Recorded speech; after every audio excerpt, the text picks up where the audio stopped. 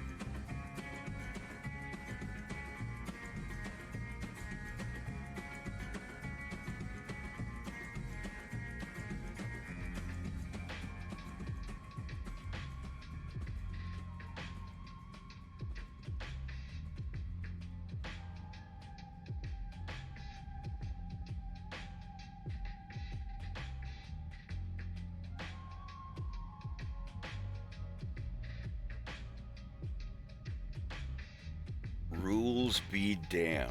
I'm not wearing my fucking hat today.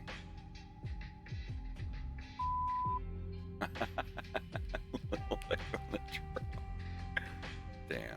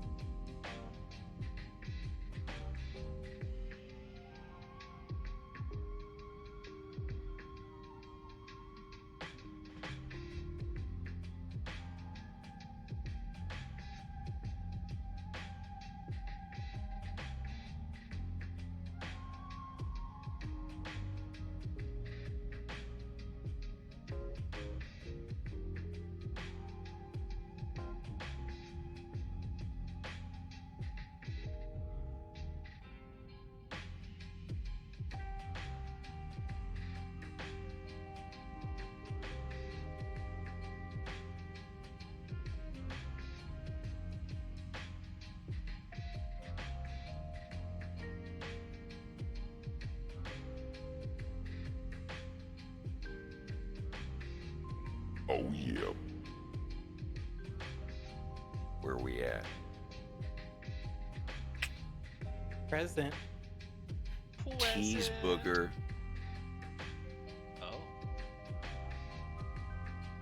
When I was in second grade, Miss Chris, she had a Polish last name. It was like Kurczyszczykowski or something, but everybody called her Miss Chris. She did attendance one day. This is at Wendell Watson Elementary.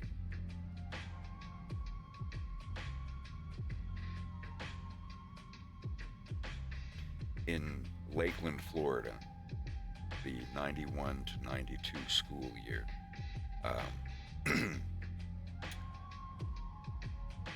And I heard what I thought was one of the kids saying, "Tease booger." He was instantly sent to the corner. Oh, it was a girl. It was a girl. I remember that now. And she was instantly sent to the corner for like half of the class.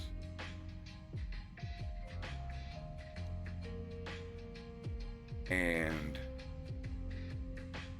I never knew for the longest time exactly what she was saying.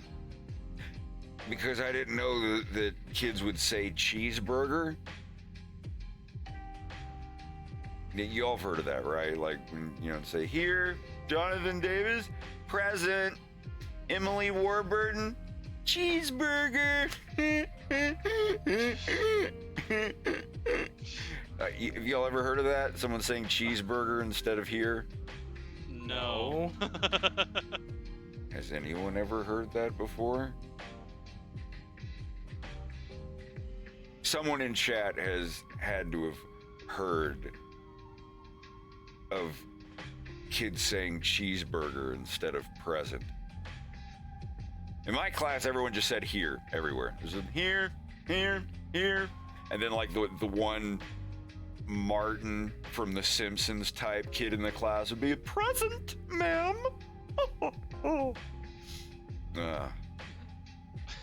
Everyone had one. Everyone knows one. Just because I did it just now doesn't mean that I'm that guy. Fuzzy.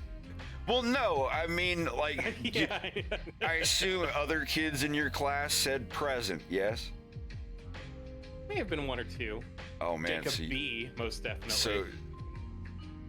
So you were like the kid that like everyone else is saying here, I'm gonna say present.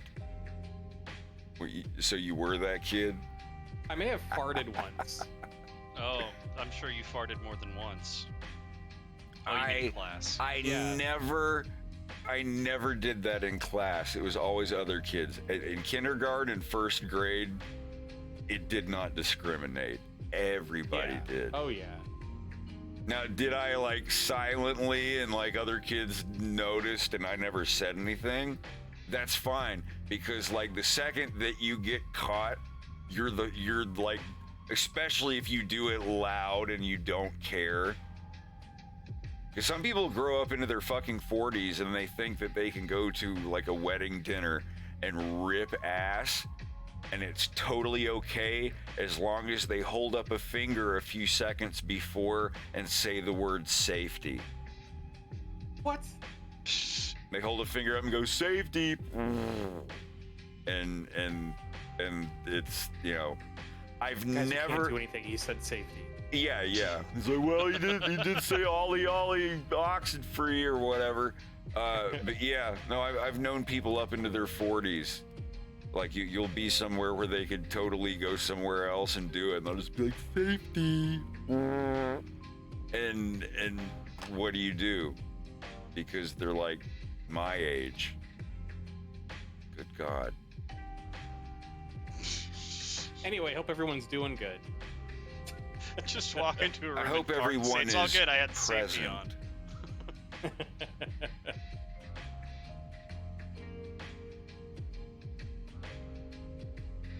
Cheeseburger. All right. You were the present kid. Dude, being called a Green Day, that was the price I paid. There was a other kid that was large, much larger than me, kind of pushing me around. And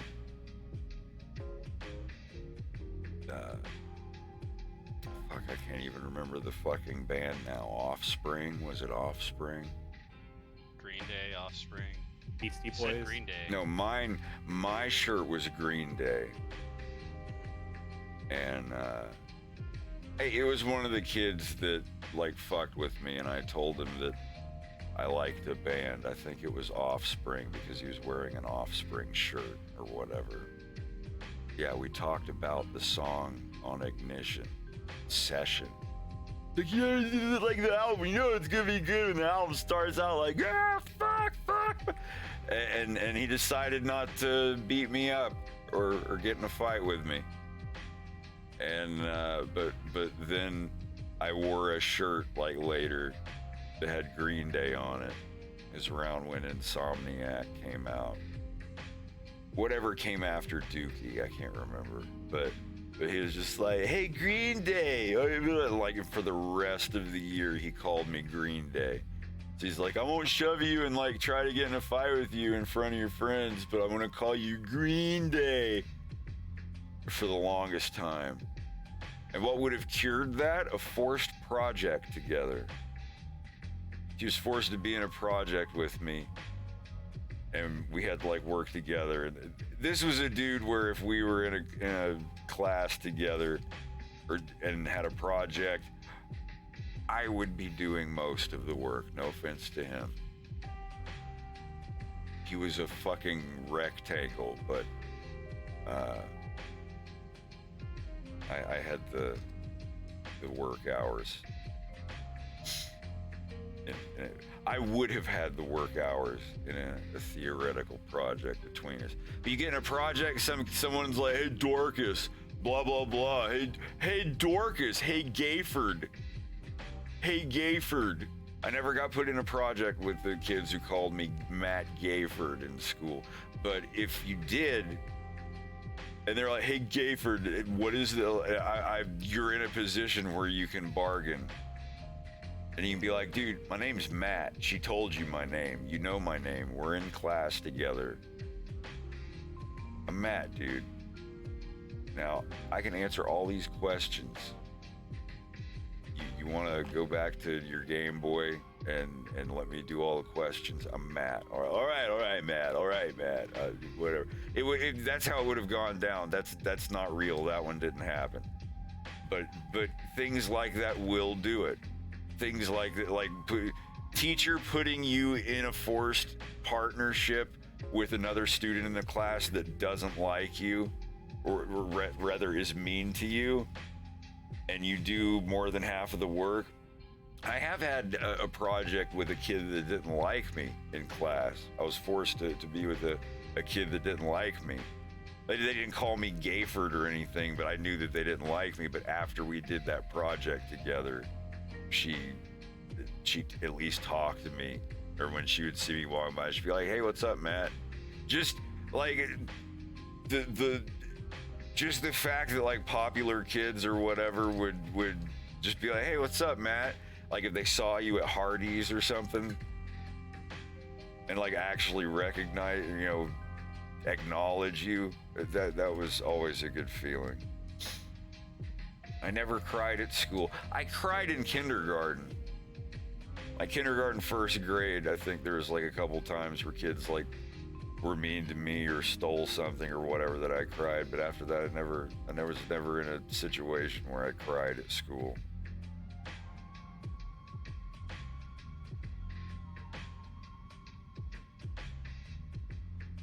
Yeah, I remember I was in ISS once in 7th grade, I think it was either 7th or 8th, because I slammed a 4-square ball straight down and it bounced 20 feet in the air.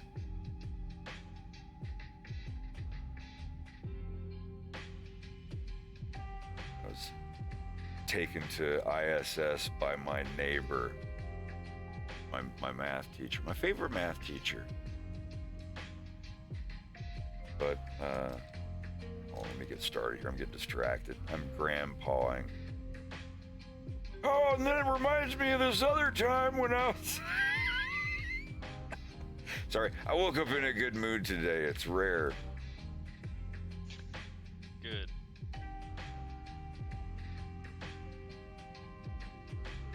Well, no, that being a rarity is a horrible thing. Sorry, I know what you meant. Says you. Yeah, he's gonna wake up to me every morning, so it's just like a... Oh, well, you should be ecstatic What have I then. done? I don't know what the problem is. I didn't know you were into grandpas, Greg.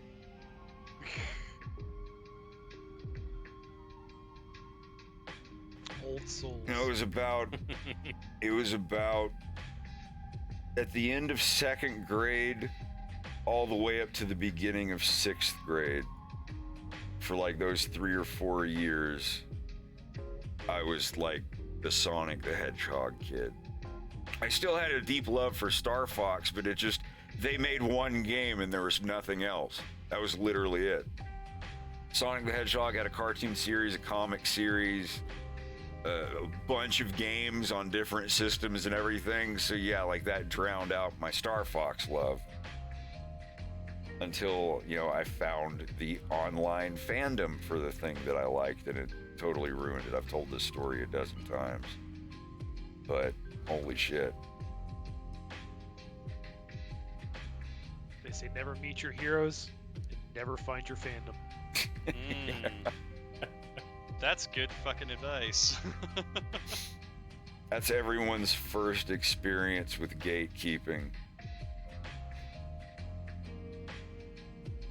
It's when you find a fandom, and so there's always like the one 30-something-year-old that's like, "Now hold on just a minute. What are your references?" Now, I do believe in a tiny little bitty bit of gatekeeping to, protect yourselves or whatever, but,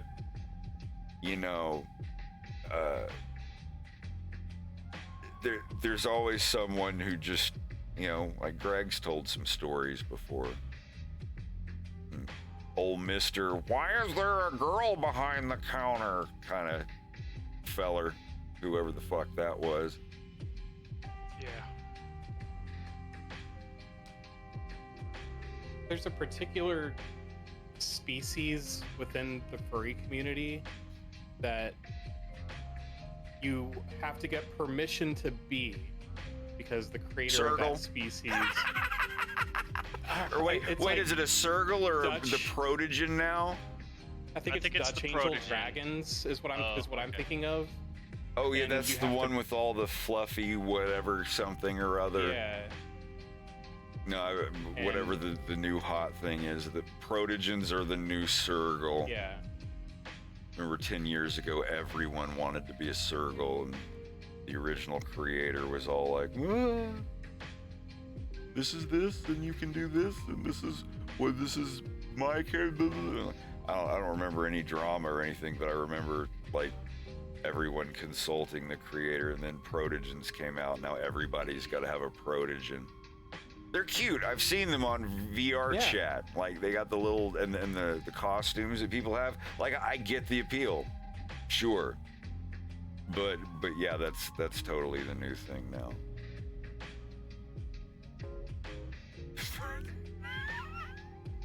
I don't want to be furry racist or anything, but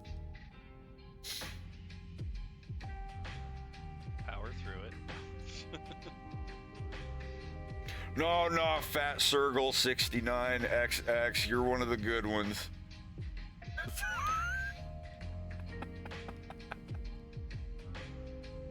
This is the shot that I finished yesterday.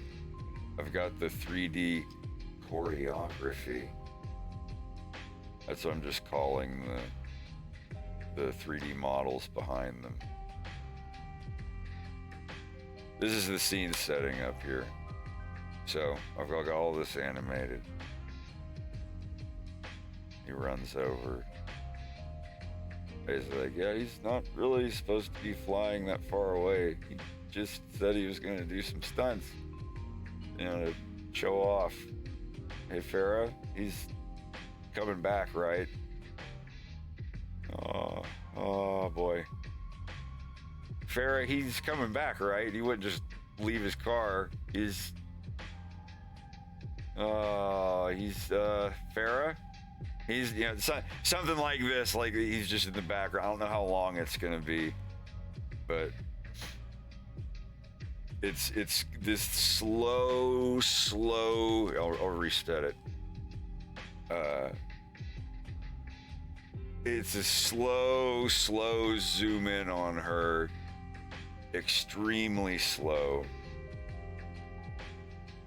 where she's, you know, going through 5 different emotional facial expressions of, nah, he's not. He's coming back, smiling. He wouldn't do something like that. Why is it? It is kind of weird. He couldn't. He wouldn't. He did. You know, and like the final look on her face when her face just kind of changes to the realization that, you know, something's up. That, you know, she doesn't know what it is. Like, oh, he stole it. Oh, he whatever. But like, yeah, he's, you know, I'm thinking of having the like right as Bill runs over, you see the ship just go pew, like it does a warp thing, or like blast straight up into the atmosphere, like it's leaving, you know, whatever the thing is for leaving the planet.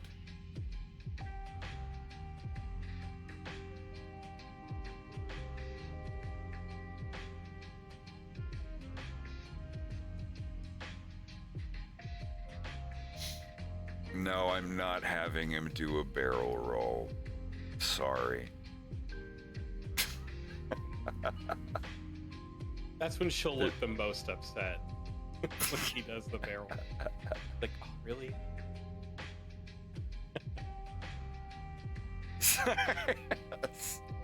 No, there's a song that I want to put at the end of episode 3. And it's a parody of Let the Good Times Roll by the Cars.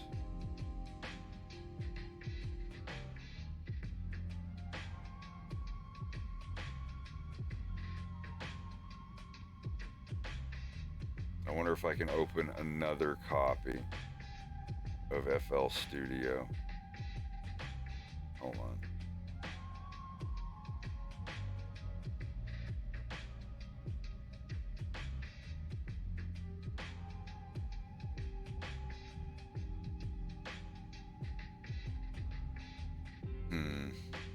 I don't know what folder it would be in.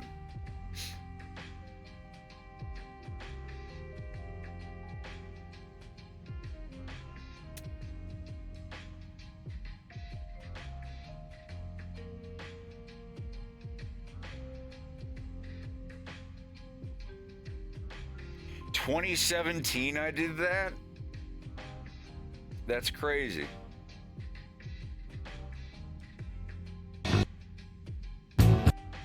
No.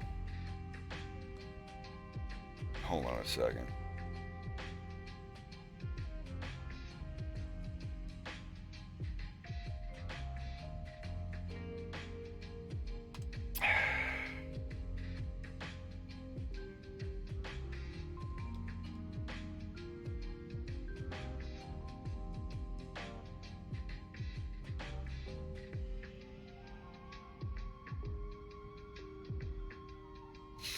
I just don't remember where I put it, and I don't remember what it was called. I had it at one point, but fuck.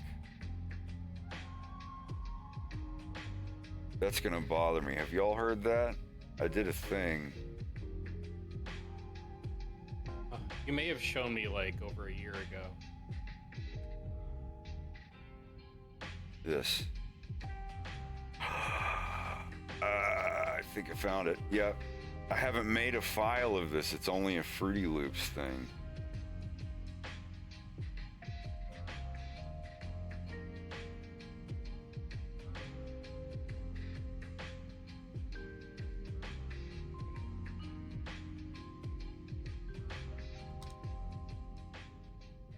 I don't know if this is the...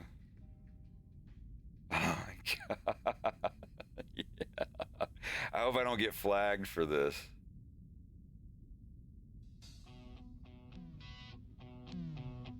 This is going to be the end credits music for episode 3.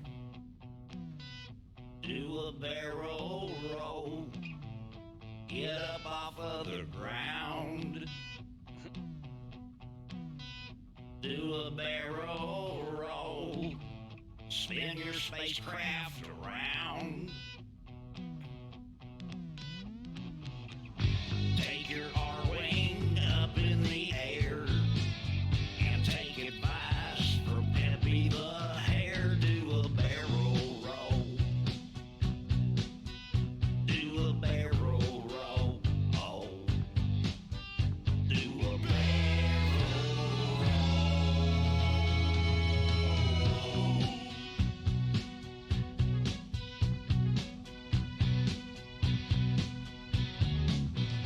Use the boost to get through, or if you just need to chase,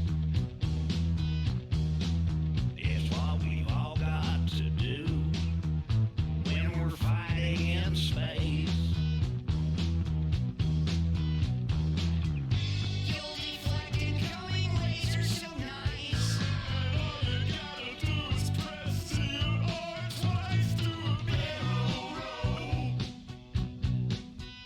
Do a barrel roll. Oh. Do a barrel. Anyway, that's it's I don't want to like ruin it, but I I want to want to animate it. affectionately punch you in the arm. Yeah, I'll second that. No, there's going to be like an 80s music video and everything. Like Fox Oh, and yeah. Falco are going to be scientists with beakers in front of a chalkboard.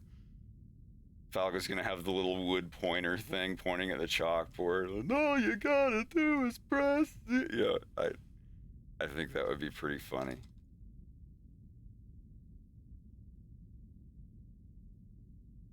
God, I made that 5 years ago.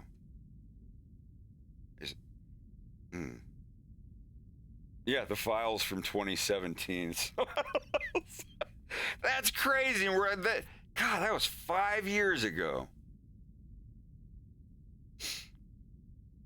Oh my God. The Starwolf song, that was a parody from Garfield. There's this movie called Garfield Out on the Town, or Garfield in the Big City, or something like that. And there is a finger-snapping gang of bad cats called the Claws. And Lou Rawls did the song for them. I was like, I want to turn that into like a Starwolf thing. It was silly and stupid, but I had fun with it. That was when I was... The Look Out at Starwolf thing, I did that on a 13-inch screen note or netbook with a finger pad. I tried using the tablet for it a little bit. It was just too difficult on such a small screen. Using a non-screen tablet on a tiny screen is a pain in the ass. But that was fun. Good stuff. Anyhow.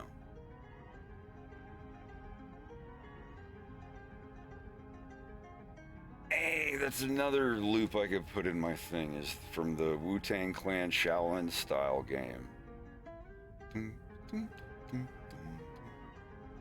I wonder if that would transpose down that far.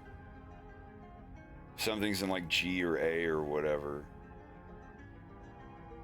Yeah, it should. I don't like transposing things up when you're preserving the tempo because you lose information that way. If you slow something's pitch down but it's staying at the tempo it's at, it will sound really good. But if you raise something's pitch really high while preserving the tempo, it has to duplicate a lot of the chunks of the sound, so it ends up sounding like it's synthesized from a robot. When you're slowing something's pitch down but keeping it at the same fast speed, you have more information with that sound clip to work with than what you're going to use. It's the exact opposite when you speed something up but preserve the tempo. Oh, it's really hard to explain that stuff.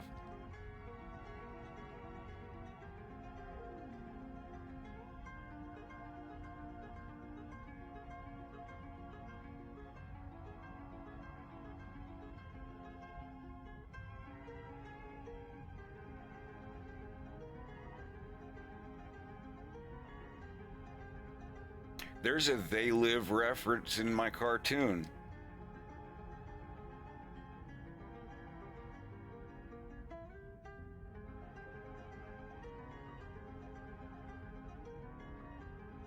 I wonder if that actually shows up in the... Wolf O'Donnell's bedroom. I'm hoping that it actually shows up. Yeah, this is... I think it's still loading stuff.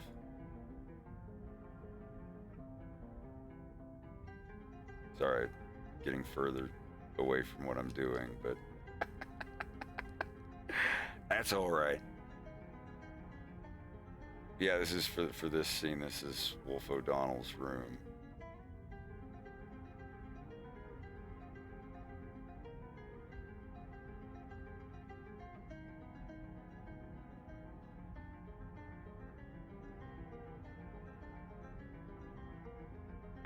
This is probably the one set in the cartoon that I had the most fun making. So I was like, well, okay, I gotta reference a bunch of real life stuff. There, that's better. I literally had to import it backwards and then make it turn on backface culling for one side and a separate one for the front here to make it kind of like this.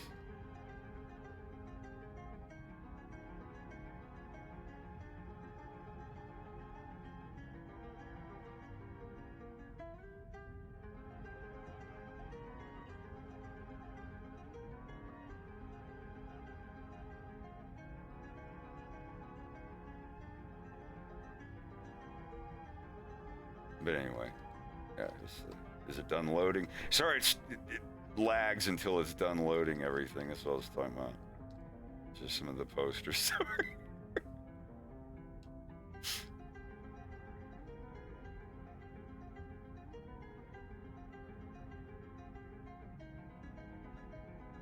Yeah, if I had to pick which set I had the most fun making, either the train or this one.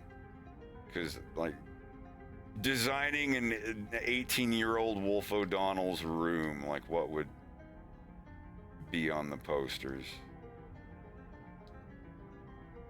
Of course, everybody's got to have the guitar. This is the first piece of hardware I ever modeled. Slava showed me how.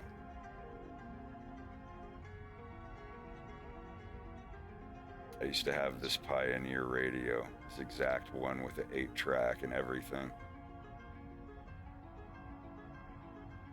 It was a lot of fun. That came really well too. Yeah, it sure did. I mean, the wood texture was generated from a shader, but like everything else is an actual picture.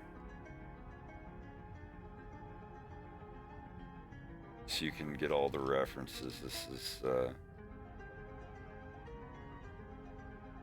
just a reference to the video game that Fox is playing in the living room. Wolf has this poster because it came with the video game. This is a reference to the Alan Parsons Tales of Mystery and Imagination album.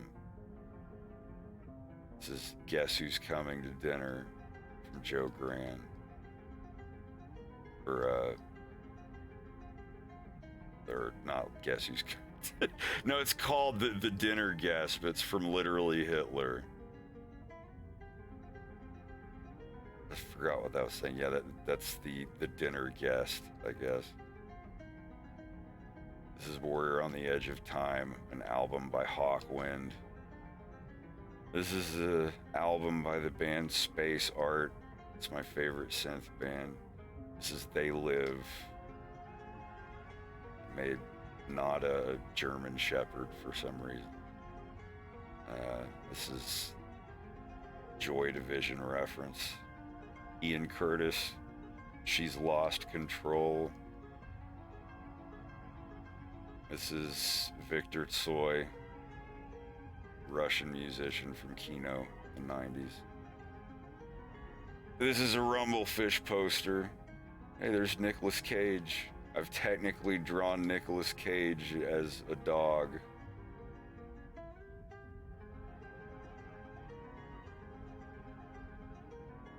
Matt Dillon. Just son of a. This is the. This is from the album cover of Teretsugu Hirayama or Teru Symphonia, The Castle of Noi. This is a Love and Rockets poster. David J., Daniel Ash, Kevin Haskins. This is a Twin Peaks poster.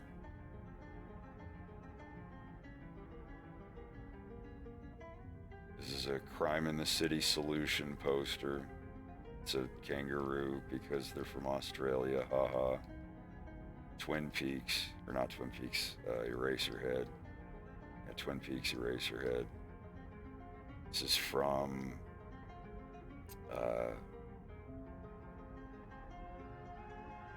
Captain Lockheed and the Starfighters.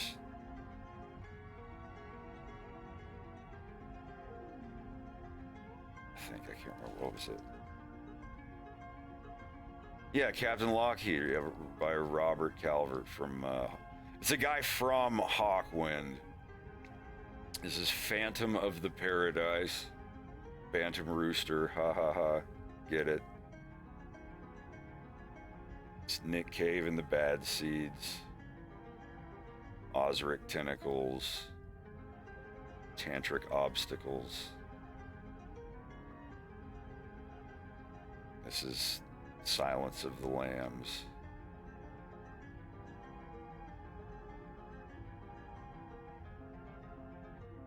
Fashion Fabrique album from the 80s.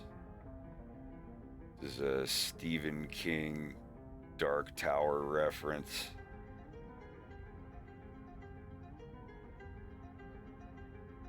If you've ever read The Dark Tower, it's my favorite book series. This is there is a street in a city where I grew up called Houdat Road, and everyone would keep stealing the sign. You'd see it up on the wall at restaurants. You'd see it in your weed dealer's bedroom when you went to go get a nickel bag or whatever. Everybody had the Houdat Road sign at some point.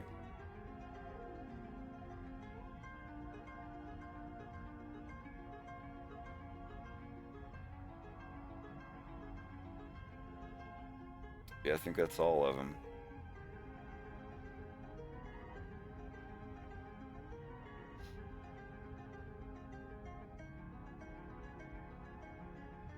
As art by, I think Pepe did that one.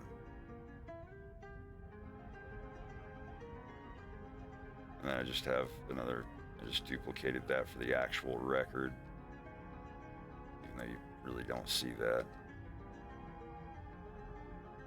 I got lazy with this one. I didn't do the knobs.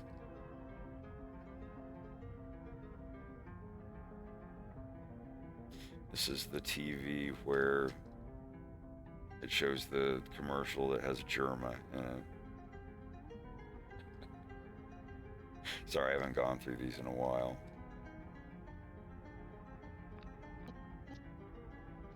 Wow, seeing this in raw quality without all the little TV scan lines on it.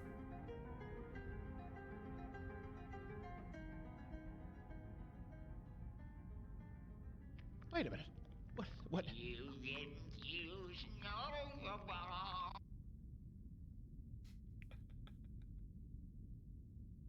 Damn, it's a trip.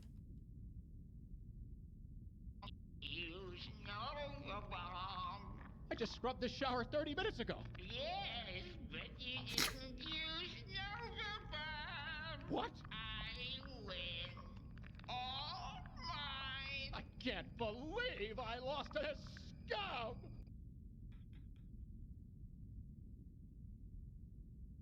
I had fun doing this one too. I animated it over here as just like a flat thing and then made a linked duplicate and flattened it against the ceiling up there. And the cool part, yeah, other than the actual functioning mirror, of course that's just a... When you go out of the camera view, see, I've made it like a coat hanger thing. You don't even see it. You don't even see it. Oh yeah, never mind. Yeah, you do.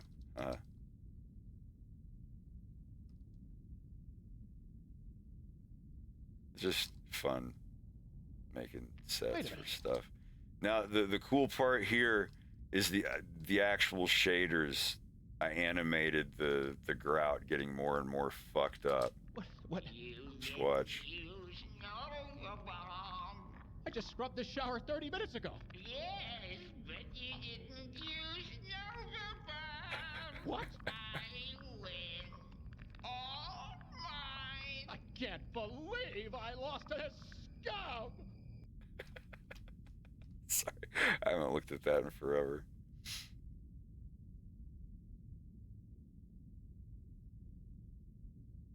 Anyway.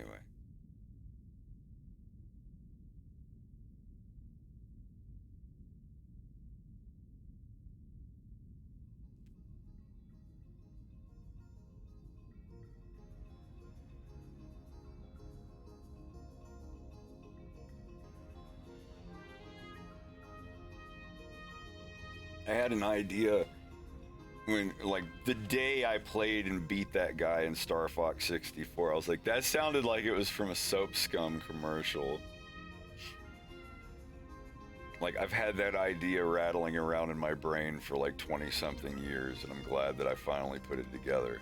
And it was an absolute honor to direct Germa live for his voice acting for that. It was pretty great. I've talked to him on Discord once or twice. My buddy Devin hooked us up. But that was really cool. He's really down to earth, cool dude. For the 2 hours out of my 38 years I've spent talking to him, he was an alright dude. Definitely someone I would invite to my barbecue.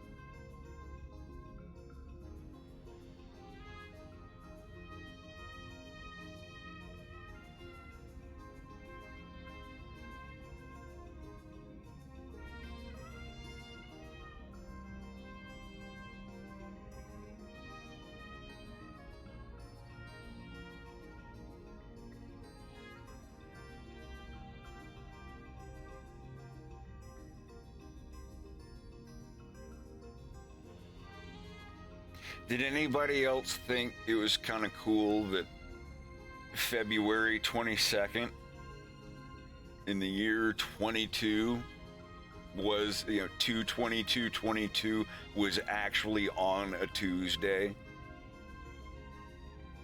I'm sorry, I think that is absolutely phenomenal, and we all witnessed it together. Even if we don't remember what we were doing on that day, but just the fact that 2/2/22 was on a Tuesday, that just blows my mind. It lined up perfectly. I remember noticing, I was like, today's 2/2/22, it'd be cool if it was Tuesday. And I looked and saw that it was Tuesday, and I freaked out. But I remember being like, oh, that's awesome, but I don't remember anything else about that day. I was Probably went right back to work. Yeah, probably working on my cartoon. So, then I remember like 2 or 3 days later, I saw the M. Bison memes and got heartbroken. I was just like, man, I should have read that on the day of. For you, February, what was it? Yeah, February 2nd, 2022 was one of the most interesting and important days of your life. For me, it was Tuesday or whatever. Oh. Yeah. What a line.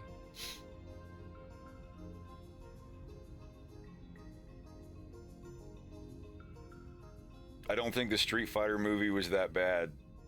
Now that more movies have come out since then, it's not that far down on the bad movie totem pole.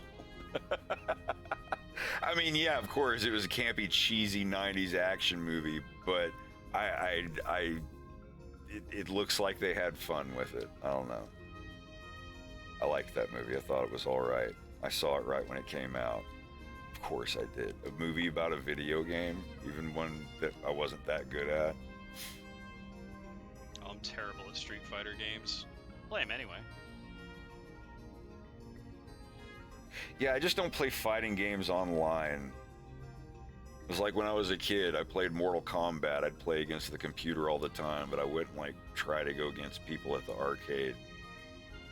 I'd get my ass kicked, but sometimes I'd hold my own for a while against like some 20-something-year-old dude being a 12-year-old, and then as I like get my ass kicked, like, and I didn't care. I was like, I knew I was gonna lose. It was just a matter of like lasting as long as I could.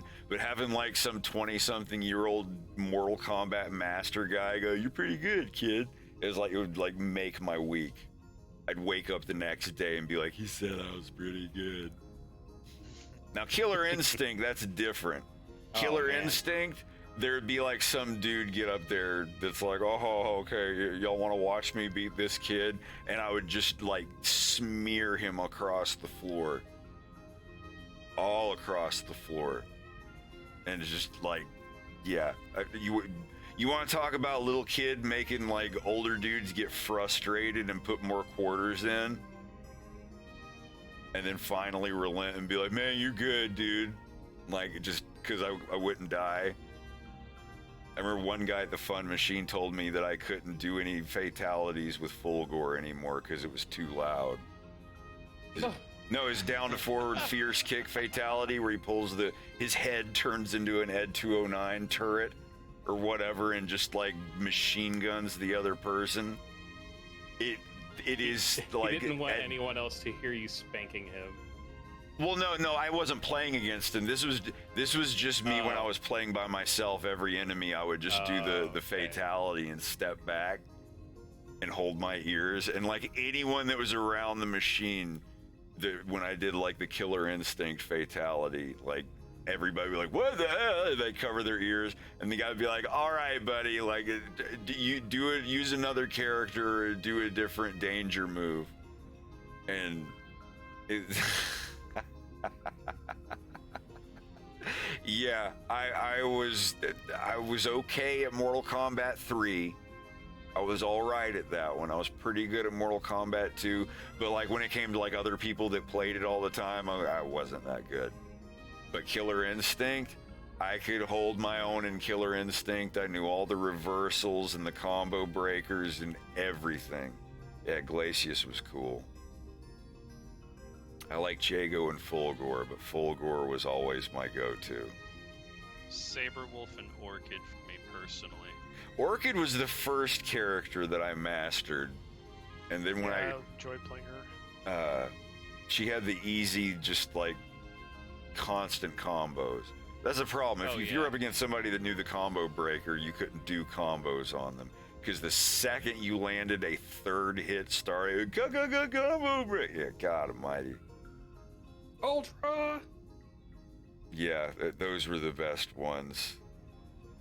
Like when you get them down into red in the middle of a combo and then you do that little move and it's just, they're done. You just stand back and watch the 50 hit combo or whatever and hope that you did it at the edge of the level so that it can also fall off. Getting an ultra combo and the final hit knocking them off the edge of the building.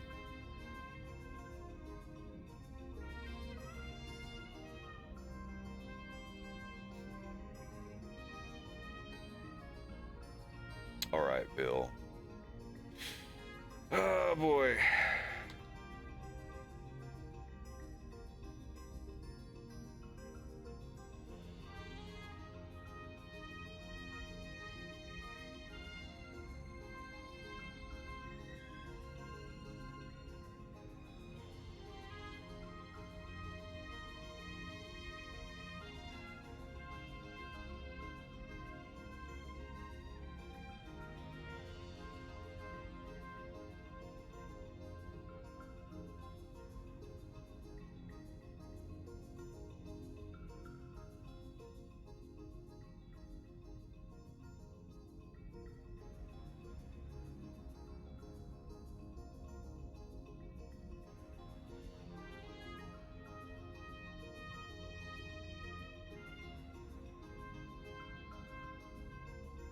Thank God I don't have to animate any legs.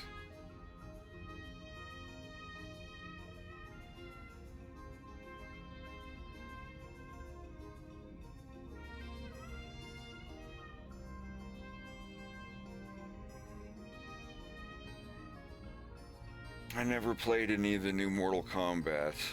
I think 4 was my last one.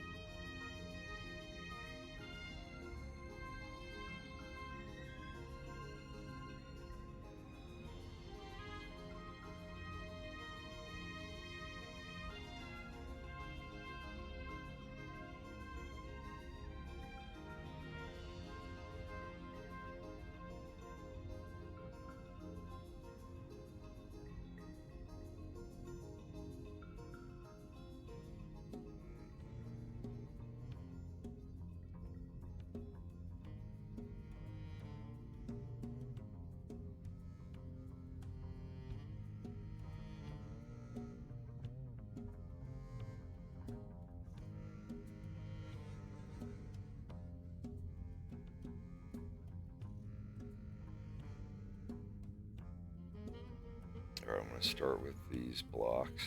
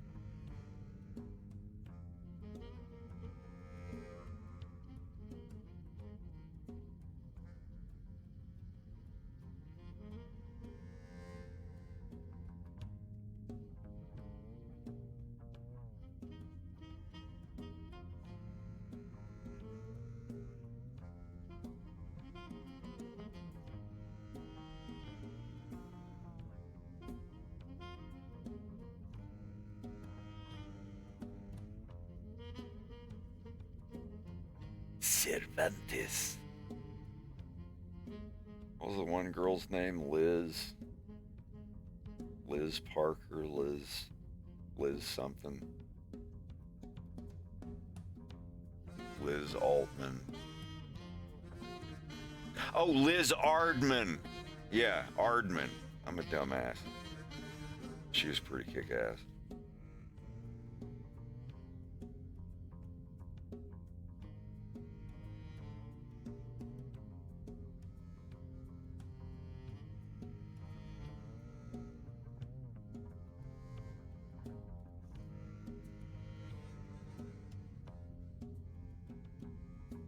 Link, kick your ass in the GameCube version, I will.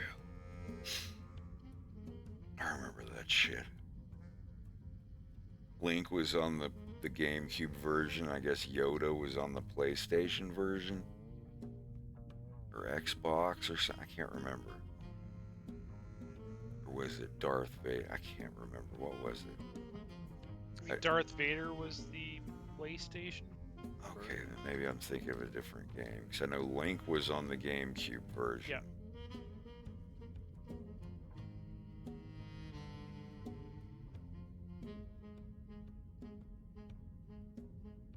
One moment. It was around 2004, 2005-ish, maybe 2003, I can't remember.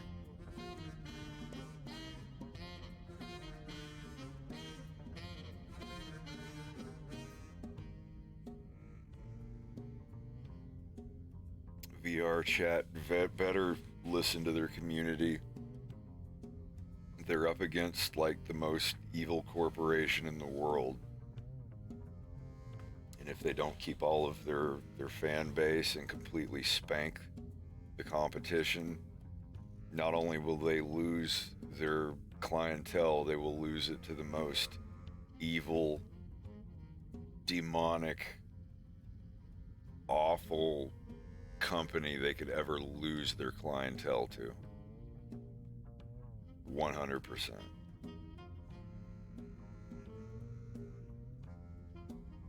Thank you, Alunar. I really appreciate that. Muchly.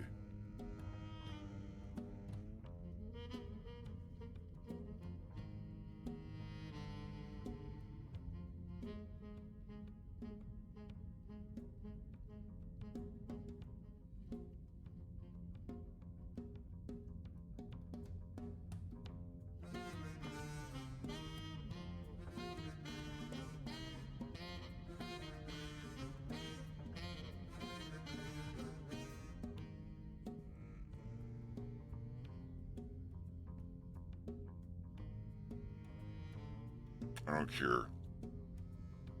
I don't care at all. Wow, it's extreme.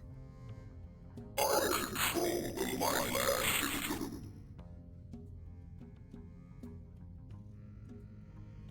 No, I don't care. Everybody calls me Wolf or Yeen or captain of a submarine.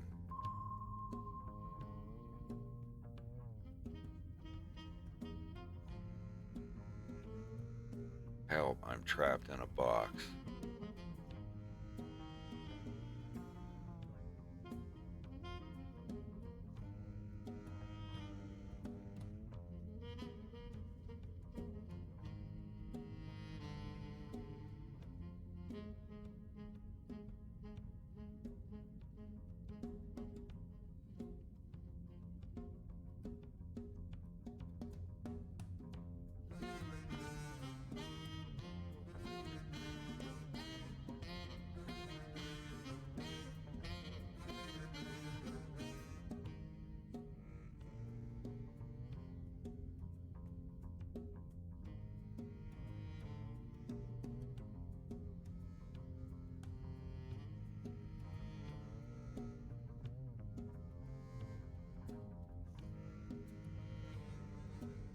Guess since he's running, his ears would be back a little bit.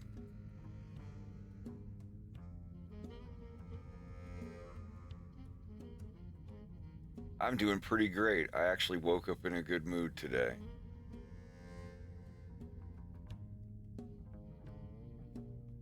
Not that I always wake up in a bad mood. I'm just kind of like always, you know. No, I woke up feeling pretty good.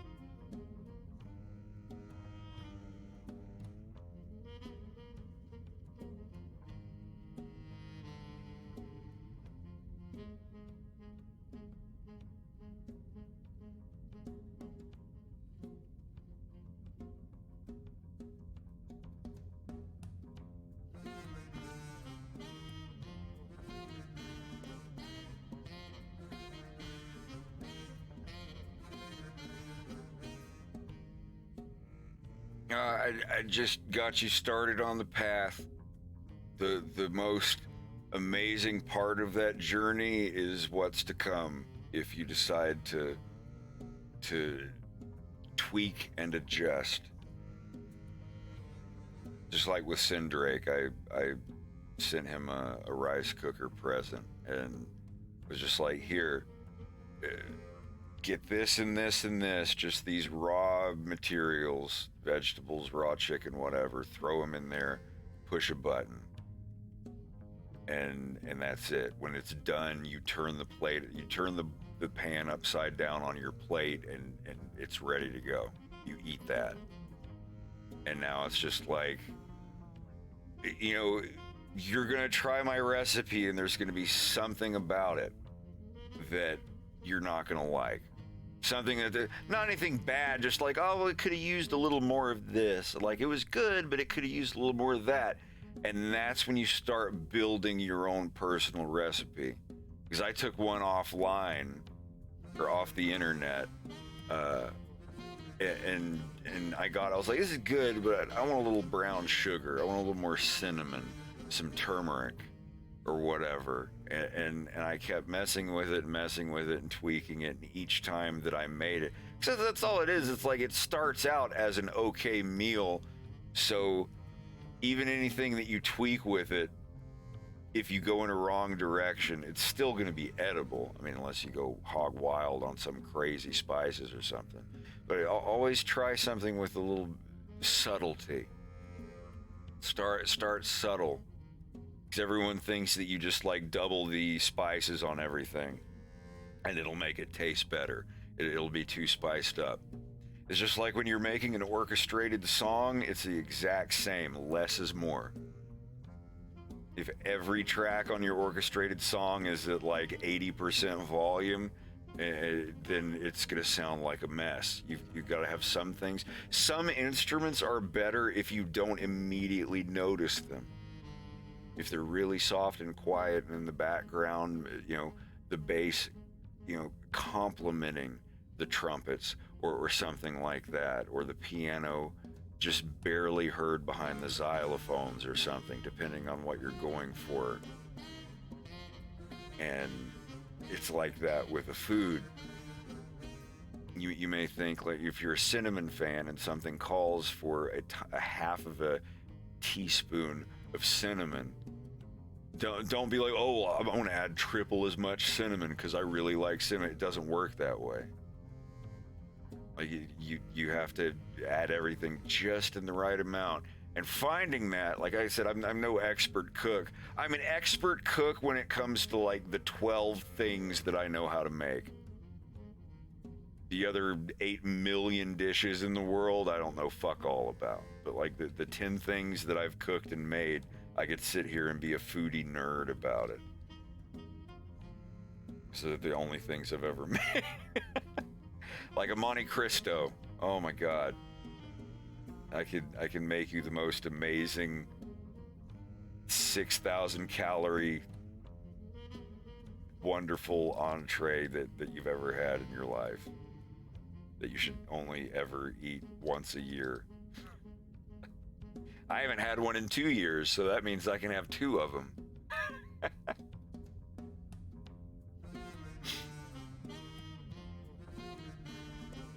It's my favorite food in the world, Monte Cristo.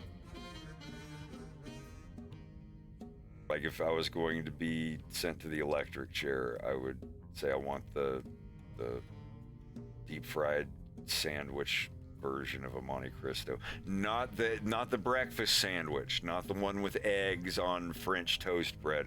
I'm talking about this is what a Monte Cristo is. You make a turkey and ham sandwich with Swiss and cheddar cheese, just white bread, whole wheat bread, whatever. Then you cut it diagonally, hold it together with toothpicks, roll it in batter, and deep fry it. And then you pull the toothpicks out, you dust it with powdered sugar, and then you cut that in half, and you see all that deep fried chicken and turkey and melted cheese in the middle. And then you dust that in powdered sugar and dip that into seedless blackberry preserves.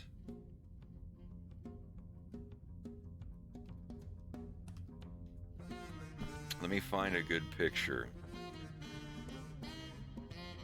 That's a good one, but I want one with the sauce in it too.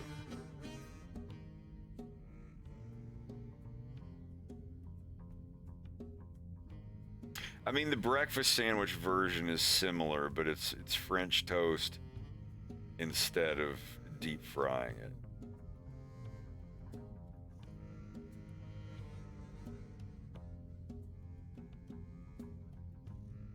Yeah, here, this is what a Monte Cristo looks like.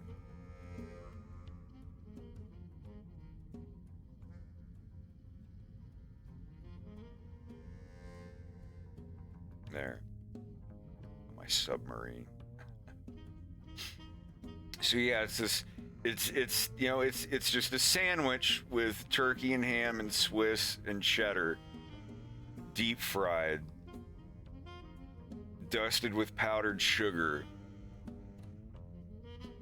And I mean it's just it's a turkey, ham, Swiss, cheddar sandwich, which is not a big deal. But then you deep fry it in like batter with baking powder and whatnot, and you dip it in seedless blackberry preserves and serve it with a dill spear. That is my favorite food of all time. Does anybody remember Bennigan's? The restaurant. What's the name of that restaurant with all the shit all over the walls? The goofy shit on the walls? Oh, you mean Shenanigans? Yeah, Bennigan's. And they had the Monte Cristo there. There are still Bennigan's that exist. And they do have the Monte Cristo. I think they're privately owned. But you can't fuck up a Monte Cristo. It's literally just a turkey, ham, Swiss, and cheddar white bread sandwich cut diagonally and deep fried. Dusted with powdered sugar and dipped in seedless blackberry preserves. It was one of those sports bar restaurants. It was great. What's up? Have you had beignets before? Who? Beignets? They're like basically like a French powdered donut that you dip in fruit preserve or chocolate. I'm seeing this. There's a restaurant called Beignets. Okay. Oh! It's spelled different. B-E-I-G-N-E-T. Mm-hmm. Beignet. I was thinking about it because Bubba and I would go to this place called Cafe Jolie in California. J-O-L-I-S? No, Jolie. Yeah. And because it was right, like The down irony block is where that we lived. a beignet is literally French for a donut. French for what? A donut.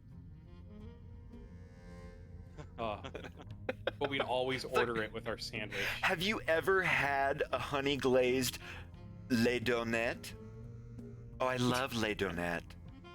It means donut. Pinot Noir. It means peanut of the night. Peanut of the night. Did I ever show you all that commercial? There's a commercial for, I don't know, like dating thing or something like, if you ever go on a first date, this is pretty thick-headed. Don't do blah, blah, blah, or whatever. I can't remember. What was it for? I think maybe it was an insurance company. This girl was dating this guy, and they were at like a wine restaurant or some shit like that. And he was just like, a classic. And he like sniffs the cork or whatever and is acting all fancy. And he's like, Pinot Noir. It means peanut of the night. And the girl's just kind of like looking at him like, what the fuck is wrong with this guy? What was that for? I have to find it. I'm sorry. I've got a bug up my ass now.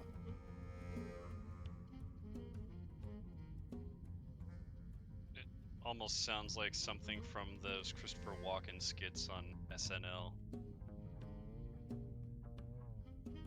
At Ally Bank, no brand. I think I found it. It's Ally Bank. I didn't make this up. Here.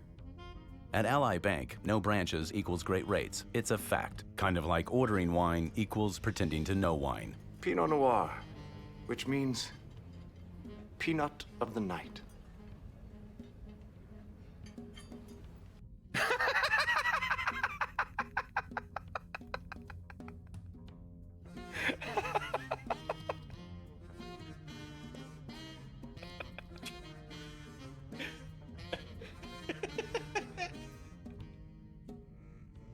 Pumpkin much? Fuck you.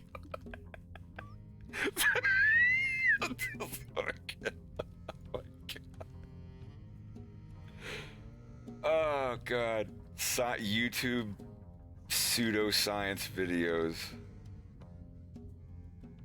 I want to explain how this pumpkin exists with quantum theory. But first, let's talk about Raycon.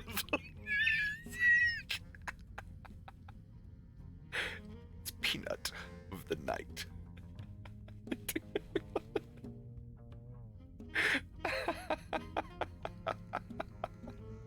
Sorry.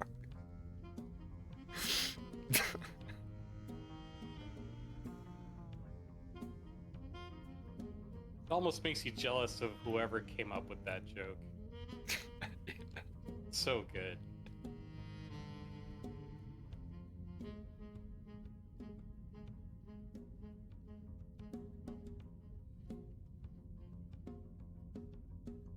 You look at the word peanut and think of how it would be pronounced in French. It's like pernod.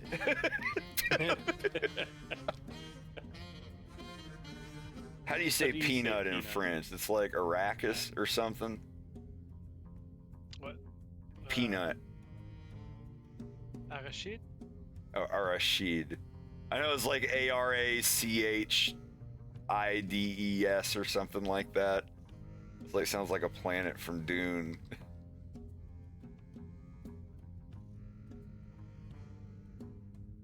Until no Harkonian breathes peanutty in Cacahuète. air. Or cacahuète. Cacahuète would be peanut, sorry. Oh wait, well, what is the arachide? Cacahuète. Arachide's groundnut. Basically a nut. Arachide? Yeah, it's a nut. Arachide. It's like Arachides or something. But I thought that was peanut, because every time I get like Yeah, I guess it's peanut as well. Interesting. peanut butter, maybe. I don't know. In Russian, it's arachis.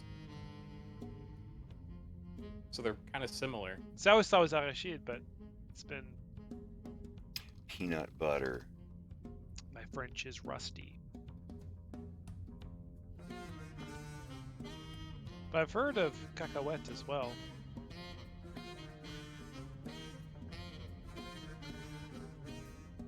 I'll have to ask Dad. Arachidovое масло.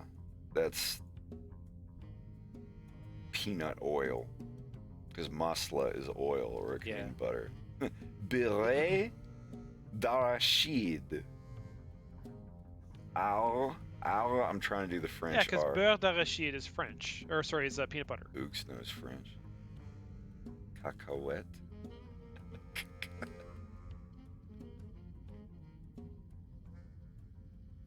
Wait for it to dry to wipe it off of your boots.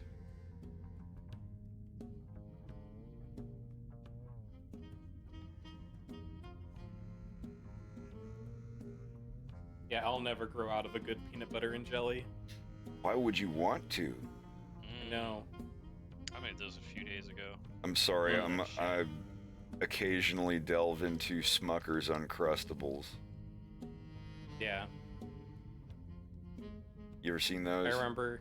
Oh, yeah, dude. They even had them at my school. Damn, your school had oh, man. Mm-hmm. Breaking out the good contraband. When I was a kid, my grandma would make me a peanut butter and jelly. I'd always ask her, "Can I just have a bowl of jelly?" It's like I loved it so much, and she was like, "No, absolutely not." And then I was old enough to live on my own. I was like, "Yes, I can fucking do it." I took one bite and was like, "No." I'm done.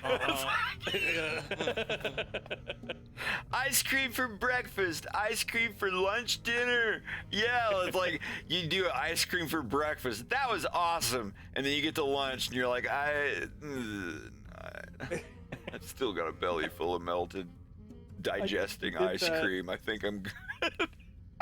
I did that when I was like 16 and I was babysitting the neighbor's kids, and one of them just had a birthday the day before, and they were like 6 and under. Like, birthday cake for breakfast. I was like, sure, let's do it. And I gave them birthday cake and ice cream, and then my brother was like, oh, can I babysit them now? And I was like, yeah, we'll tag out. And then as soon as I leave and he walks in the door, the youngest one, no, he Power it shat. was like, yeah, all over the fireplace. Like, it just exploded behind him like a water balloon. Oh my god. just as I left. Yeah, sure, they're all yours. Lock up when you're through. I didn't know what happened until I got home and he called me. We got a problem here. You gotta help. Like, what did you feed him? You He gotta said help you me. gave him ice cream. Not even as a treat, just as like entree and side, and a no milkshake to idea. drink. My lord. Ah.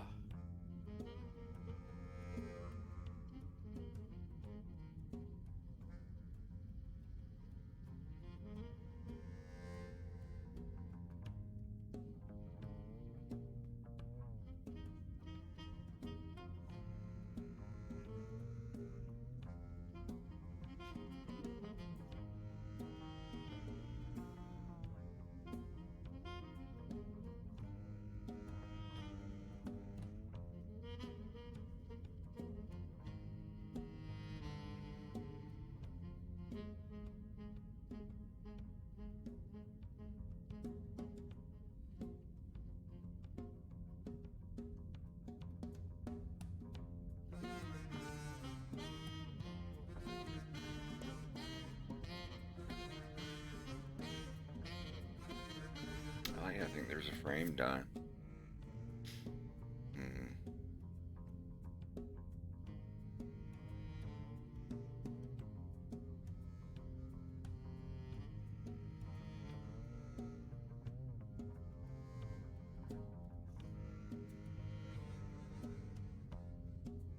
I don't know if I've had prickly pear before, Boogs. You look that up. I've had the jam. I've had it. Greg's had the jam as well. It's pretty It's good. just cactus fruit, isn't it? Or is it actually its own thing? Yeah, it's cactus fruit. Boogs and Kendall actually made me some prickly pear jam. Oh my. It's actually really good with stinky Gouda Triscuits. The smoked Gouda Triscuits. Y'all are gonna have. If we can find some pepper jelly, I want you all to try the stankiest, funkiest smoked Gouda Triscuits that I can find. They have different like cheese Triscuits, but like these, like it's got that special like cheese taste, and when you dip them in pepper jelly, maybe have a little bit of brie or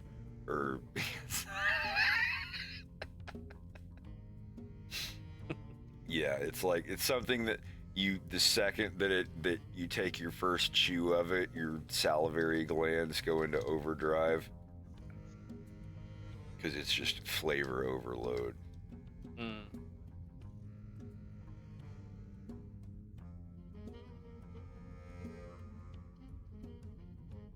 I just smear pepper jelly on top of my grilled cheese sandwiches. Wow, that's probably very good. It's best. They make a caramelized onion jam that's actually really good on a grilled cheese sandwich. We saw it, didn't we, Greg? Isn't there like an onion jam? Didn't we get that with the HelloFresh once? I don't know. I can't remember, but I've seen onion jam. Onion. I love the potato chip, but most of all, je love the onion. Have you ever had Funyun? Love Funyuns. Funyuns are pretty good.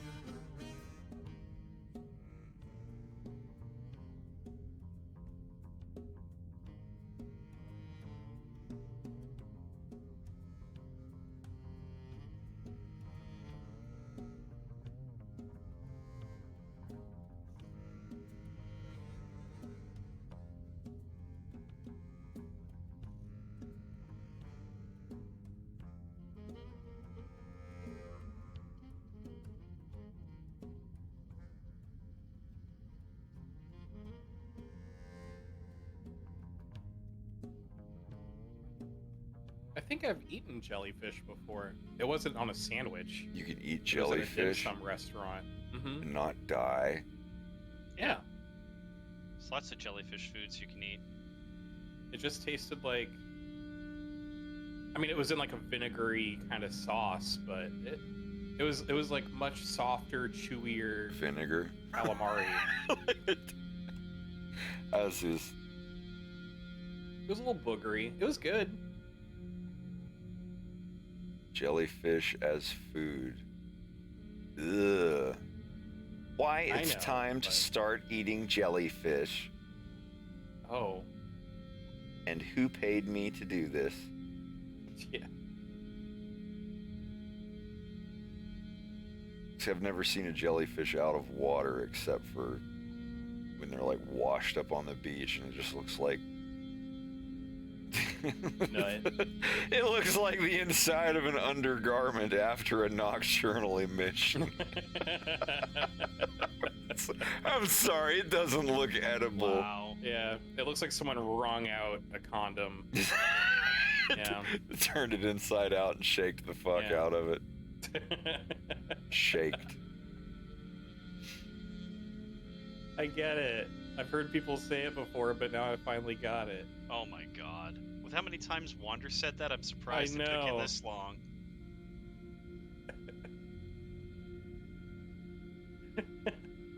Warning, jellyfish in Egypt not edible. My brother ate one and then he died. I named that one Harvey.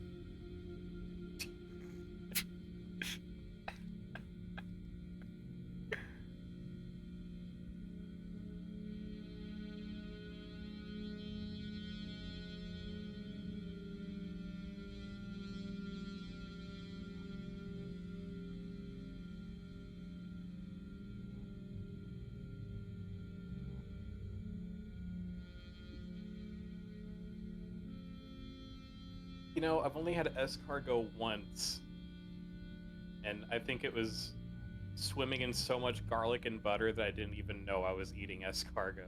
Yeah, it tasted more like mushroom that it was mixed in Yeah. than anything. It was like minced mushroom and snail all jammed up into the shell. Mm-hmm. Kind of The oyster disappointing. I had was okay. I've had one in my entire life. Oh wow! I've had them I love fried. Oyster. I've had them fried or deep fried clams and stuff like that. Mhm. It just, I don't know, it just tastes like fish. But the oyster I had, it was okay. It was a little like seafood funky. I don't That's know. It not had good. that, huh? It shouldn't smell like much of anything. Well, no, Yeah. I mean the way it tasted. It was just like super Mm. fishy, funky tasting. I don't know. Like I've gone to a fancy restaurant and eaten lobster, and it tasted like way funkier and not as good as when I caught it fresh. Yeah.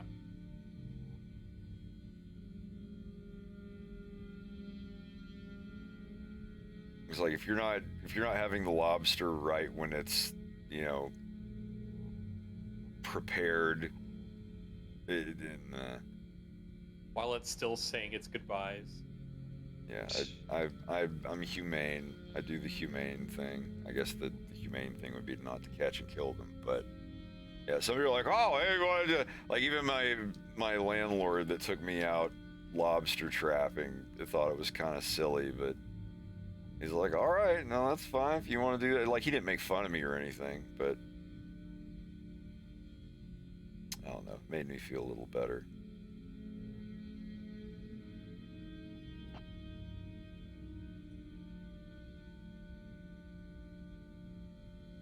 But I can tell you right now, fresh lobster, like right when you clean it and prepare it, you know, like 20 minutes ago it was on the boat and you're bringing it to shore, Yeah. is better than any lobster I've ever had in my life. 100%. If we go and get one or whatever, I will prepare it and cook it for y'all. If y'all want, if y'all would like to try some Oh, that's dude. like fresh, absolutely. I am a bottom slut for for seafood, especially Oh. lobster. Absolutely. When we went crab fishing, I don't think I'll have the stomach to do it again of killing what I caught, but I did boil the crab that I got and turned it into homemade crab rangoon. It was very good. Yeah, it's the best But you'll ever they're- have. Yeah. I don't know. I went out with my landlord, and I don't think I could ever. Like, I tried the lobster at that one place we went. It was not near as good as the stuff that we went out and prepared.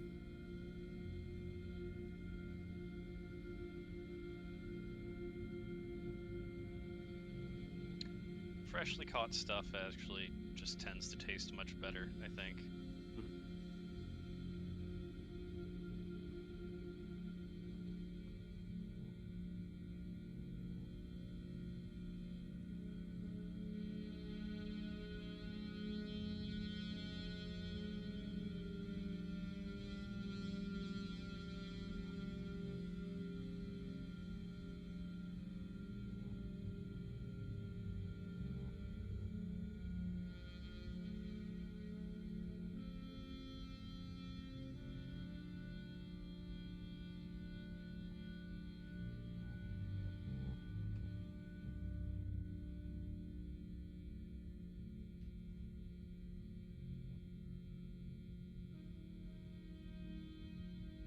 I've never had crawfish.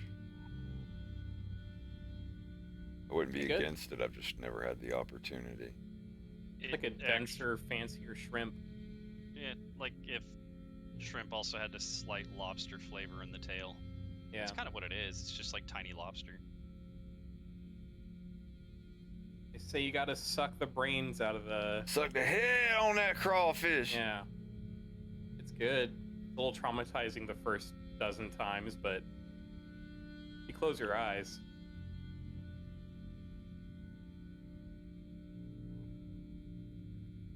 I'm gonna miss. What was it? It was just Joe's Crab, not Joe's Crab Shack, but I think it was just called. It was just called Joe's. No, it was just Crab Shack. It was okay. Yeah, they're almost always Ray's Crab Shack. Ray's Crab Shack. They that's what it always was. have the T-shirt that says "I got crabs at," Yeah. and then ours was Krabby Bill's.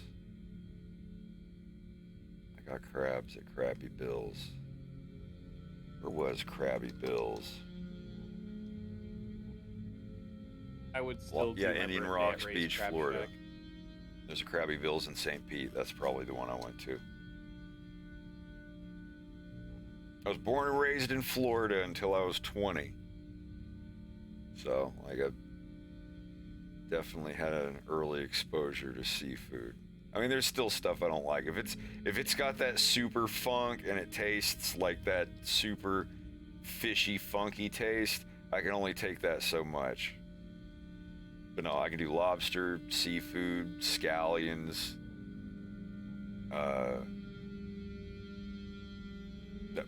I think my favorite fish is catfish. Cornmeal breading. Oh. God, I love catfish. If we ever go down to Tennessee together, I'll take you to a place that has good catfish. We can go catch some. I've caught catfish a couple times.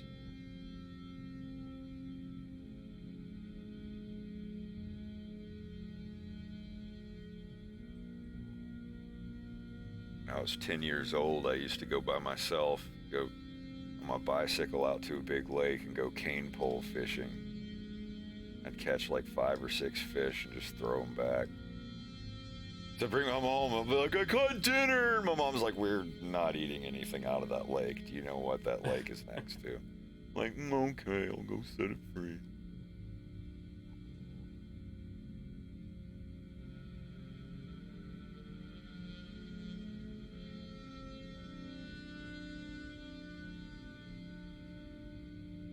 Oh God, crab cakes I think are my favorite food in the world.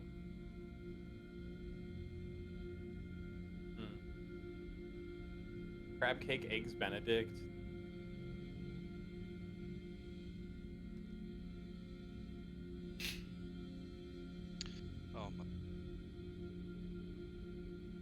seared ahi.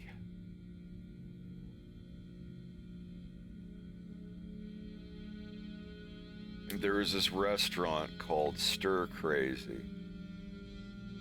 It was, like a stir-fry place. You like told them your ingredients and you walked through as they stirred or stir-fried it for you live. And let me find a good picture. Yeah, seared ahi, A-H-I, not to be confused with mahi or whatever.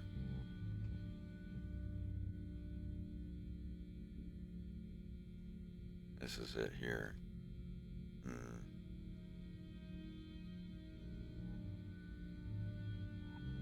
Just cutting little pieces seared on the outside. So it's almost like sushi, but the Oh my god. ginger sauce they give you to dip them in. They're very, very thin little slices. Remember that was so good, the seared ahi from Stir Crazy.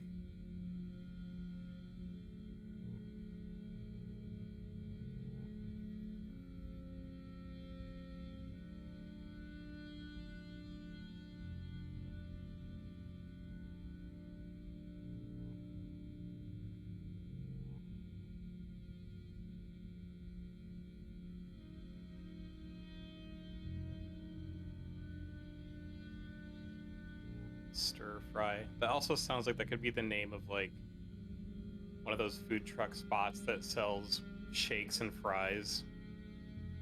Where people like to dip their fries in shakes, but it's like different combinations of both. I am a chocolate Wendy's Frosty man myself. Mm-hmm. Like I always heard that, and I was like, huh? And then you do it. You see the girl at school do it, and you're like, ew, gross. And then you go try it, and it's like having your eyes open.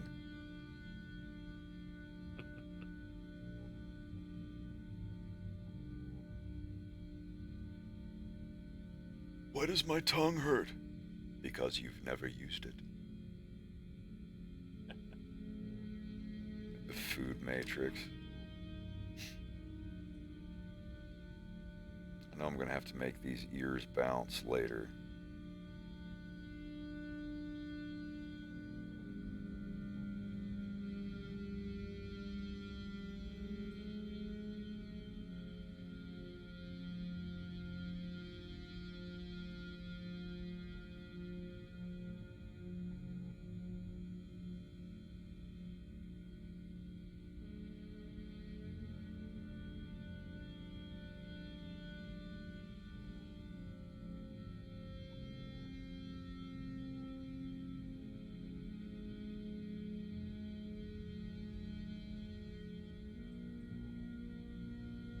So you don't like that rum as much as the other one, Greg? I don't know. It's all right if you don't. I want notes for next time because that one was a good bit more expensive. Not like a problem or anything. I'm just curious as if the extra money paid for this one makes it better than the other one. Because it's the same company, same rum. It's just that one's been aged for like 20 years. Yeah, it's got a much stronger taste to it, which is kind of surprising. I would have expected it to be a bit more mild.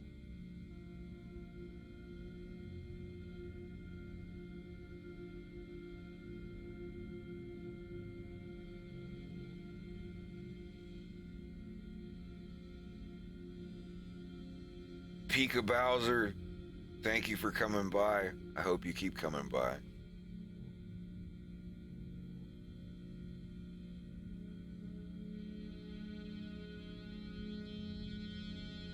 You're always welcome. Always. Okay, that was weird.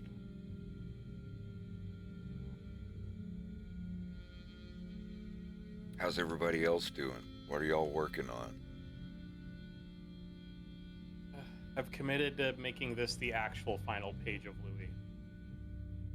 Well, that's cool. Yeah. Are you sure? Yeah. Yes. Well, now.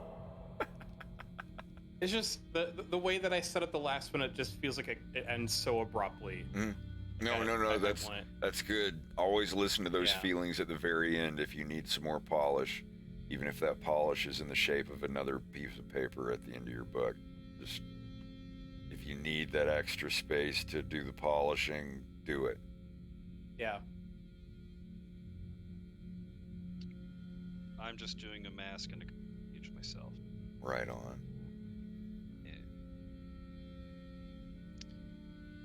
I'm gonna grab me a beverage and then I'll. Yeah, and I'm gonna go crash. Oh. What? Yeah. Oh wait, tomorrow's the last day you gotta worry about this, right? Yep. Or I mean, tonight is the last night you have to worry about it, right? Yep. There we go. That makes me feel better. That I'm on vacation. Yeah, buddy. Yay. Vacay it up. Go cray cray on vacay. On your gay K. On my vacay. Gaycation, is that a thing? Yeah, I'm on gay. Zaddy's on gaycation. Don't say that.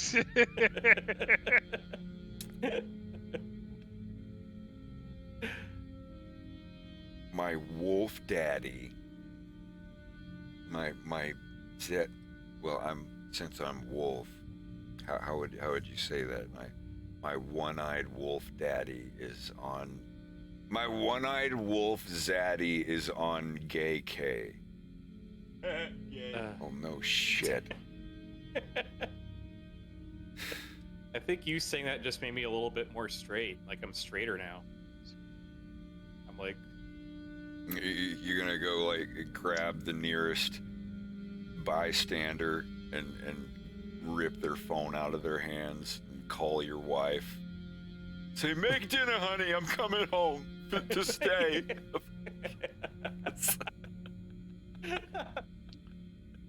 Tell the kids everything's all right. I'm through making songs with my musical partner and all of his musical friends at the bottomless bar.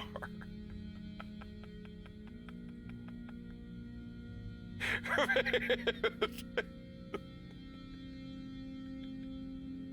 think it's some like old code slang for being gay. That boy plays that left-handed saxophone.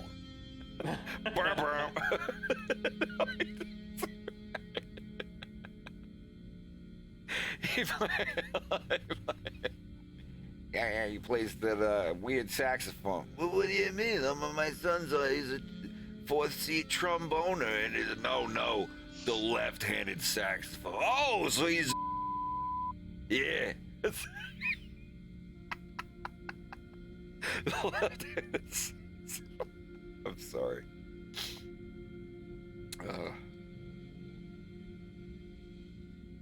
Whole night, folks. Have a good night, Greg.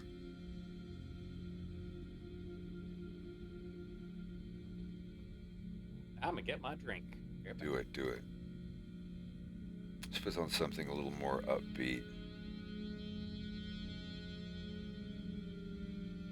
Yeah, left-handed cigarette is slang for a joint. I could go for one of them right Or a now. jazz cigarette. Them boys out there smoking jazz cigarettes. Somehow. That sound like the fucking rice commercial. Who is it? The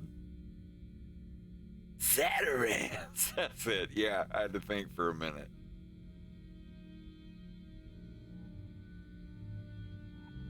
Who uses their left hand?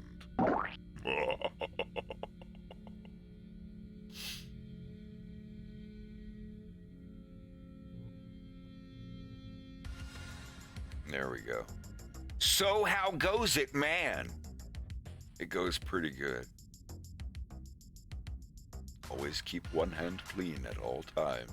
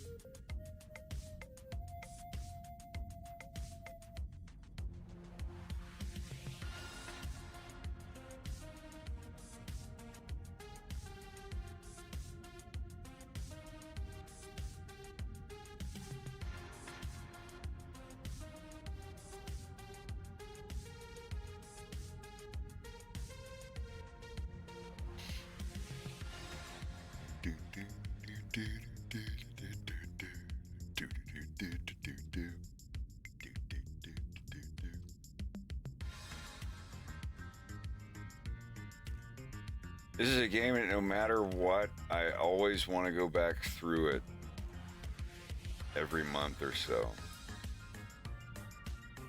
Streets of Rogue. Yes.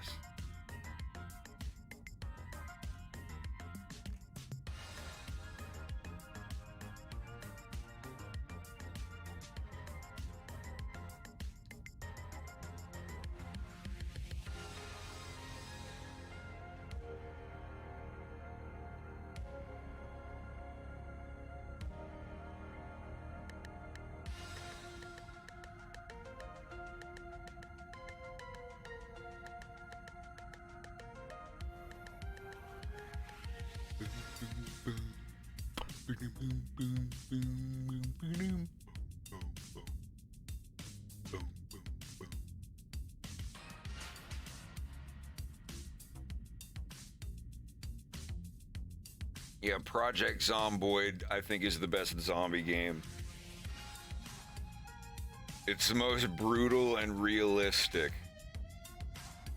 if we're going by traditional zombie rules.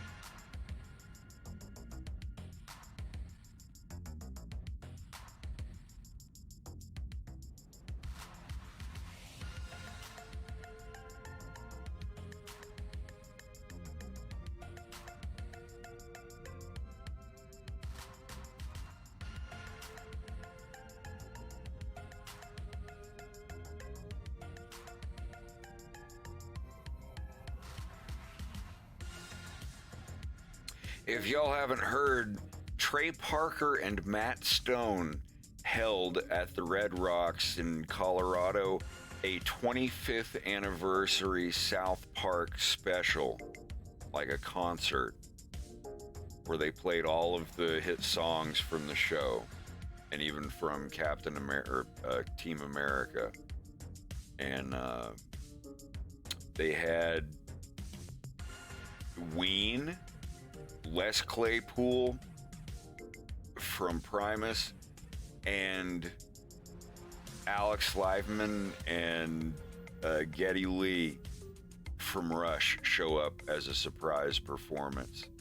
And all of them, Trey Parker and Matt Stone even played like drums, bass, and piano on like most of the songs. There's a whole bunch. Like, just go on YouTube and type in South Park 25th anniversary concert. It just came out like a couple days ago, and it is the most amazing surprise effort put into a fucking concert I've ever seen.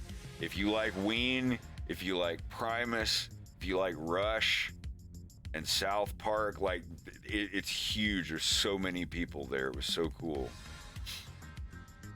I guess it was in Colorado, huh?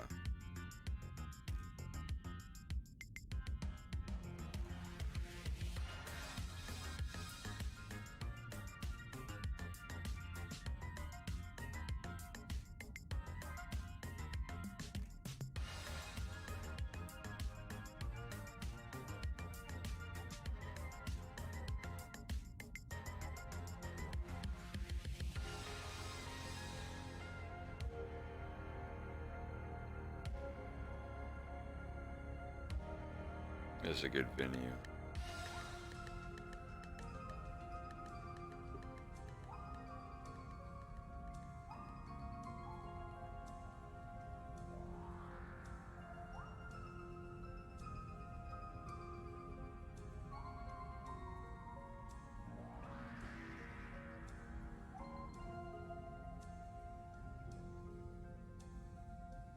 Yeah, the South Park theme is by Primus. And by extent, Les Claypool. Fearless Flying Frog Brigadier General himself. the keeper of the proverbial bucket of Bernie brains.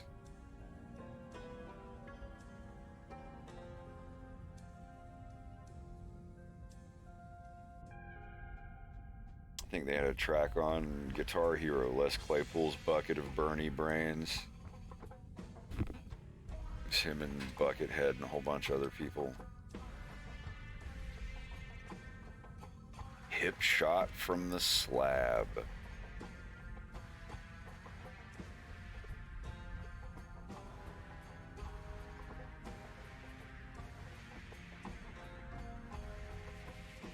Are you back yet? Yep. I'm back.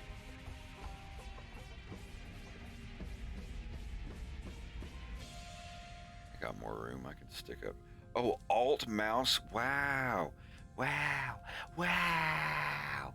Wow. I didn't know Alt mouse wheel did that shit. What does it do? Zoom in on face rig. Oh.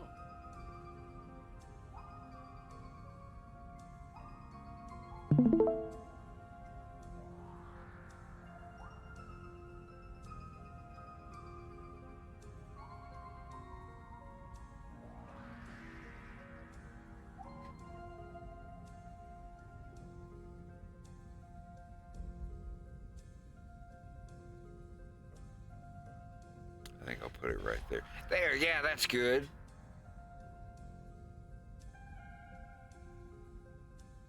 I don't think I'll go over that far.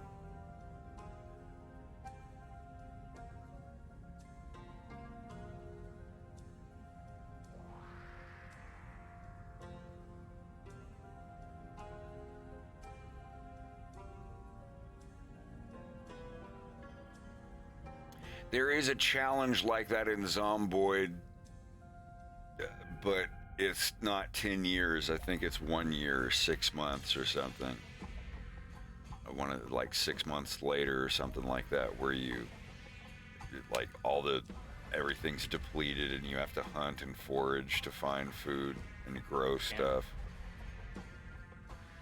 I'd like to get a game going. I told Greg I want to get everybody up there at the comic store hyped up on Zomboid. Get a bunch of That's the laptops. perfect spot for something like that. Yeah, like and there's the thing, we'd have a pre-roll. You know what I mean? Like for equipment. Mm-hmm.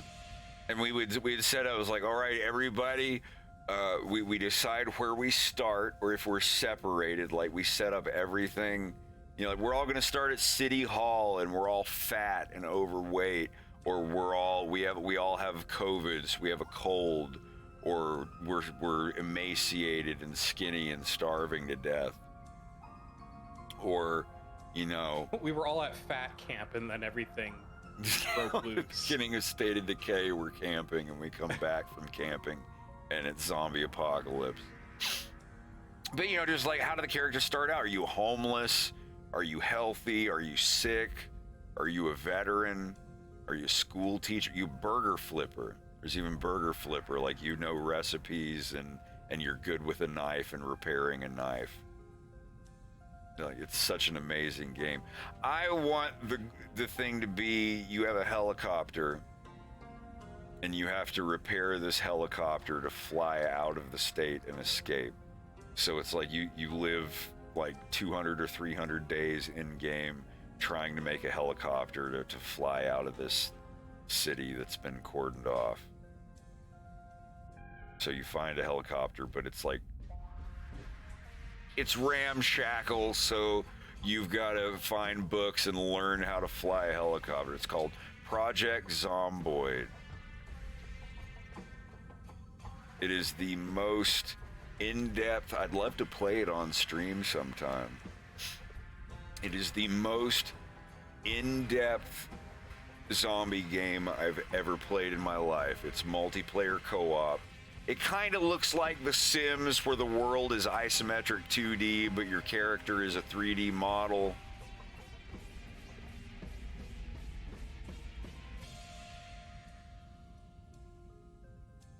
They've remade the game several times. they had to rebuild it back from scratch when they put in the true multiplayer. But it's ready, it's out, and it's amazing. It just keeps getting better.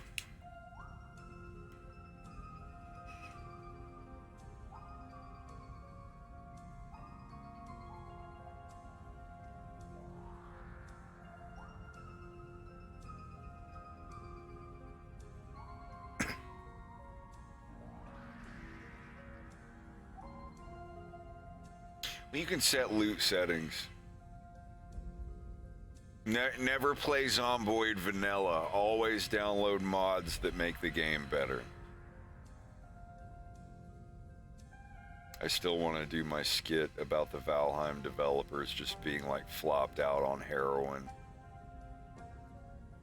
Like people showing up at the studio, like knocking on the door, like, please incorporate workshops so we can add stuff to your game. They're like, no, leave, get the fuck off our property. And they're just like laid out, just like jacking up on fucking heroin rigs laying around and everything. They're like, dudes, I just invented the coke couch, and it's just a couch made of cocaine. I'm going to go lay on it.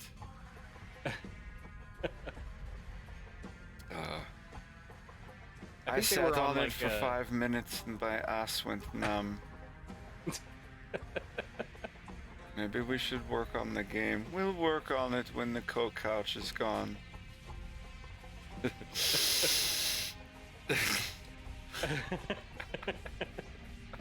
I'm sorry, I love Valheim, but it's literally the same game it was like a year and a half ago. We're like, oh, there's more recipes now. Yay.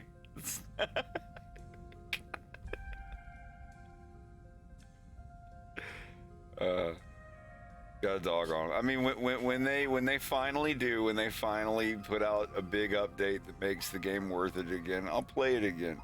I would even give them more money, but it's got to be like, 2 years later, and it's like a couple of recipes. It's like, what the fuck, guys? Y'all unclog your elbow for a minute and sober up a little and get back on the thing. When that game is 100% done, it'll be like the best game I've ever played. Yeah, Like the best co-op crafting game. Basically, when they open up, that's the main reason they don't open up the full workshop support, because somebody could have literally made their game 2 times over by now. Like they could have made a Hydrocraft or an Undead Legacy, like for 7 Days to Die. You can't beat Valheim. You can like beat all the bosses and unlock all the teleports and all that, and then it's just like, okay, now I can build now. Have they even added like the seats on the ship where you can row yet? I don't think so. So remember, like the highest ship you could get had the row holes. It's like, dude, we could all sit here and row this thing when there's no wind, and they haven't even like programmed that. I can guarantee you, if they had their workshop open, someone else would have already done it by now for free. For free.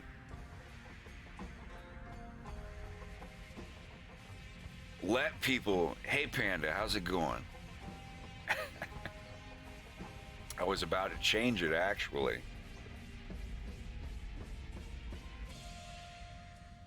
To my Russian hyena submarine captain.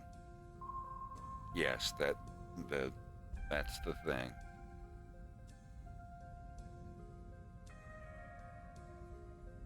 Здравствуйте! Как дела? Как вы себя чувствуете?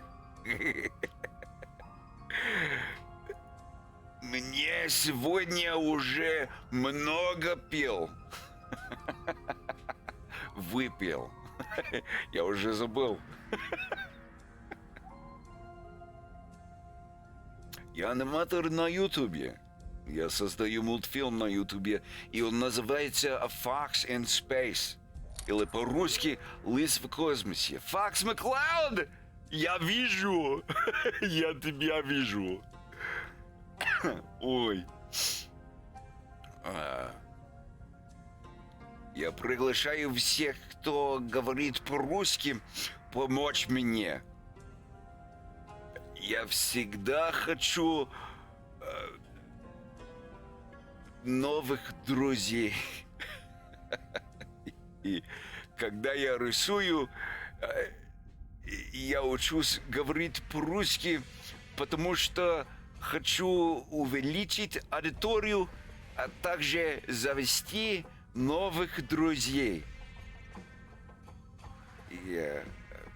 Я говорю очень быстро, но хотя я очень медленно слышу.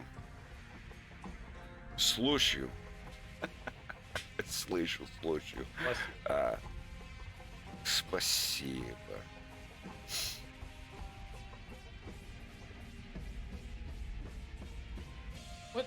What do Russians say when someone sneezes? Здорово? Я думаю, точно не знаю.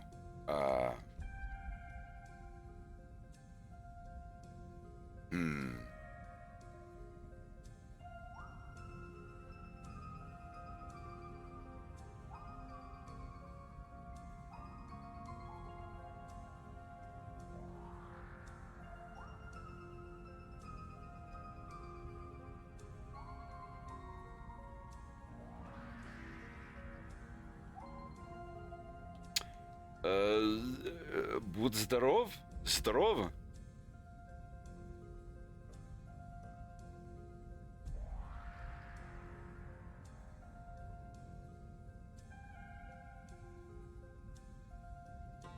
Yeah, будьте здоровы. Or to your friend, будь здоров. It's telling them to be of help. Okay. Будь is like saying be. Like будь осторожен is be careful.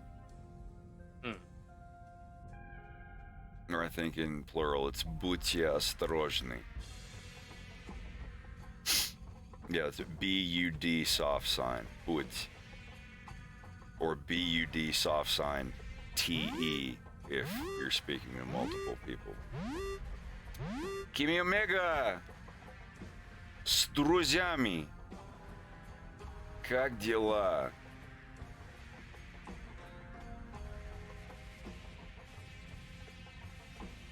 Ваташива!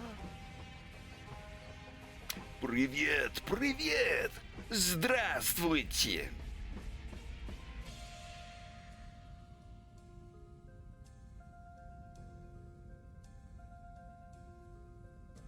Я транслирую на Твиче почти каждый день, когда я рисую и работаю на моем мультфильме. Он называется «A Fox in Space» или по-русски «Лис в космосе». Космосе. Лис в космосе. Ты знаешь, Рекс, лис в космосе. К-О-М. Нет. К-О-С. М-О-С-Е.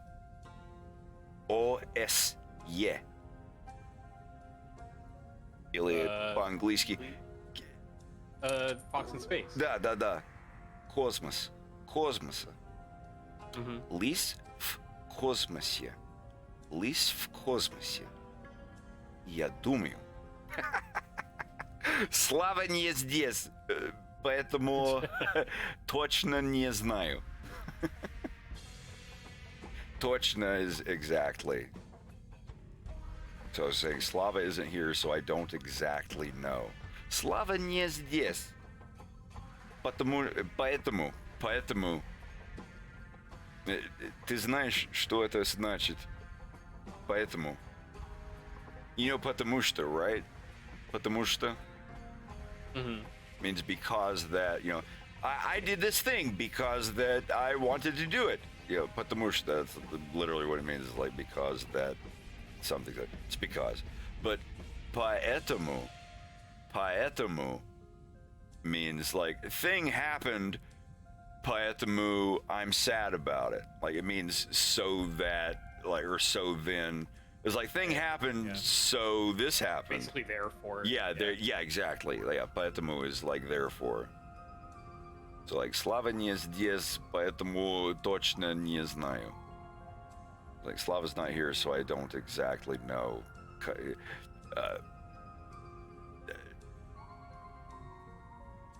Slava не здесь, поэтому точно не знаю, как правильно сказать.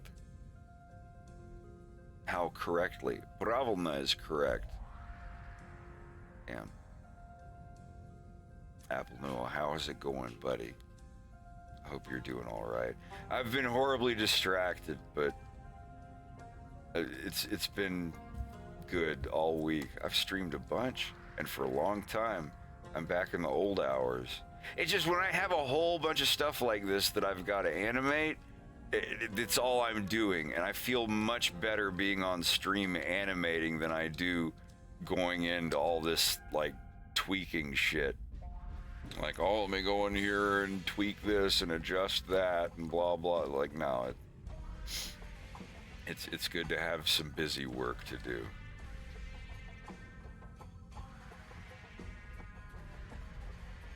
Panda, I'm learning Russian. I've been learning Russian for about 3 years.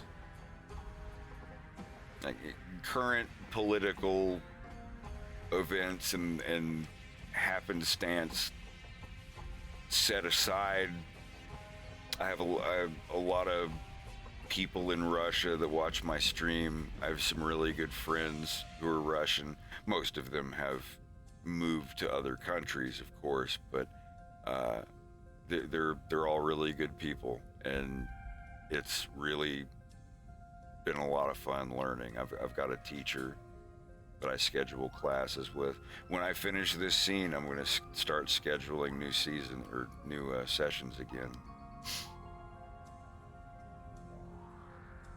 And my buddy Slava, that I met 3 years ago, has been a big help in my project. Slava is probably at least 30% of the reason why my cartoon scenes now and in the future are going to look better.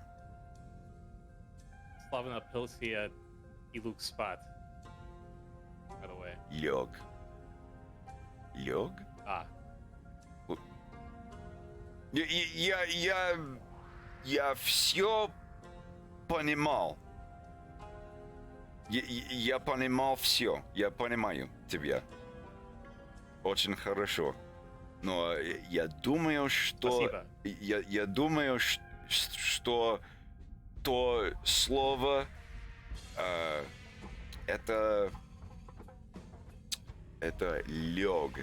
Л-ё-г? Я точно не знаю, но я думаю, что это лёг. Is it лёг спать? Laid, like past tense. I don't even know what present tense is, but I remember that from Duolingo. Was I laid down to sleep.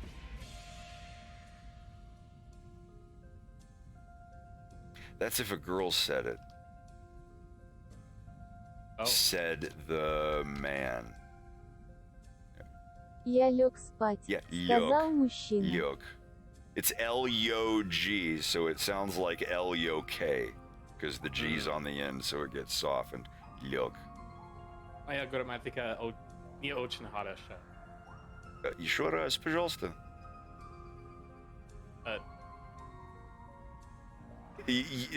Медленно, пожалуйста.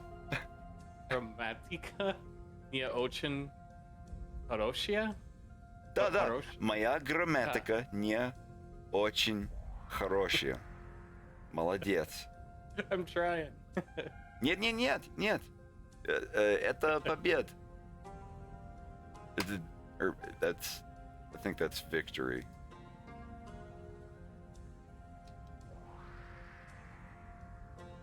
Это победа. Победа.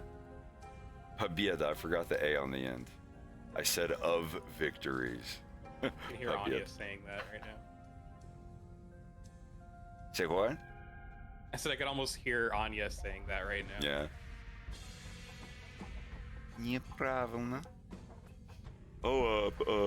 Правильно. Простите, я немного говорю. No, I should give myself more credit. I do Yeah, better dude. than that. You surprised Slava earlier today with your knowledge of a few words. Oh, how to say brain hemorrhage? Yeah.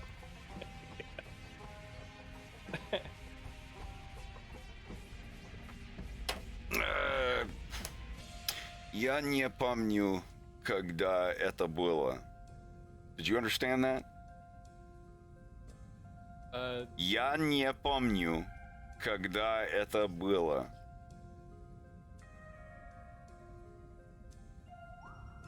Do you know what помню means? Yeah.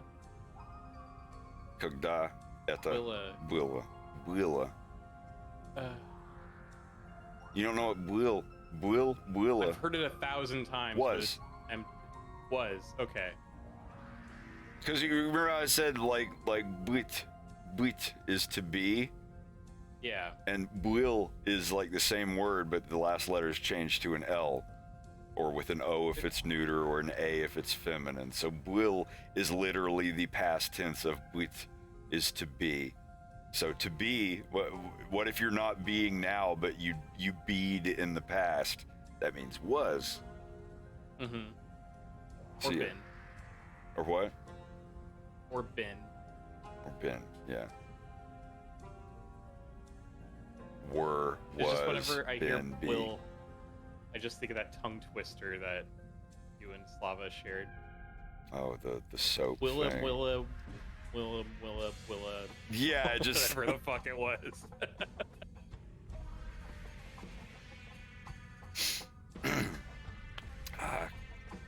Как идет? Я не помню. I'm glad that you're talking to me. This is the first time you've ever really like engaged. Does it feel good, or does it feel really shy and nervous, or Yeah, it's all of them. no? I also, Like I I will. have some liquid courage. Same. Милым. I'm trying to find the whole version. Парень? Парней. Нет, это нет. The whole fucking thing.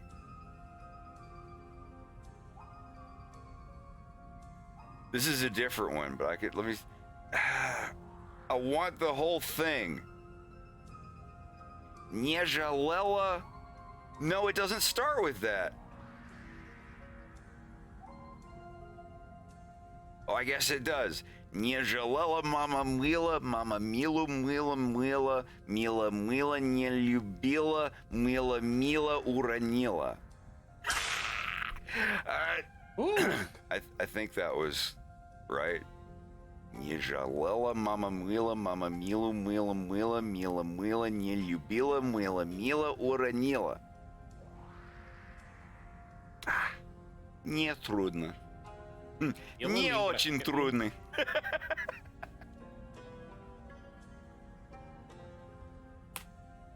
Yeah, that's the... I kind of want to go over this. Because this is fun. I like this. I'm having a good time. Excuse me.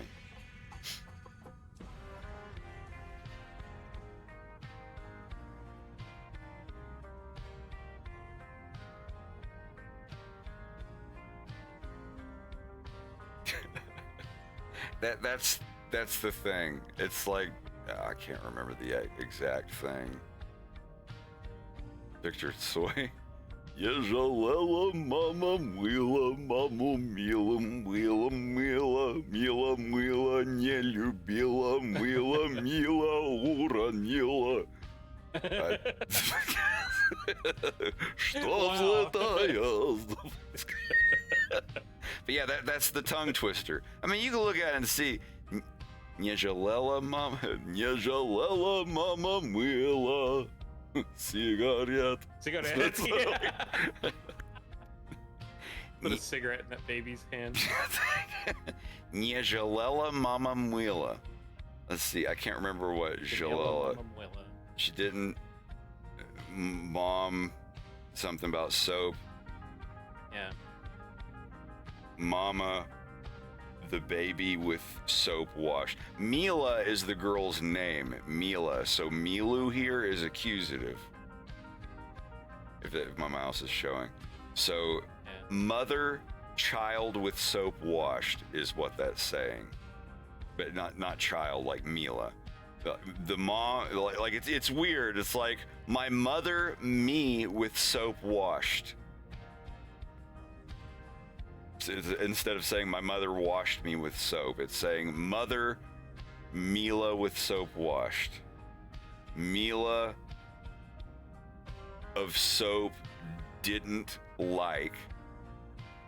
Basically, Mila nie lubila, which means Mila didn't love. And then Mila is of soap, or I guess soap and accusative, which I don't know how it would work, but anyway, yeah, like something, the mom, the soap, mama, the kid Mila with soap washed. Mila of soap didn't like the soap Mila hated, or I forget what uranil means. Didn't understand, didn't like, or whatever. It's something about a mother washing the kid with soap and the kid doesn't like the soap or whatever. But yeah. Nieżalela mama myła, mama milu myła myła, Mila myła, nie lubila, myła uranila. It's a mouthful. I bet I can learn that in a day. Yeah, it's not hard. To speak it really fast, like I think I fucked up, but that's I'm in no state to judge. У меня есть книга. Я рисую в моем книге.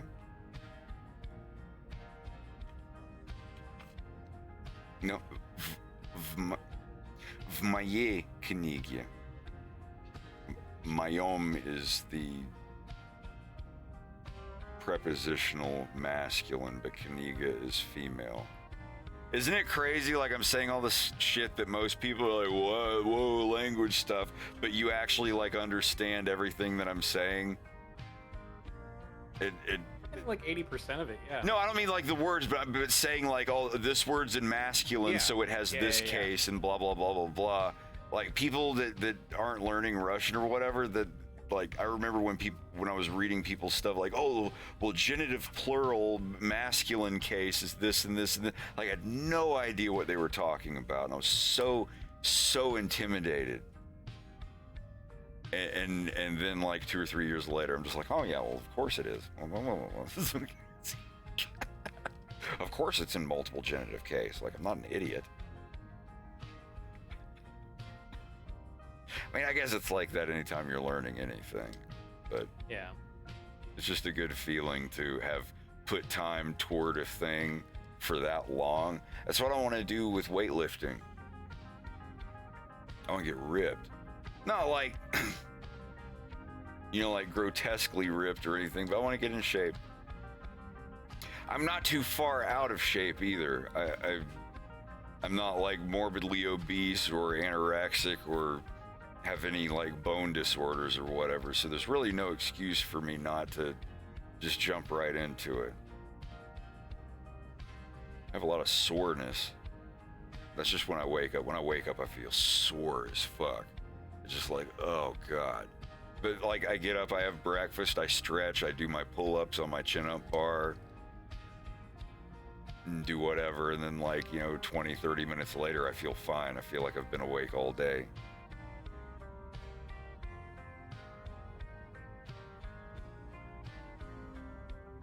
I've always kind of preferred cardio. That's probably what I need more than anything. Mhm. Because that's It'll what I want. help I with want the to other get stuff just that you're doing. do 30 minutes on my elliptical every morning. Mm-hmm. I've donated so much of my time to this cartoon, and I'm going to continue to do so. But when episode 2 is done, like I said, I'm going to take a month off, and during the next month after that, I'm going to spend most of that month figuring out what my routine is going to be for the next 3 years.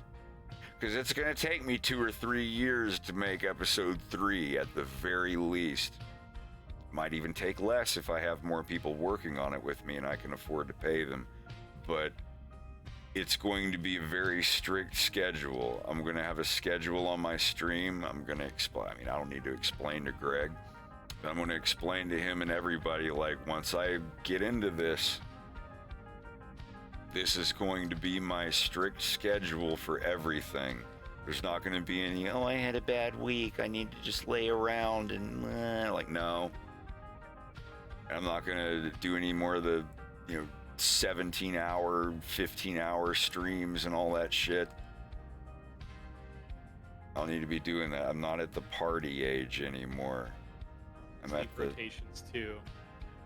Like it's part of that routine. No, that's the thing. No, there aren't going to be any sleep rotations. It's going to be, I get up at this time, I stream, I work, I exercise, I eat breakfast, take a shower, do like all that in whatever order, and then I go to bed and wake up and repeat. Mm-hmm. You're gonna feel like $1 billion I hope so. after the first 30 days, because once you commit to something like that for 30 days, any routine, it becomes habit. Yeah. I mean, I sound like a fucking self-help pamphlet right now. No, but it's not true. at all. No, it's about 21 100% days true. for things to become a habit. Yeah. Yeah. Like once I started running for a month, like I love doing it, and I did it without even thinking. Fucking love our rowing machine more than anything, really. Mm-hmm.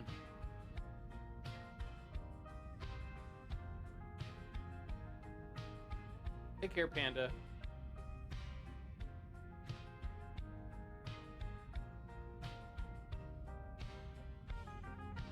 Panda, have a good one. Thanks for coming by. Have a good. I'm trying to stream more often than I've been, because I don't know, been a lot of shit going on and making plans for stuff, and I'm right near the end of finishing episode 2. I'm gonna try to be on here as long as I have like this kind of streaming stuff or animation stuff to stream. I will always be in here working on it. Anytime I'm working on anything where I've got to do a lot of in-betweens and stuff, like I like to be online for that. It helps it go by faster. But anyway, yeah, stop by anytime. Whether I'm my hyena character or Wolf O'Donnell.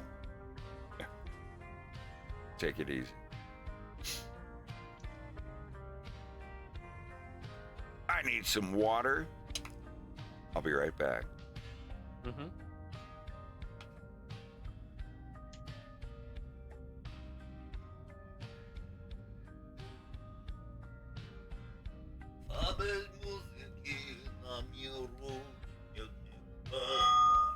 Ow! Fuck! I'll say.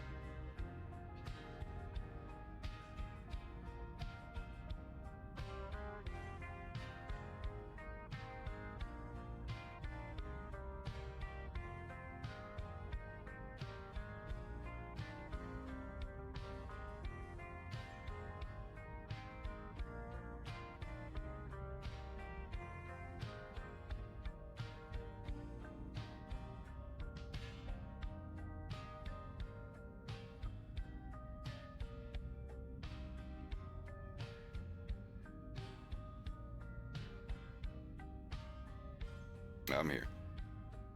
Sorry about that. I was getting up out of my chair and like humming along to a fucking song and We're all there for it. in front of God and everybody. In front of God and everybody? Harry, you've gone mad.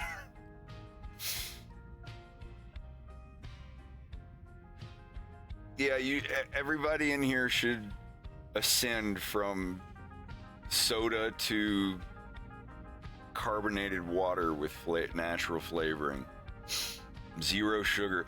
If you can train your body to be fine with drinking Perrier or LaCroix or AHA or whatever, like the ones where you look on the back and it's just 0% all the way down. If you can Does White Claw count? It would if not for all of the calories of the liquor. Of the vodka, yeah. The 100 some odd, I think. Oh, is that Still all? okay. I mean, it's not bad, but who drinks one White Claw? I do.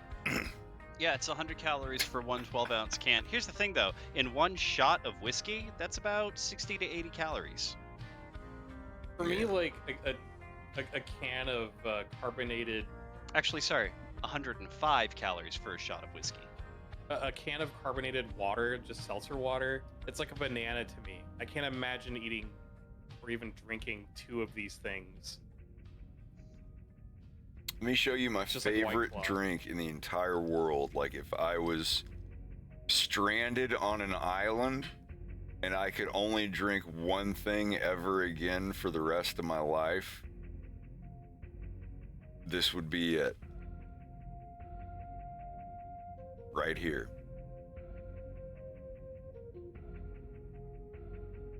Like if this was the only thing I could ever drink for the rest of my life other than just plain water, I would be happy. Have you ever had them before, Rex? I've had Perrier before, but I haven't had the grapefruit one. Perrier original is also great, but don't if you see any at the airport, you know what I mean. Like don't like anyway. I'll make sure you're there the first time I have. Yes. Anyway, that's my favorite. I like all of them, even the strawberry. I wasn't too big on strawberry, but they're fine. I just don't like the strawberry flavor they chose to use.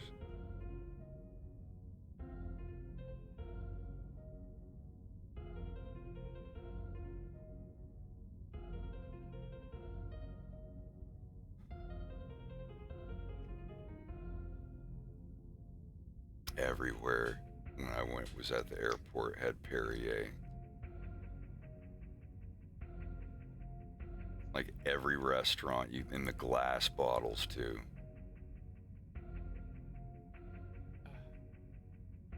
Was it you who was telling me to go to this certain restaurant at the food court in Georgia during my layover? In Georgia, no. If it was in Montreal, I would tell you to go somewhere.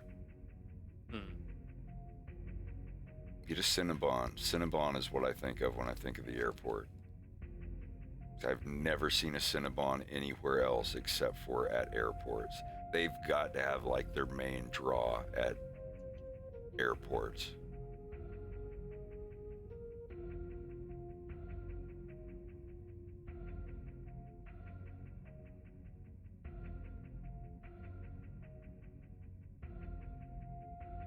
Oh, it was our friend who told me to go to Bojangles.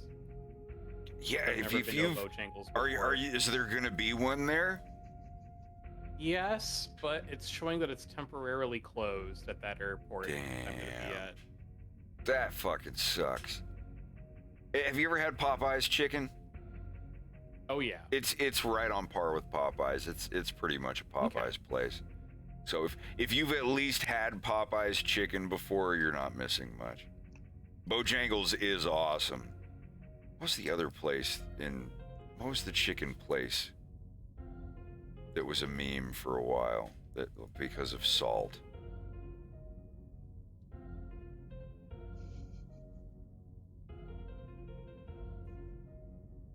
What is it? It's a famous name of something. I can't remember. Salty Chicken Georgia Restaurant.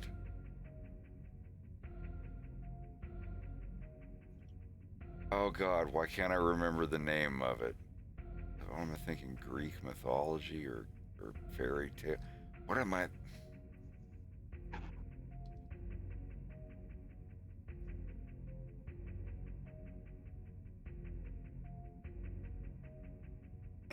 What is it? What is it? I can't remember. It's Georgia.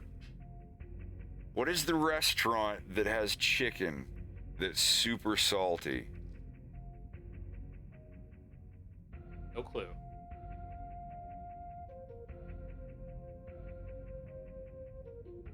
Never been to Georgia myself. I can't remember. This is killing me. This is killing me now. Is it a chain? Yeah, it's a chain. Georgia chicken franchises. Beef O'Brady's, man. I used to go to Beef O'Brady's. Cane's! Raising Cane's chicken. Duh. Yeah, Raising Cane's chicken. Was it Raising Cane's? There was one in San Francisco, but I never went. Thank you, Lamp. Jesus Christ. Yeah, it was Raising. I knew it was not Greek mythology. It was like something out of the Bible. I don't know why my mind. Well, it was close. Like my mind was going there. It was like it's from some ancient thing. I couldn't remember. Yeah, because I guess it's just Cane's now. But I thought it was like Raising. Yeah, it is. It is Raising Cane's chicken. They have one there. In San Francisco, they did. You gotta try especially if you're in Georgia.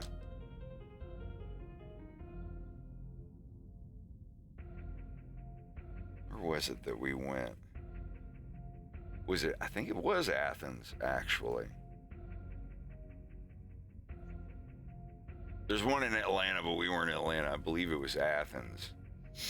There's not one at the airport. Nah, that sucks. But yeah, if you're ever going through Georgia and you see Raising Cane's, I mean, they're on par with like Zaxby's or Popeyes. I actually think Zaxby's is a little better than Popeyes. I actually used to work for Zaxby's. 2007. Greenville, Tennessee. My manager, Lord rest him, Scott Squibb, one of the best drummers I ever heard.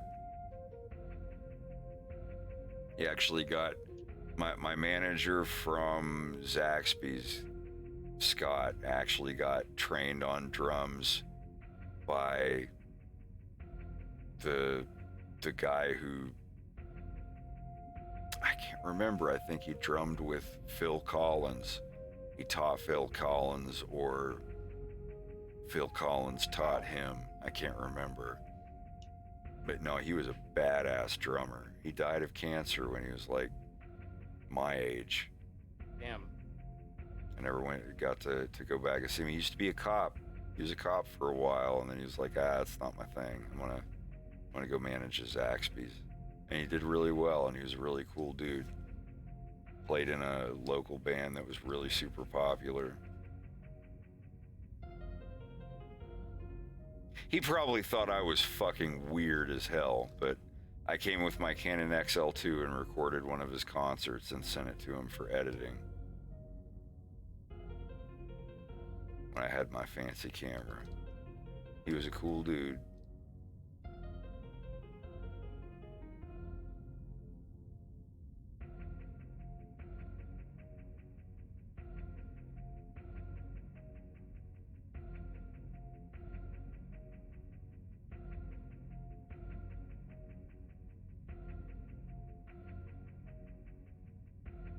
I don't need these references anymore. I know what you look like, Bill.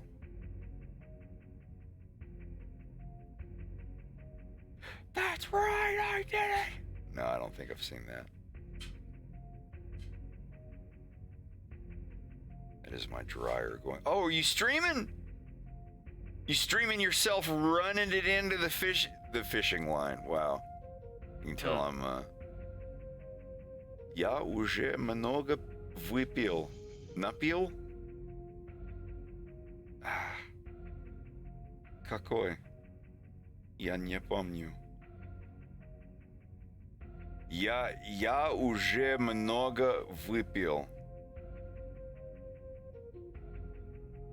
Блять. Я не помню. I'm gonna go crap a kidney. We're gonna- Выпил. Я уже много выпил. Я уже много выпил. Да, выпил.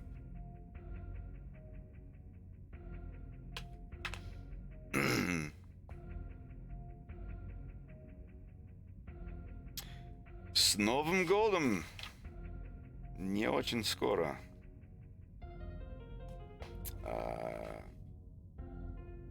Дайте мне минуту, пожалуйста.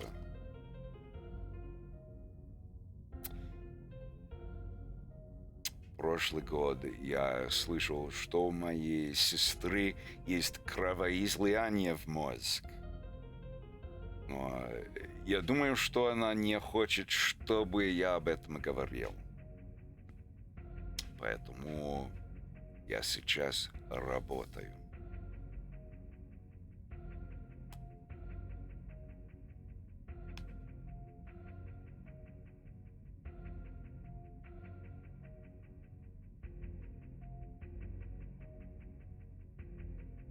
У нее очень хороший здоров. Моя грамматика, ой, блин. Она хорошо сейчас. Но прошлый год, ой, очень плохо.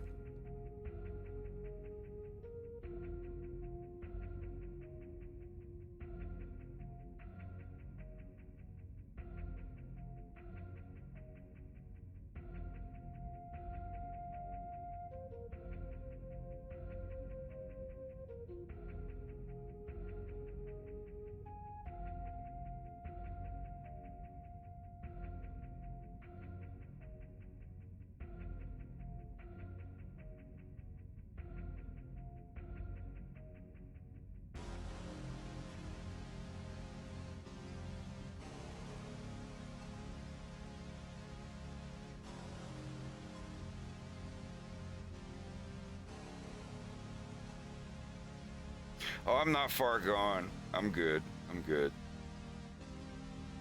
Actually having a pretty good time today. This has been a pretty good day.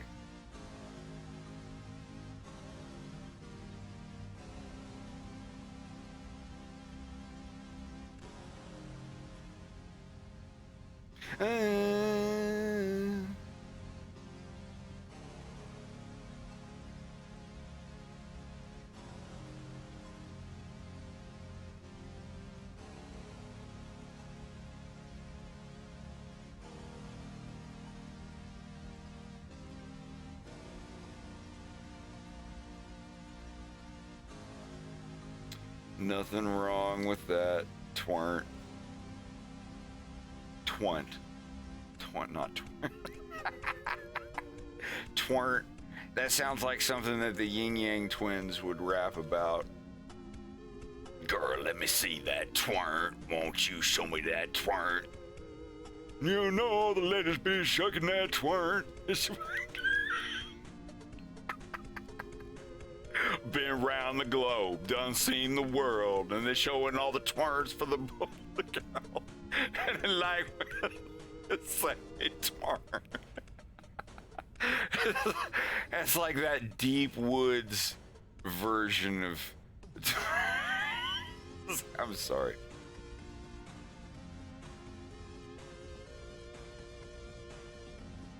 Twant?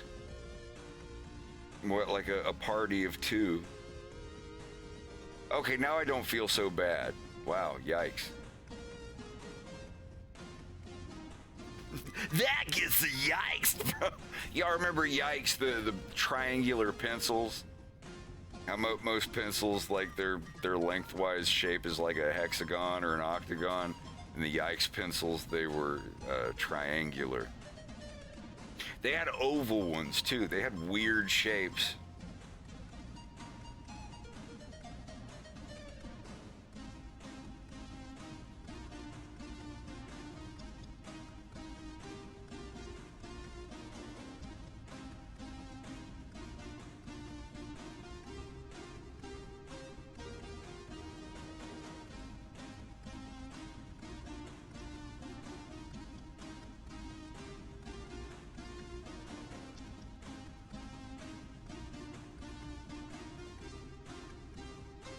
I'm back.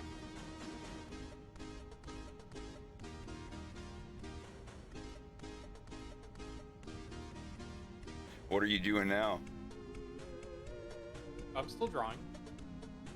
I forgot. I totally brought your thing up and I wasn't showing it on screen. Oh, don't worry. Which about is it. fine because I guess you weren't drawing anyway. Yeah, I was just ERPing. There, I'll put it up now.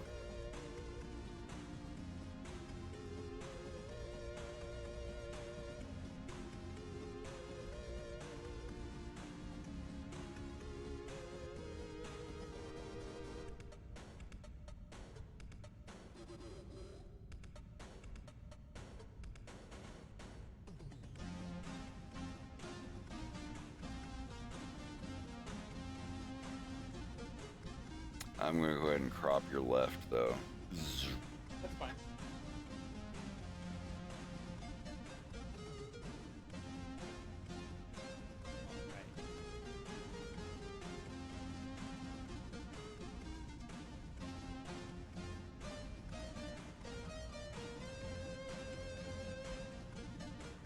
Is it too late for me to order something? Oh no, is it? Yeah, it probably is. I have TV dinners if I need, but oh man. That is one thing I missed about, at least when I was living in Berkeley, that you could get food at any time of day. Sometimes. Yeah, 24 hour. Oh no! Yeah, everything's done. They're. Yeah. There's this It's a spot called Tuesday night.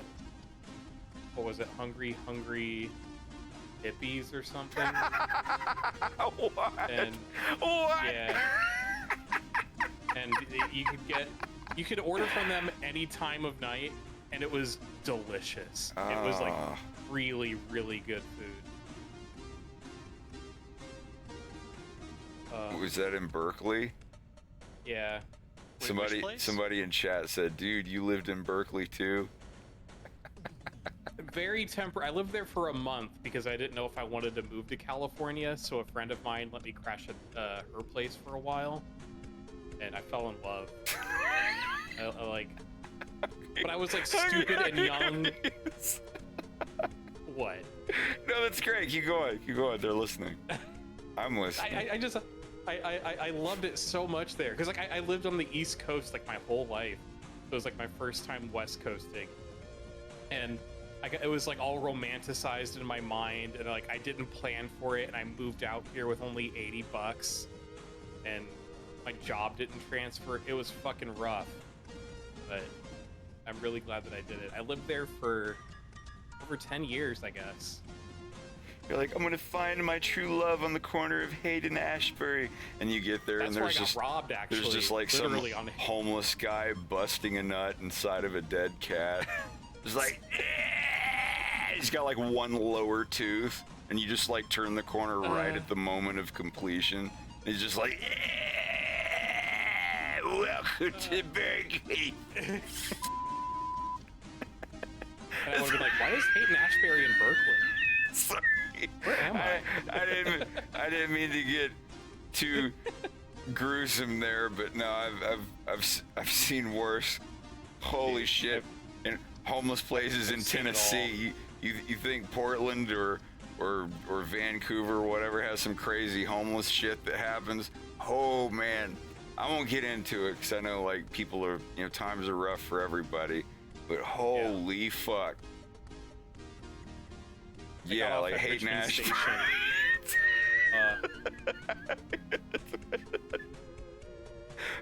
Mom, some hairy man took my teddy bear. She runs down to find the guy with the teddy bear. She turns the corner and he's got the teddy bear there, and it's just.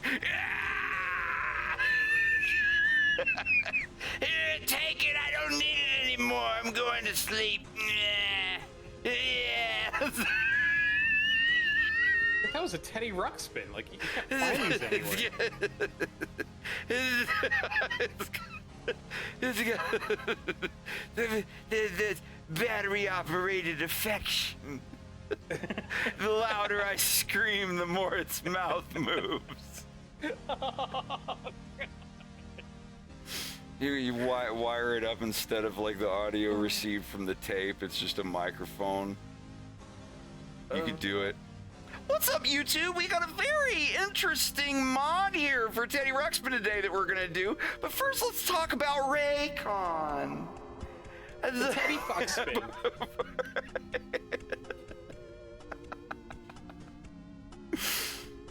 Before I turn this Teddy Ruxpin take player into a dick suction machine. Oh my god.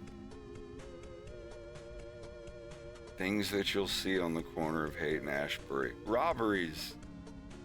Homeless men. I did. I got robbed at gunpoint. God, I'm so sorry that happened. It's fine.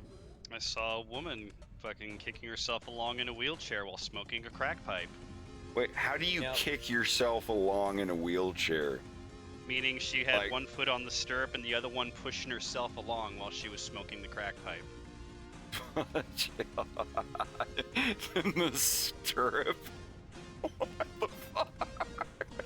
The little fucking paddle thing on the end of a wheelchair. Have you never seen one? Is it called a stirrup? I don't friggin' know. I assume Oh the my anatomy God. of a wheelchair is not I that different from The anything anatomy else. of a wheelchair. Of a horse? Of a bridle and saddle and I would not call Yeah. it that. I would feel very uncomfortable. They're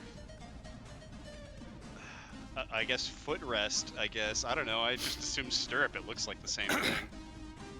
No, it's fine. It's fine. I'm being very silly and perverted today. I apologize, but you do know, guys, this is a mature audience's only stream.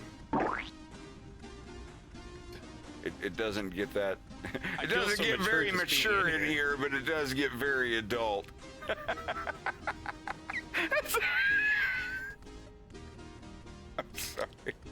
I'm sorry. I just. Oh God. I don't know. Things is tough all over for everybody, but.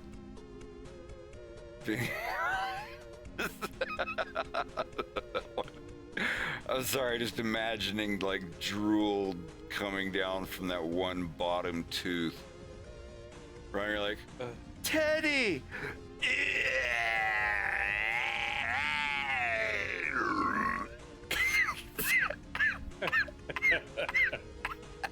Here, take it. I don't need it. Teddy, no!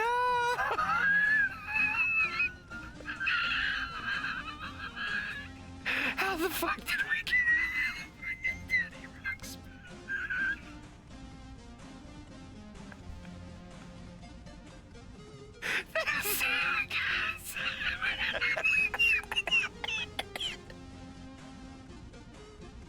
What was the name of the elephant from Hudson Hawk?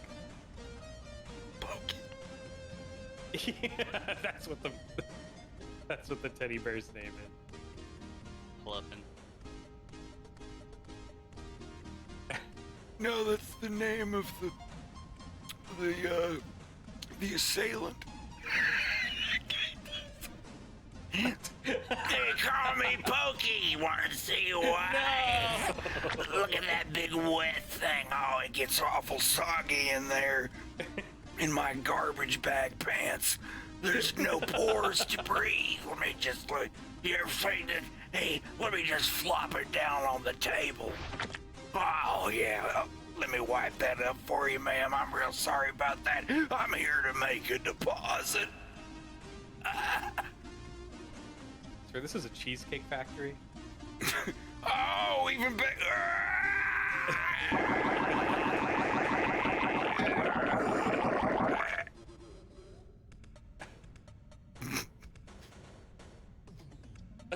Cheesecake, that's my safe word.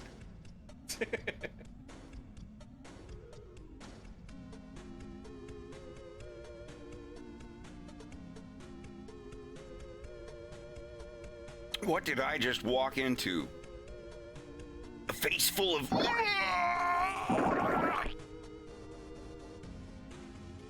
Let me go get you a towel, sir. We were just talking about hate in Ashbury. The place where all dreams go to die for Daddy's little Crenshaw melon.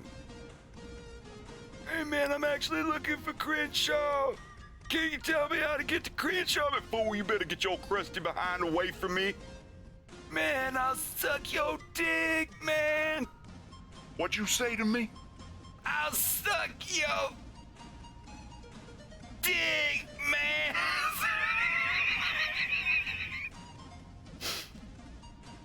And just cuts, and he's like, oh, so okay, so what you want to do is go down there to 3rd Avenue and turn to the... No one's ever seen Menace to Society? Oh, it's been a bit. Or Don't Be a Menace? Never mind, never mind. Remember renting that in like 6th grade and thinking that I had found the holy grail of all comedy. Oh, yeah. That and Friday. Yeah, Friday was awesome. Don't worry, I won't tell nobody. Hey, everybody! Smokey over here taking a shit! I think that's some corn.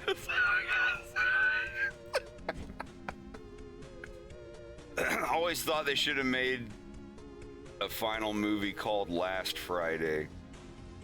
Yeah. I mean, I think you still can. There's still time. God, now I just want some Raising Cane's chicken.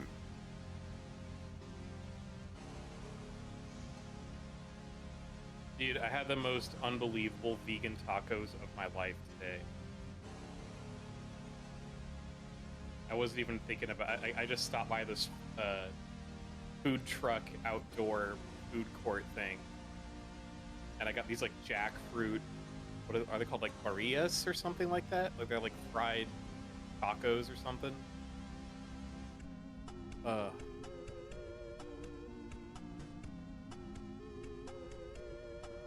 Birria? Birria. I guess? B-I-R-R-I-A. I-A, yeah. Yeah, it's a vegan taco. I've had jackfruit before. One time I had it, it was I'd never had it bleh. before. The other time I had it, when it was like pork seasoned, or like seasoned with stuff that pork would be seasoned with, it was actually pretty damn good. If someone gave me that same taco that I had today and told me it was vegan, because the cheese was like melty and goopy, like, oh, Yeah, that's man. the only thing. Like It was so when good. they perfect the cheese, I'll go vegan. That's the one thing that I don't like so far. The cashew cheese I had or whatever from Nuts was okay, but is this what they looked like on stream? Let's see. I mean, I don't know, but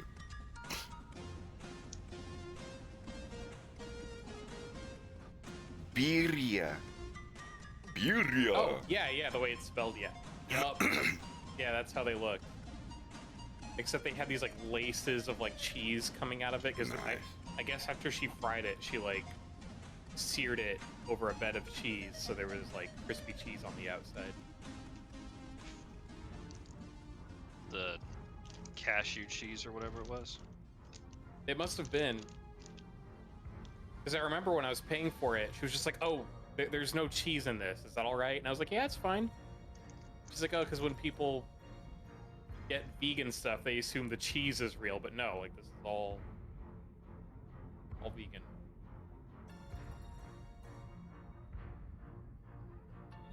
I think a lot of people forget that vegan is pretty much like void of animal involvement whatsoever. Yeah. Vegetarian will include cheese occasionally, but vegan is just Yeah, like, nah. I can do vegetarian all day. Pescatarian, vegetarian, whatever. Yeah. Like I've had meat substitutes, turkey substitutes that I like. They're fine. I can do them like that. But vegan, when it like Depends. milk, I can deal with.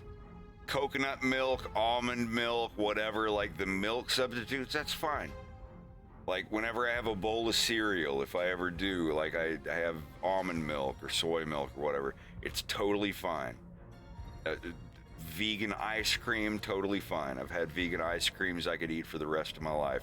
But the cheese, there's still work to be done. I know you can make a decent cheese sauce with what's it called? Nutritional yeast and a combination of like a neutral flavored oil and salt and stuff. That's pretty good. Mm-hmm. I haven't had the cashew cheese that I've heard a lot about though. It's supposed to be able to melt and everything just the same, but I've never had it. Some of it's I wish pretty it- good. It tastes very sour. Cashew cheese that I had was kind of sour, but it was good. It was fine. It was totally fine. But it's not cheese. I find it funny that just commenting on Rekka saying like most likely vegan foods are healthy for you to an extent. Beyond Burger stuff is vegan friendly, but it is nowhere near healthier for you than like a regular burger is. They're about the same actually. It's really weird. Yeah, because they have to put that fat in there somewhere. And it's Yeah. all like coconut fats and different oils and Vegan can be healthy, but it is also like a friend of mine used to jokingly call most vegan people pasta-tarians or something like that because they just eat a bunch of things that were pasta-like and not really that much better for you than eating junk food. You have to manage what you're eating no matter what your diet is, basically.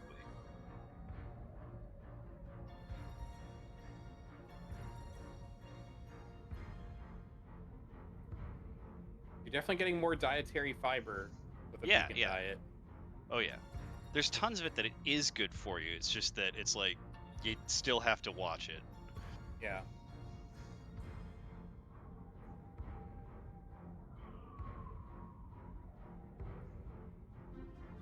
Just eat a lot of Indian cuisine.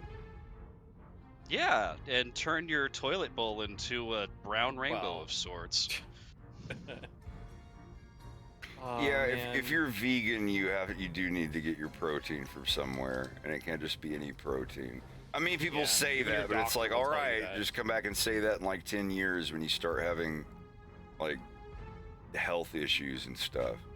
Like Yeah. I'm all for finding a way to get off of the killing animals thing, like absolutely. Yeah. But when you are a species that has been eating them for like thousands and thousands of years, deciding a different moral choice than what your physiology has been changed to is gonna be it's gonna be a little difficult.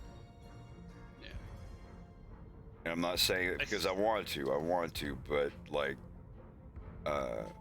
some people, a lot of people are gonna have like health problems if they just went like, okay, stopping all meat, all protein, period, going full vegan. Some people aren't going to be able to do that. Can you imagine a chia pet that just grows meat for you?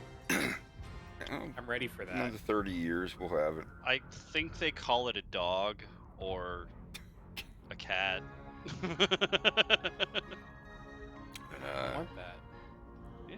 I want a chia pet where I put little lamb spores on a ceramic pig, and then it grows into the meat. No, it would be it would be the ceramic animal of the one that you're trying to eat. Yeah. Oh my god, I'm ready for it. The poke bowl. No. Or that one Hispanic dish that comes in this little like clay pot shaped like a pig. I had that once. I think it was an iron pot, actually.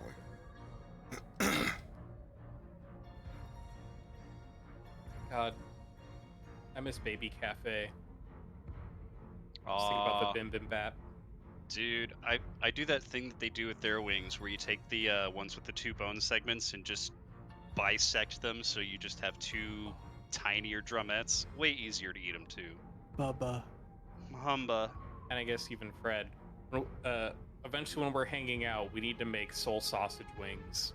Oh my god, yes. And make them Yes, that yes, way. yes. I love making those. Please let me make Is wings that for you y'all. mean like with the E in it? Yeah. mhm. Yeah. Soul. Seol. I Seol. think it's just soul. I'm but pretty sure it's just soul, but I just every time I see it, I I know, want it- to pronounce it wrong a few times. Seol. They had an adoption thing with little Korean girls called Soul Sisters. Is it?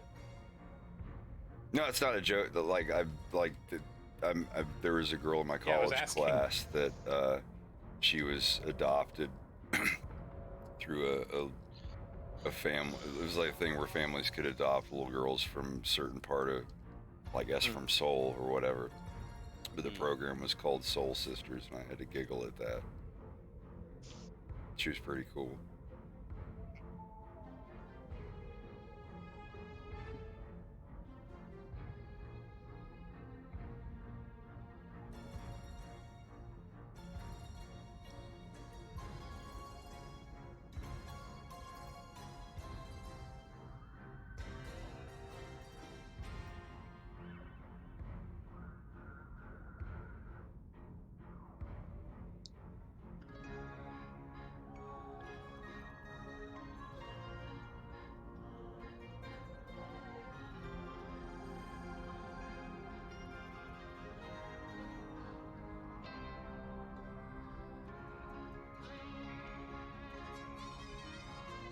I've had that bim bap. It sounds like a boxing combo. A little bit of that Korean boxing, hit him with the bim bap. The left, right. It's bim bap, right? I never know. I think so. Beam bap. I didn't have it until I went to Baby Cafe. I don't think I've ever Yeah, had bim bap. Oh my god. I've had Korean barbecue. Good. That might have been it, but like with glass noodles and whatnot. There's a Korean place they, here. like, they cook the noodles in like a clay pot or like cast iron. Like the bottom gets crispy as hell against the pot. Oh, dude. Put an egg and like chunky bits of salmon on top. Salmon chunks. I'm gonna get salmon sushi tomorrow, I think. That sounds pretty good.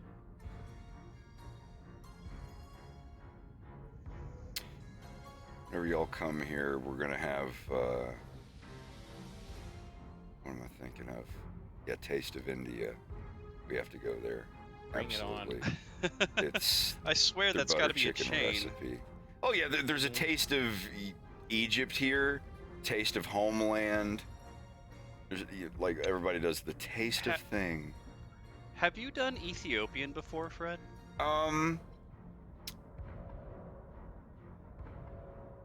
Because you like Hubba, lentils and hubba. shit, right? I can't remember if it was Somalian or Ethiopian. But when I lived in Columbus, Ohio, there was a place that did something from somewhere over there. It was pretty good. When we get a chance to get together, dude, I wanna introduce you to some guaranteed Ethiopian food. Not only is the food itself really good, but like they have their own kind of like wine, tej. It's Yeah. Man. delicious. I've been craving a bottle of tej for I don't even know how long now. And they put all the food on these thin, like pieces of bread, and you just tear it off and pick it up with like. There's no like silverware. You just That's right. eat What's with that the bread bread called? that comes with it. I forget. Like, Wander made it a few times. He tried and did not do too well. Injera. Injera, that's it. Yeah. Dude. Oh fuck. Oh, it's so good.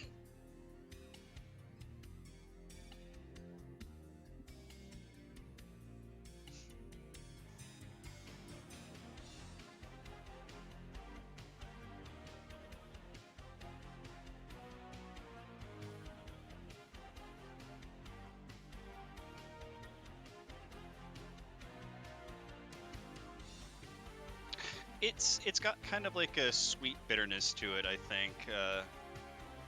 Yeah, but I don't know. It goes really well with the food that you eat it with, I suppose. Yeah. Oh, and the coffee. Oh, that tiny little nuclear bomb of caffeine that we had. Oh my lord, that was so good. I'm sorry, I have a tendency to talk about food sometimes a little too long. No, there's nothing wrong with that. We can sit. I love to. It's like a bunch of horny dudes sitting around talking about Yeah. sex and stuff. It's like, oh, Yeah, except I'm horny for tuna food. noodle casserole. Oh my god, This I ain't get my locker room hands up talk. in It's that. like kitchen talk. Yeah, kitchen talk. It's fine just as long as nobody discusses child corn again. Well, Coach, the fucking. It was. Baby corn. Oh god, no. Oh my lord. I'll understand if you need to edit that out. Well, no, this is live. There's no editing. Yeah, We're I in mean, the if you put cutting it up room of later, I life. don't know. No, we'll fix it in post. We're in post right now. Shh, it's fine. It's fine.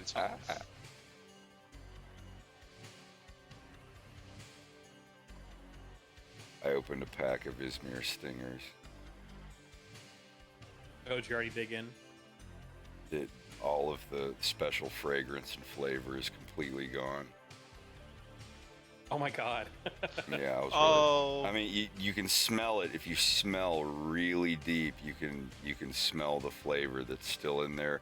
But smoking the cigarettes, so they're surprisingly fresh for being 20 years old. Well, they were perfectly sealed. Yeah, like I said, I have 2 other packs of them that are perfectly sealed, never been opened.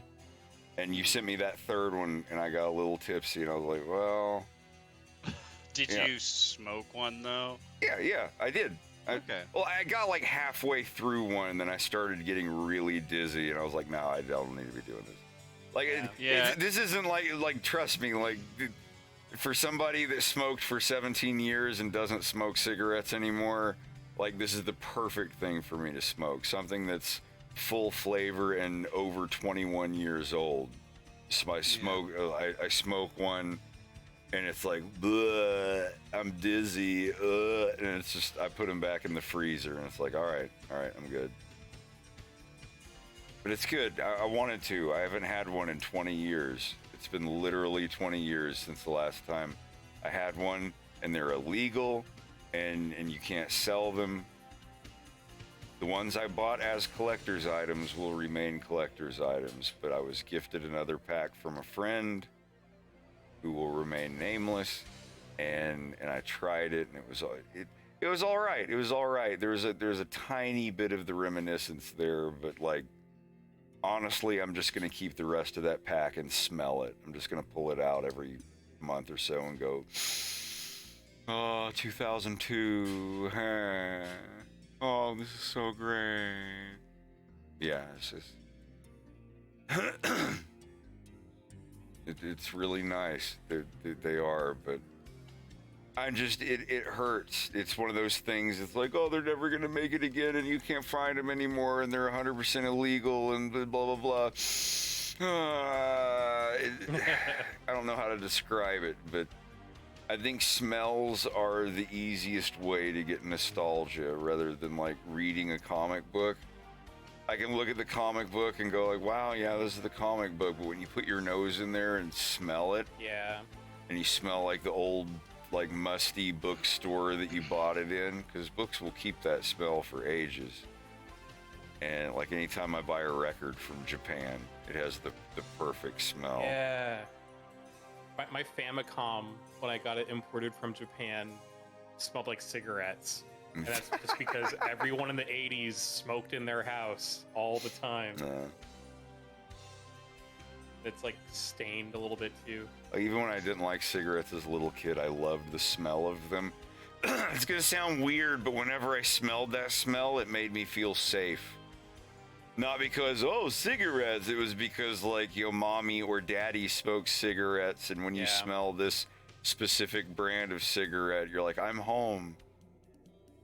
I'm sure that's the way they wanted it. Pipe. Huh? When I was a little kid, my dad smoked from a pipe. My uncle and my grandpa I did. really love that smell. Yeah, pipe tobacco is awesome. I'll always love pipe tobacco.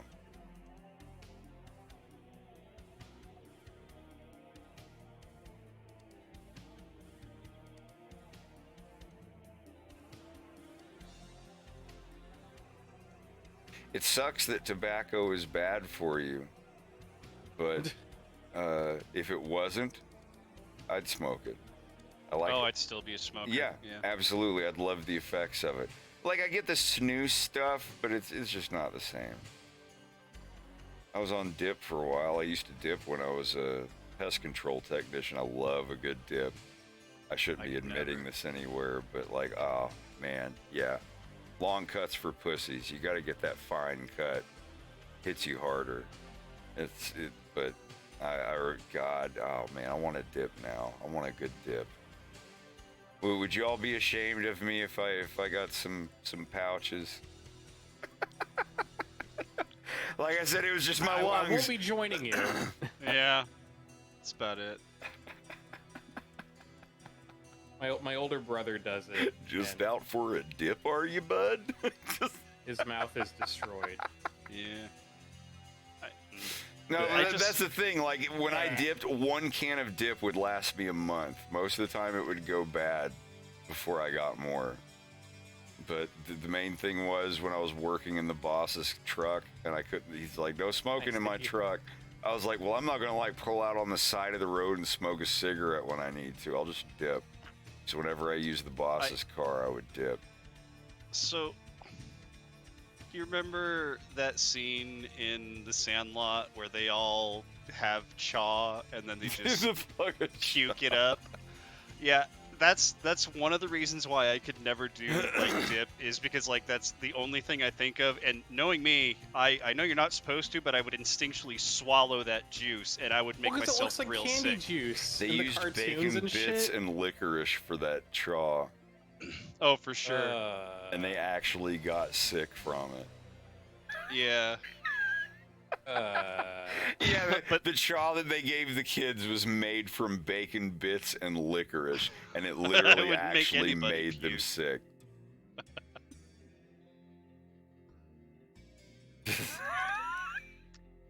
But yeah, that's my thought when I hear people talking about dip. I'm just like, nope. I would make myself sick. I know I would.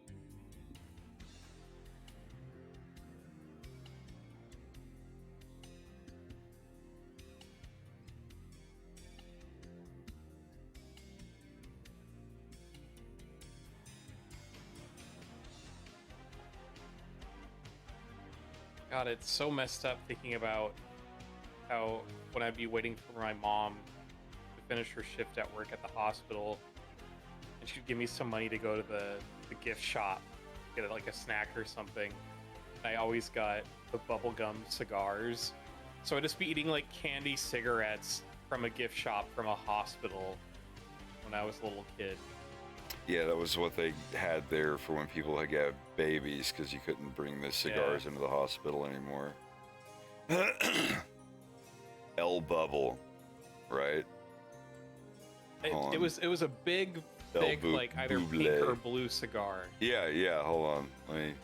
I don't remember the name of it.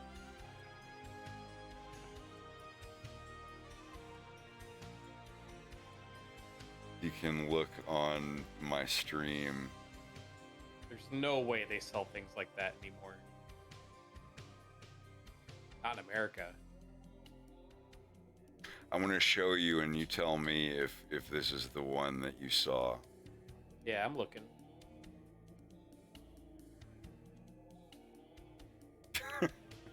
It might not be, but I don't know.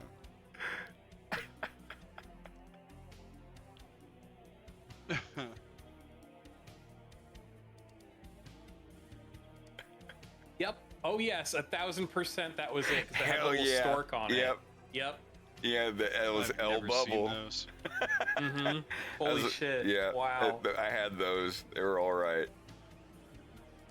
It was. Yeah, Because that's I was always all like blue gum. and red, but the blue ones looked a little on the sea green side to me. Mm-hmm. Those look old as hell. Oh, they are. They're Oh my 1985. god. Wow. You'd chew them, but they would just turn to powder. Pink Owl was the other one. Pink Owl, Mad Bull, and Gold Dragon. Wow. Here's one. Oh my god. Wow. I want this. I'm gonna buy this. Holy fuck sticks. Just don't eat it. No. Check it out. Don't smoke it. Don't eat it. Don't put it in your butt. That is vintage. I think that's for like What the 1984. hell? But oh my What the god. hell? That's something that like you put in resin and you turn it into a coffee table and it's just Hell floating in yeah. the middle of it. Wow.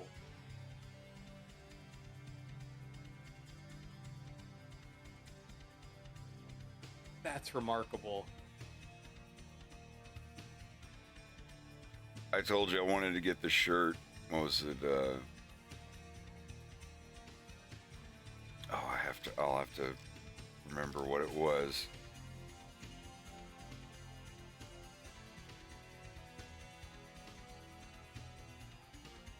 Yeah, Reagan Bush 84. You know, like the election stickers that would just say Reagan Bush 84. Mm-hmm. I want to get one of the old vintage t-shirts so I could wear that around, like Reagan Bush 84 on the front. But on the back, I would have custom illustrated by a commissioned artist to draw Bush and Reagan in like a yaoi manga embrace, Oh my god. blushing, and sorry, it's the dryer. Yeah, it is. But yeah. So like, people would.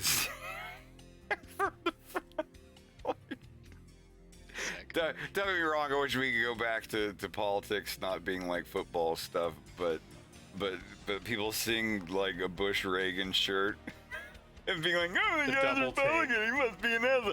And then I turn around and walk away from them, and they see the back of it.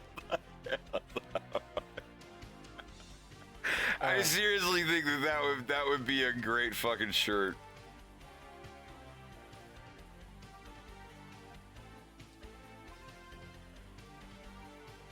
At least for 2020, current year.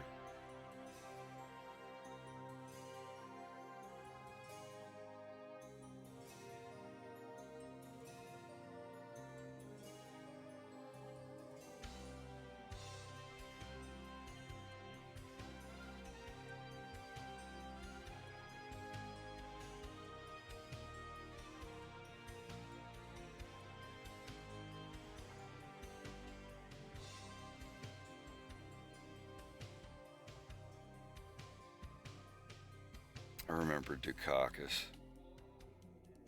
I remember when the Tampa Bay Bucks had their old logo. I wanted to look that up. Tampa Bay Bucks vintage logo. It's like a dude with a knife in his... Yeah! Wow. And now it's a fucking pirate flag. Anybody remember the old Bucks logo? God, we had glasses, stickers. Yeah, this is the old Tampa Bay Buccaneers logo. I thought it was cool. I thought it was super awesome. And then now it's just like, no, we gotta modernize. We gotta make a fucking pirate flag. It's lame. Lame. I miss the old stuff. I was never a huge football guy, but I did watch. It looks like the logo for a microwave pizza company. Like Red Baron.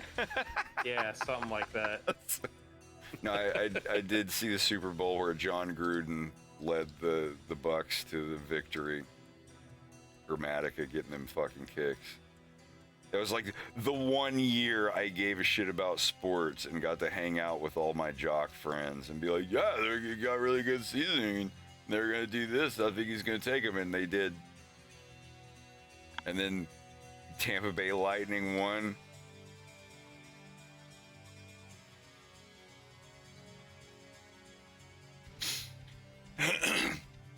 ...2004, I remember that. 2020 and 2021, Lightning won. Oh man, I loved the Tampa Bay Lightning. 44's got the Lightning. God. Not a big sports guy, but when like one of my home teams gets there, I didn't grow up in Tampa. I grew up like 15 minutes from Tampa. So, you know, that's the football team I root for. Plant City didn't really have anything. Hey, Rekka, have a good night, buddy. Good night, dude. Thanks for hanging out. Night, man.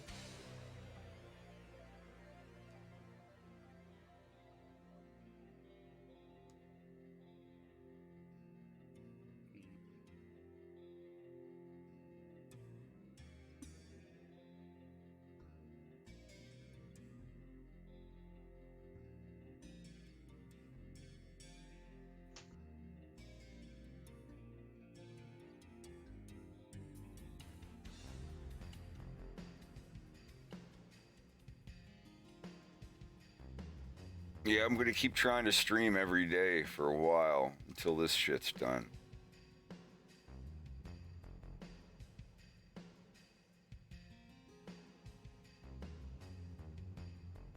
I mean, even when the shit's done, I'm still going to stream and just, I don't know.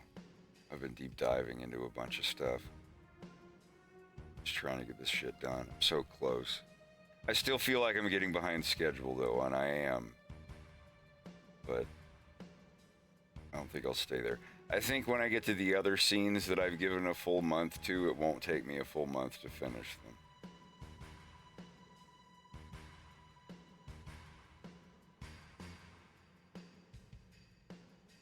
This one's done. It took me about 2 weeks longer than I thought it would. And I guess after this one, that's Act 2 is done. When I finish this shot here at the end with Farah, that's all of Act 2. Act 2 is completely done. Everything I've meant to do for the beginning of Act 3 is done. All that's left for Act 3 is the last 2 scenes. Yep. Or a scene and a half. And Act 1 still has stuff, but there are 2 half scenes in Act 1 that I have to finish. Like half scenes. There are 2 half scenes in Act 1. This scene right here in Act 2. And the last 1.5 scenes in Act 3, and that's it. Episode 1's done.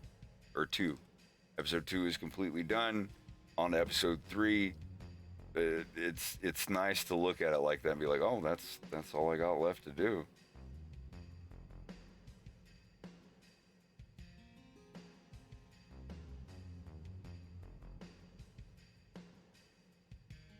I've been going for 3.5. I'd like to do a sneak peek. If there's a bunch of people here that have already seen it, I'm sorry, but... It's already been 3.5 hours. Wow. Yeah, it's crazy. Time flies when funny shit's going on.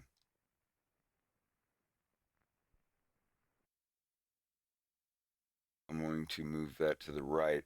I'm just going to set this up because I got to go pee and make a TV dinner and stuff like that. Edit, transform, alignment, top right. There we go.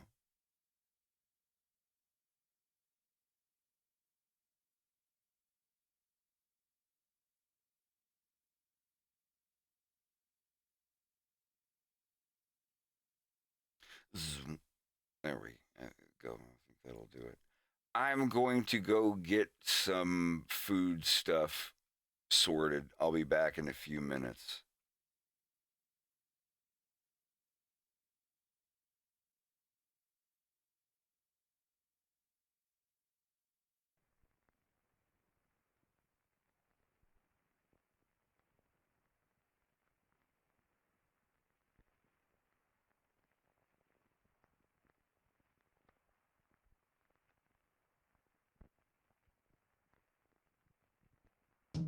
Previously on A Fox in Space. Peppy, James, it's been a long time. Glad to see you're doing well, sir. As you know, Dr. Andros was expatriated 2 years ago. He'll live out the rest of his days on Venom, far away from here. You sure that was the best plan? Frankly, it's the best and most politically safe choice I could have made. But now things are getting out of hand, and we need your help. There's a limit to what I can do, sir. I'm not a marshal anymore. Do you really think that matters? With all due respect, I have no jurisdiction. Don't forget what happened on Titania, James. You owe me one, and I'm calling it in. All right, then. First, you're going to need some better ships. Head over to the Space Dynamics Research Lab. The man in charge will get you both situated with something special. Oh, that's Bell. We know him. Yes, Beltino Toad. Actually, he should be clocking in for a shift right about now. Hey, buddy. You got the time? Yeah, sure. It's, Hey! Aren't you the...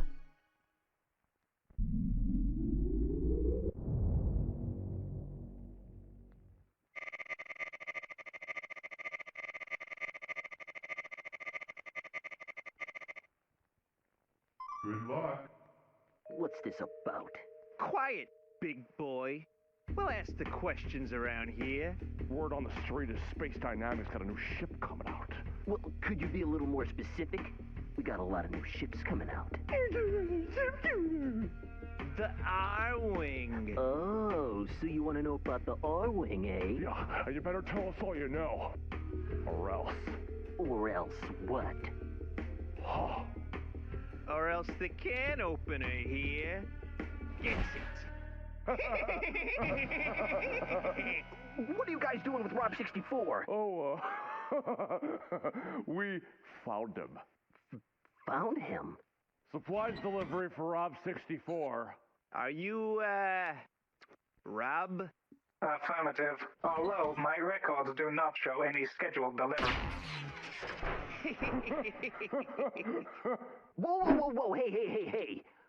Leave Rob out of this. Start talking. Okay. You've made your point.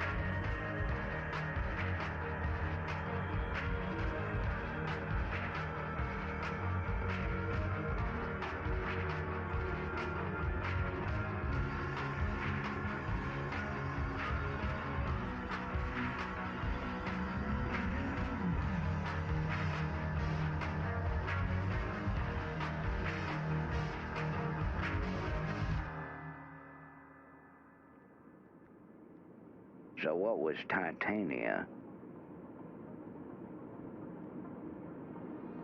Now, if you don't want to talk about it... No, it's fine. It was just a long time ago. I made a mistake. Pepper made it go away. And that's why you owe him one. Yeah. Something worth sending us to Venom over. You don't have to go, you know.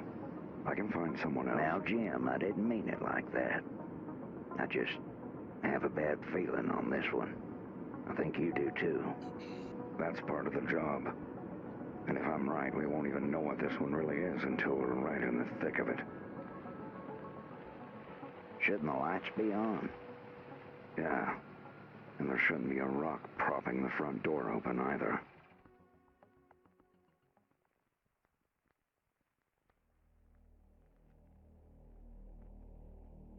Wait a minute.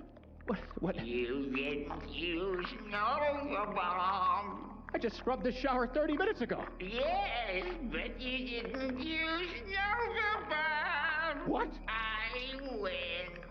All mine. I can't believe I lost a scout. I'm sorry, Farah, but I know a bad idea when I hear one. And telling my dad is a bad idea. A horrible, life-ruining disaster of an idea. Just because he's running for premier. Yes. That's a cop-out, dude. It's not like he's already some kind of big deal. We both know he's gonna win by a landslide. Is it your bad boy persona? My what? Are you afraid of... Look, I'm just not Cornerian Premier's daughter's boyfriend material, Farah.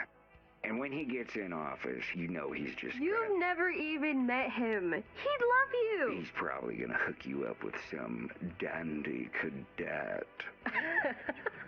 A dandy cadet? Yeah, a dandy cadet. Okay, that's it. That's gonna be the name of my first ship. You better not.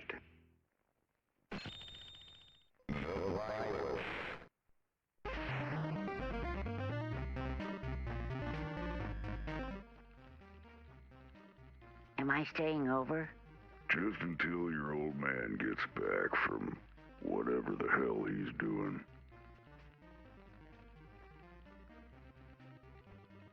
Where did he say he was going? He didn't. A horrible, life-ruining disaster. It's ill-advised at best. You know I love you, right? I'd like to think so. What do you say we get out of here?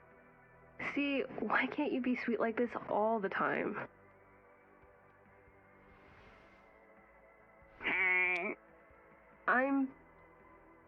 I'm just gonna put you in a dumpster. Get your hoodie on. The violence. What's up? Why does he have to stay here every time his dad flies off to... Is he on level 9? Yep, that's the music. Huh. Well, it's now or never.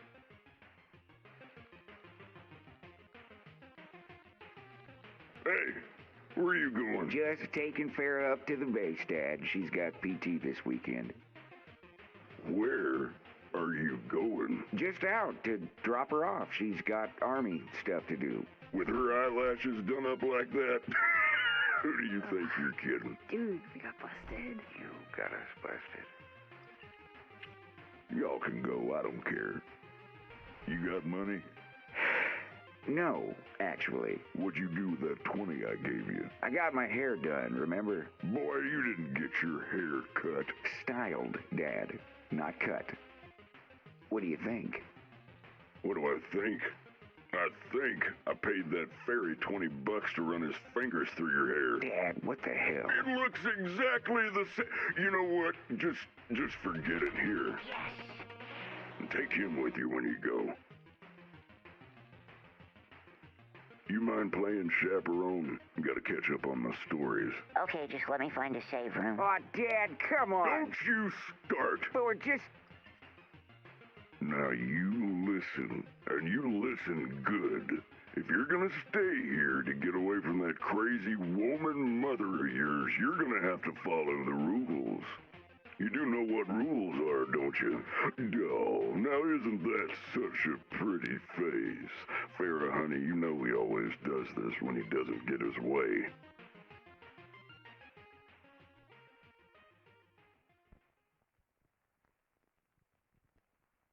Hello? Glad you could join us, Rob. Your friend Beltoni here just spilled his guts about the R-Wing. Beltino, you did not tell them about the G-diffuser, did you? No, Rob. You just did. I did. You did. Spill it. Oh dear. Oh! Oh. Oh, I wish you would. Oh. Oh, God. Sonny, I can't feel my face. Oh, Is that Sorry, a slingshot? I can't feel my What? face. You're gonna put my eye out? With a rubber ball? I'll be picking it out of the wall behind you if you cut him. Oh.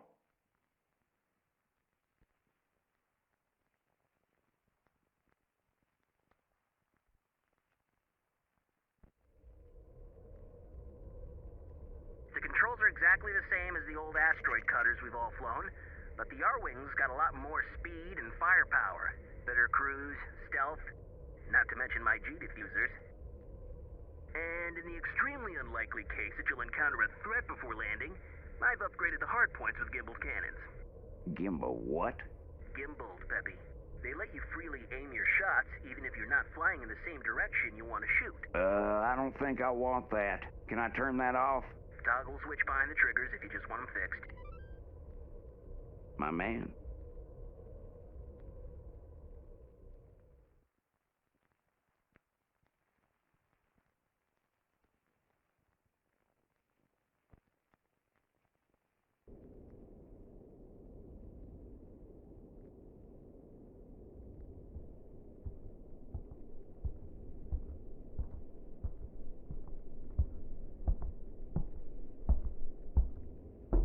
Come in. Message from the scout, sir. They're on their way. Cruising, sir. I suppose this was inevitable. Is Mrs. Reese enjoying the new Krista? Absolutely, sir. Yes, the KWX is the most spacious. You'll let me know if it's not enough. We are forever grateful, sir. Well, you keep your nose clean. Do your job. And this will only be the beginning of good things.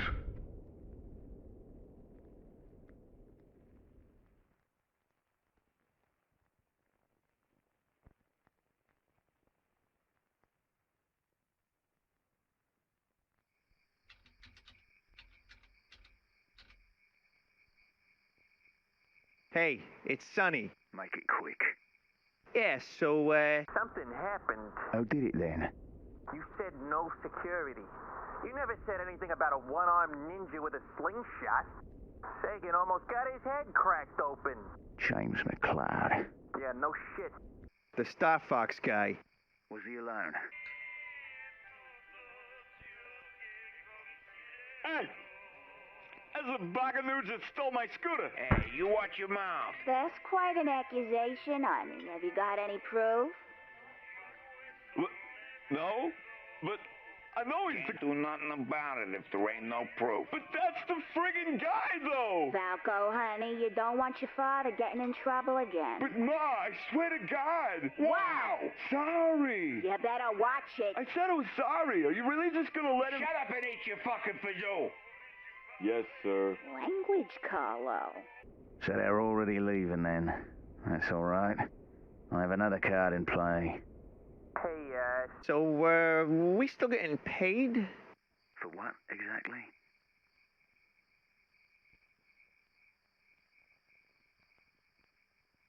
You smug sacker. I swear to... Ah!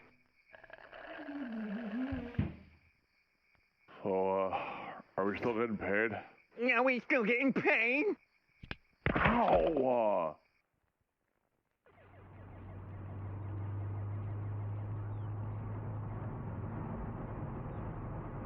Okay, for real. Where are we going? We are honestly going to your work. What? Well, not the same hangar, but I was technically telling the truth. Bill's gonna be on base this week. I just wanted to stop by and say hello. Oh, right. And you need me to get through this. Hey, now, I promise it'll be worth it. I've got a surprise. Oh, hey, Farrah, guess what? Oh, boy, here it comes. What? I got in the CFA. Oh, that's awesome. Yep, I got a 99% on the entry, too. Do you know what you're gonna do? Do a lot of stuff on computers. Yeah, just stuff like that. What are you gonna do?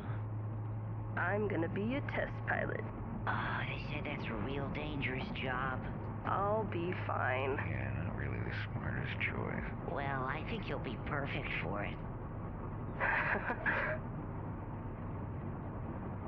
You trying to cut in on my girl, little man? No. You must like them older women, huh? No. The ones that got that rugged, aged beauty. Whoa. Weathered by years of experience beyond your own. You're being mean. Those tired breaths. Stop. I'm just cutting up with him. Ain't that right, kiddo? You know I'm your biggest fan.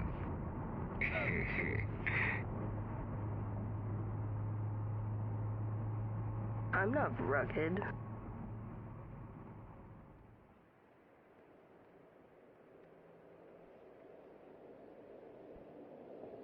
I'm just gonna park in the lot and run over to his hangar for a few minutes. You don't even have to get out of the car. I don't want to get in trouble, dude. Come on, if anyone's getting in trouble, it's gonna be me. Okay.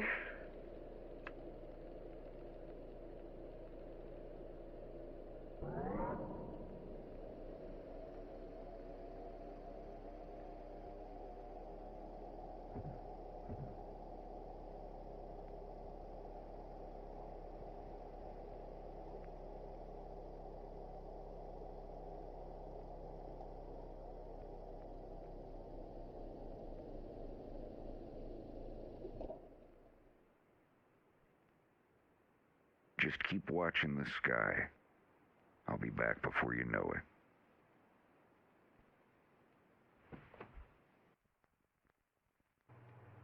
We're gonna lose our weekend pass if we don't find this thing. We'll find it, babe. It's in the back. It wasn't on the 2505 either. Staff Sergeant said it wouldn't be on the 2505. We gotta write it in after we... All right, yeah, this is it. We got it. Did you really find it? Yeah. Ugh, good. I can't take any more stress tonight. I really gotta work on my timing. Hey, what's up? Hey, bud. How's the, Gone forever. Didn't even leave a note. Oh, I can't imagine how you must feel after... I'll survive. Is Bill around? And he doth appear. Oh, what the hell are you doing here? Hey, now, nobody said I couldn't come visit. You better give her a head shake there, bud. You've been told pretty near 100 times since you got discharged. I'm sorry. I thought I heard you say something vaguely decipherable, but I'm not sure. It says right there on the wall, only qualified pilots allowed in the premises. Qualified? Oh, let's hear it, Bill. What do these otherwise lovely ladies bring to the table that I don't? How about depth perception? How about I wipe that curd-chewing, snaggled rictus off your face there, bud? Well, fill your boots, you one-eyed knob. Is my breath bad? Ding-dongs. Assorted. Wolfgang Shaman. Willie Lyle. Fair is out in the car. I just wanted to show off one more time. Oh, sure.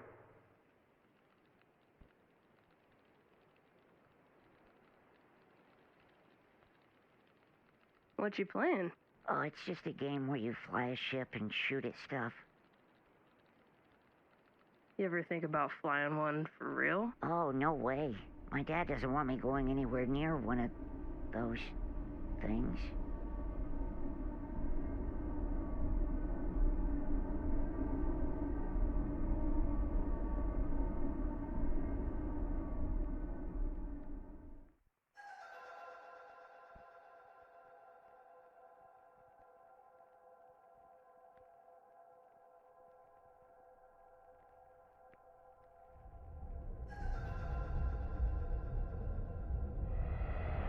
Maymaster hailing UA-101, stand by.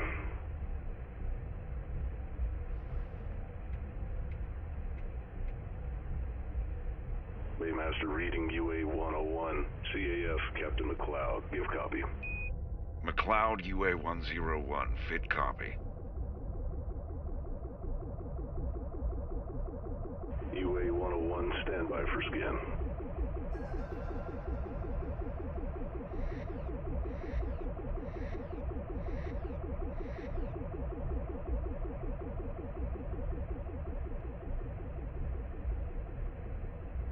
All clear. Proceed as designated to Bay 3. Give copy. Fit copy, Baymaster. Landing at Bay 3.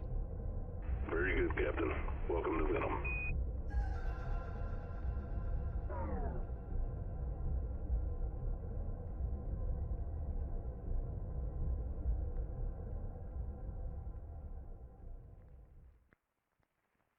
And how long are you staying in Venoma City? Not long.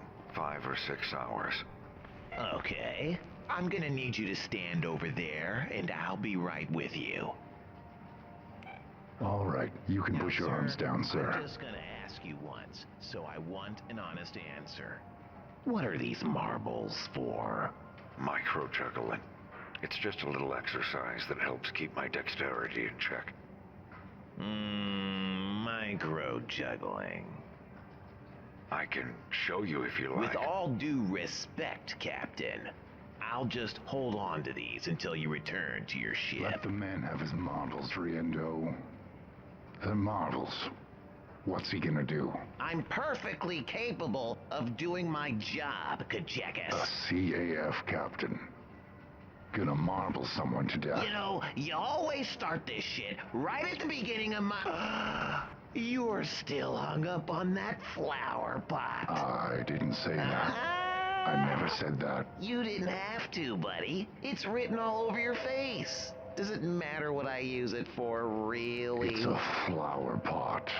The least you could do is grow some flowers. No, I'm not a florist, Kajekas. I'm a smoker, okay?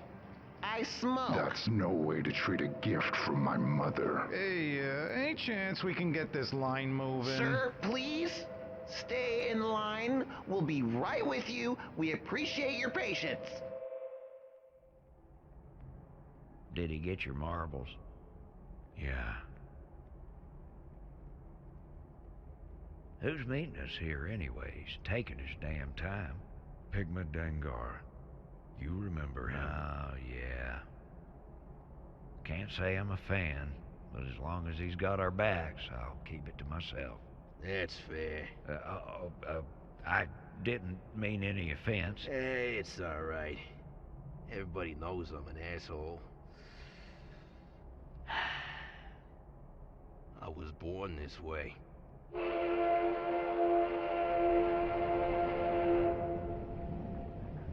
How long have you been on Venom?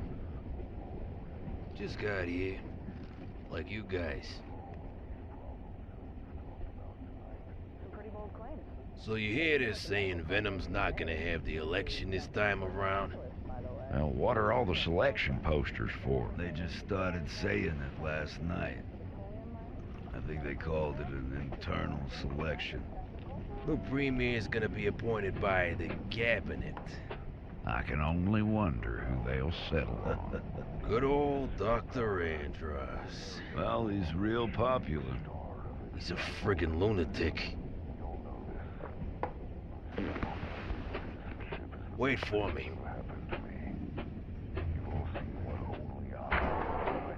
The progress only I am bringing. The jobs only I am offering. The sick children's lives only I am saving. I'm the only one that's ever going to make all of these changes a reality. And I give you my word, they'll be made within one term. The only one. And what qualifies only you to make all this happen in one term? It's simple, really. Only I have the brains to rule Lilat. Can we get the audience? Can I have everyone in the audience quiet down, please?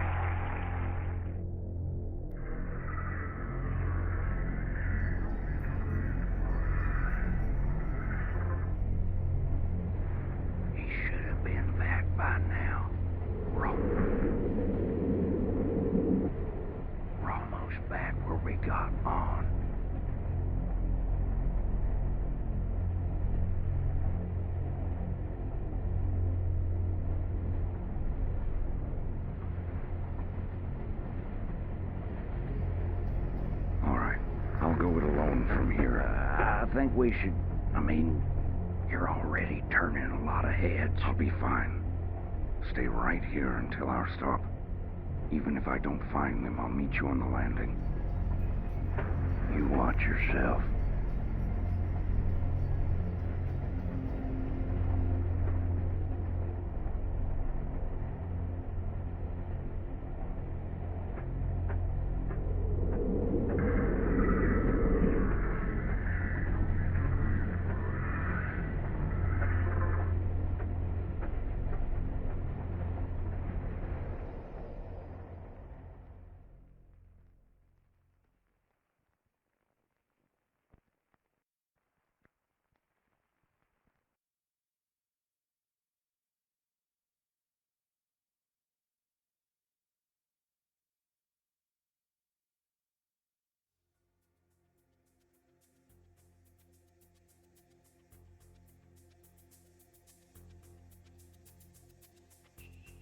All right.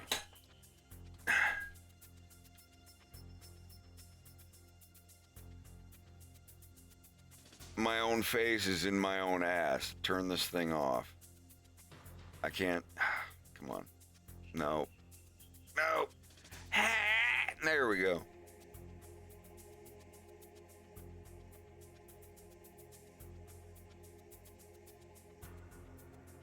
Как вы себя чувствуете? Все в порядке, я надеюсь.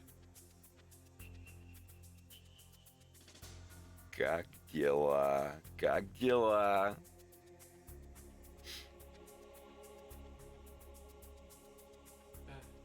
How are you doing? I started choking on a maraschino cherry. That's and not fun. I needed to cough really bad. I frantically was searching for Discord so I could mute myself so I wouldn't ugly cough. But I was already on mute, so all that struggle was for nothing. It was bad. It'd been great if you're like, oh, thank God I found the button, and you hit it and unmuted yourself. Oh, God. So anything that you were wanting us to hear was muted, and every single thing you wanted to mute was exactly what we heard. I've done that before. I reach up. Yeah, it's bound to it's happen. Like talk for 5 minutes and no one hears what I say, and then I reach down to hit the button and everyone's just oh, sorry. Anyway, and then earlier when I was folding my laundry and I was on a call with y'all, and I muted myself, and as I was folding my laundry, I fucking horse farted, and I had to check Discord. I was like, oh no. I need to, okay, I'm muted. Now, when I was working on episode 1, I tried out Google Hangouts for the first time. And I was hanging out with one of my buddies and his artist friends. And when you full screen, it was like Skype. It was like the Skype alternative back then, other than Discord. And everyone was quiet. And all of a sudden we just heard and homeboy's icon lit up full screen when the fart happened, and then it disappeared. And then his icon lit up again, and he was then like, oh, what the fuck was that? So like immediately after farting, he immediately piped in with, oh, what was that? Like, and everyone saw it. No one said anything. I like, you know, said to the dude, I'm sorry, dude, but it was only your icon that was showing when the fart happened, and he immediately copped to it. He was like, yeah, it was me, dude. Sorry, bro. I was like, well, why did you, like, immediately, like, pitch in with, like, who did? He's like, oh, I just didn't want to. Like, I didn't push it. I didn't call him out. But, like, he seriously. What the hell were these squirts? Yeah, what the hell is this one? But, like, seriously, like, he farted. It showed full screen on my secondary monitor. I think it was while I was working on the desert scene, where Fox is, like, kneeling in front of the memorial. I remember because that was when I first got that big TV. That was the first scene I was working on. My buddy was like, oh, he wants me to do this Google Plus Hangout, whatever the shit. And yeah, he if anyone, like, this is one of the only like 2 or 3 times in my life that I ever used Google Hangouts or Google Circle Plus, whatever the shit. And I just remember I was working and saw his logo pop up just for the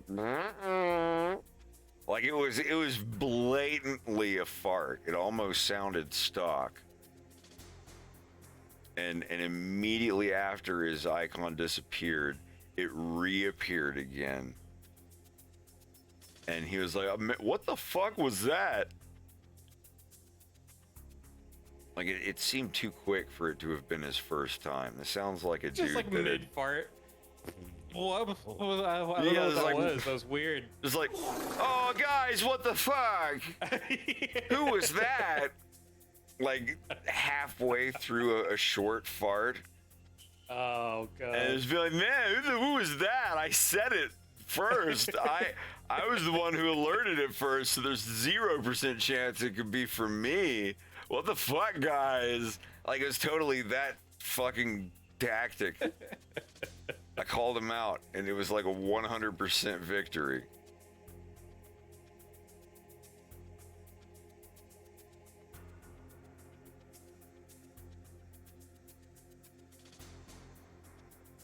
I mean, nobody was upset or anything. Everybody's done that. Everybody's farted and blamed it on something or someone else. I've done it before. It's been like, it's just been like, Lex, what the fuck?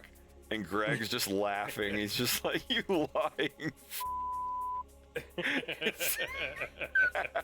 And then I start laughing like, yeah, I guess I am.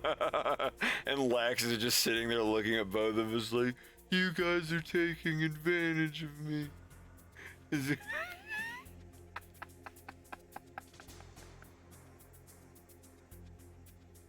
It's more of just a tradition rather than a tactic at this point. You ever had like one of those ventrilo shits where like you fart and it makes it sound like it came from like another part of the room? Because you're just sitting at the right angle, you know? Yeah. What the fuck? It's awesome. God damn.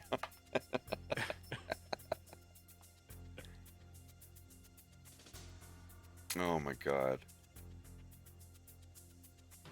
Have you shit your pants in the weed store again, Matthew?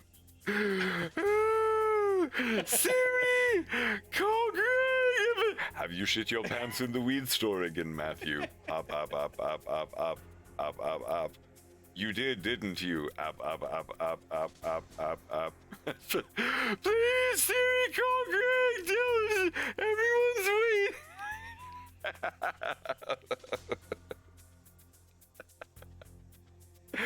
Oh my God. Have you shit your pants in the weed store again, Matthew?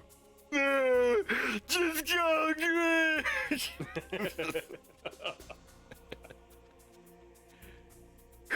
I will notify a Shitted Pants Crisis Center now.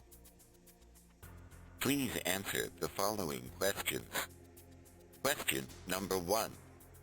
How badly are your pants shitted? Number 2. Number 3. Where is the nearest...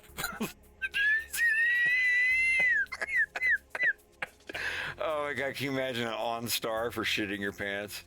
Oh God. It's like you're in your Alexa, car and you call and it's like, myself. I shit my pants. It's like a delivery service that can bring you fresh underwear and pants and take your shitted pants away to a cleaners and have them delivered to your house in a discreet box by the time you get home from Triple like, ass. Yeah, like, oh my God. Shart State, are you in good pants? Come on. Hell yeah, dude. I would run that business. I would be the king of the Shart Assurance. I don't know.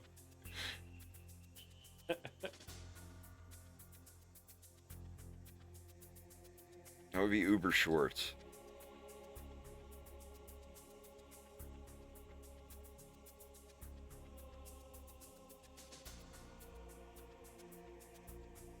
I shan't shit a shart again. I shan't. Oh my god. Is that from Shakespeare?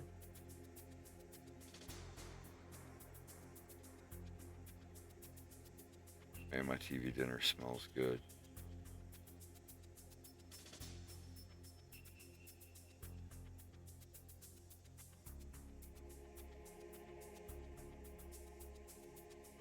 Alright, are these fucking done?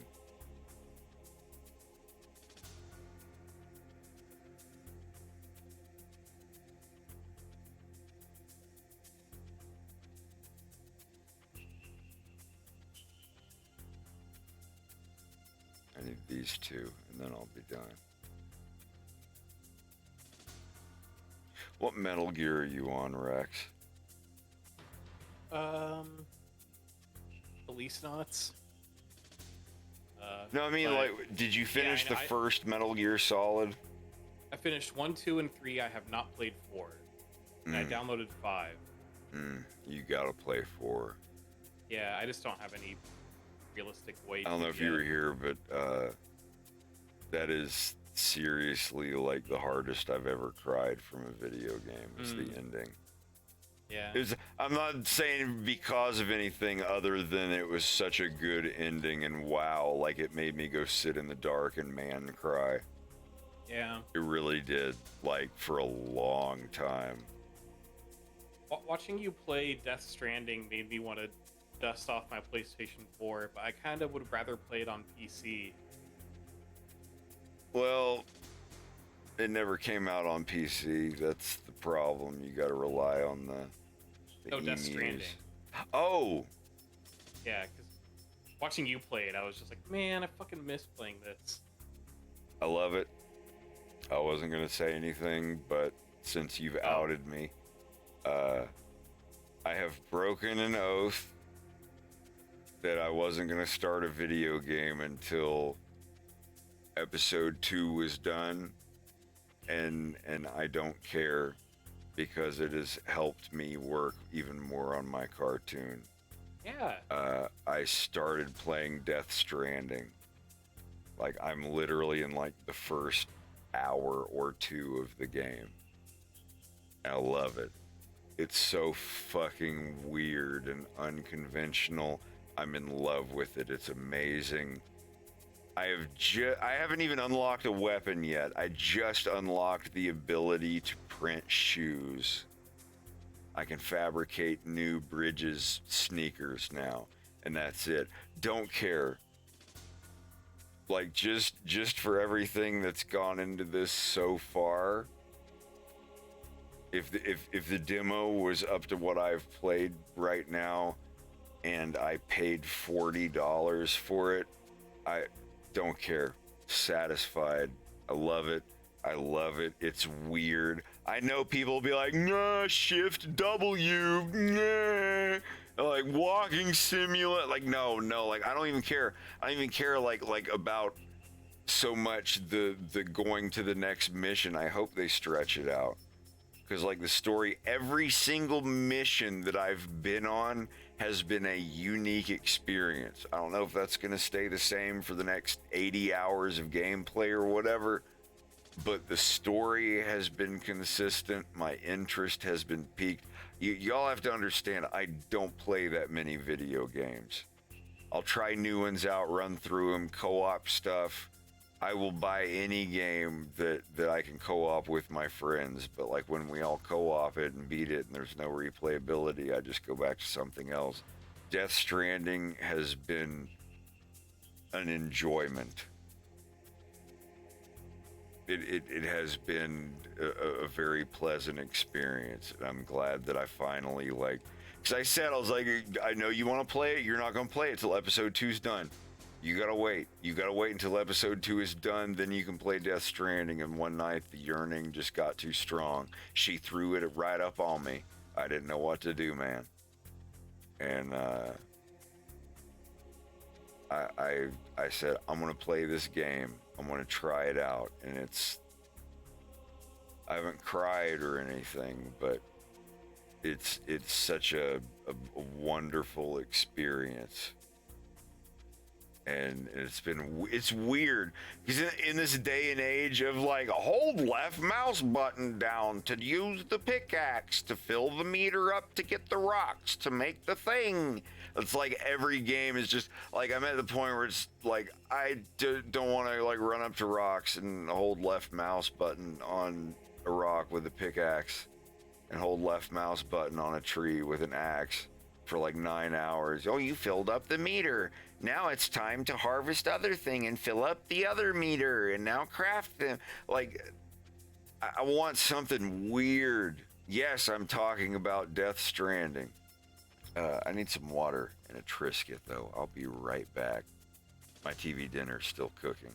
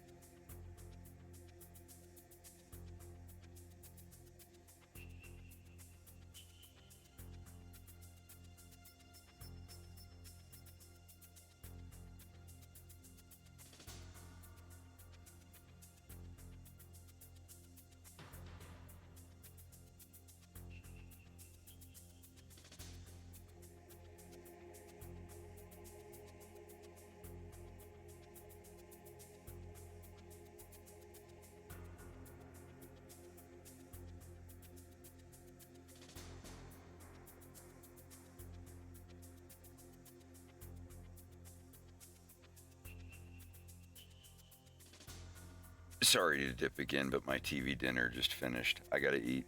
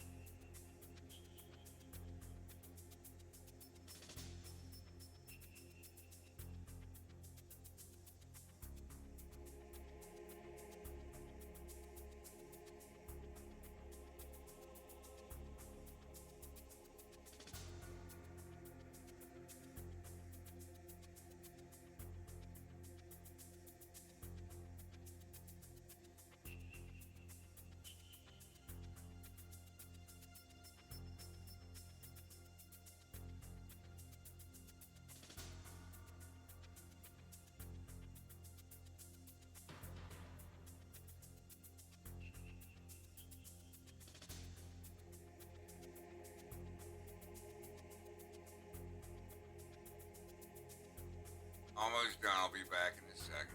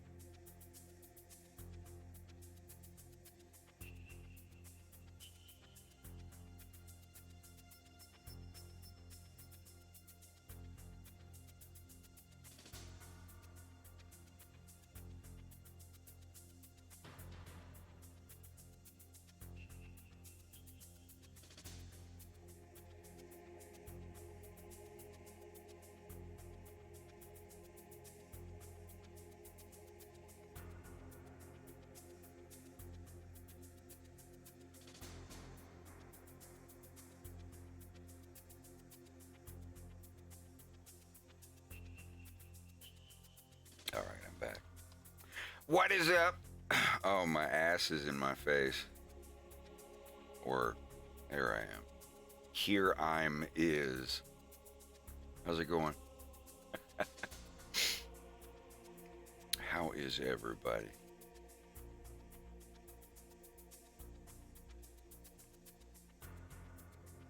What you drinking? Что пить сегодня? На эту ночь.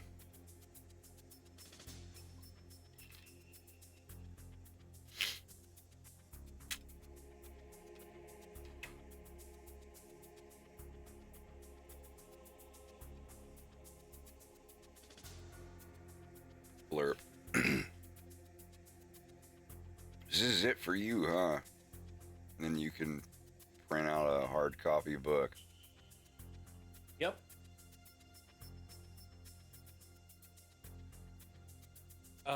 Well,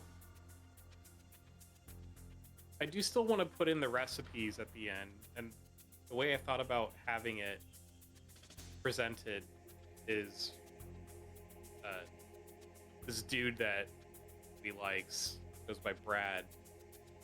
He's a baker and a little old school, and they record like cooking videos, but they're very like handy cam and kind of silly. Yeah. And it's just Brad cooking the things that you see in the comic. Nothing that really adds to the story, but rather than just having a list of recipes, I want it to be kind of sweet and somewhat interactive in that way. And that'll be exclusive for the printed copies.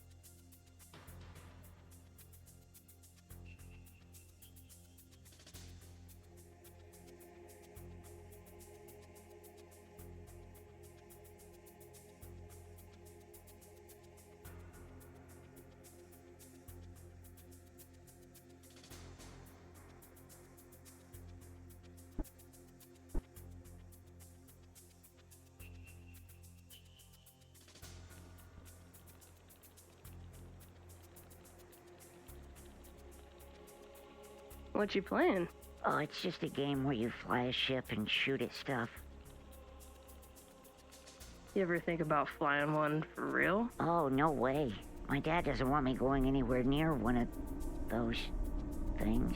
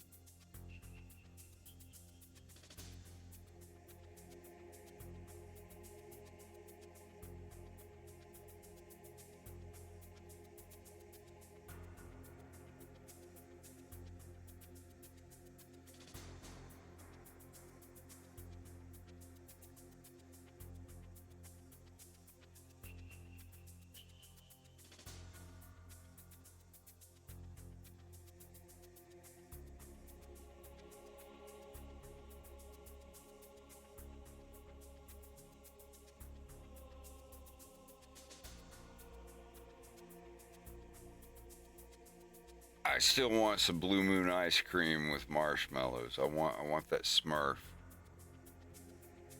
Blue Moon ice cream.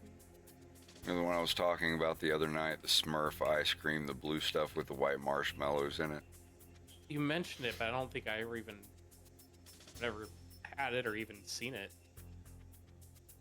Yeah, when I was younger, I went to this place called Larry's Ice Cream. And they had it there in the Lakeland Square Mall.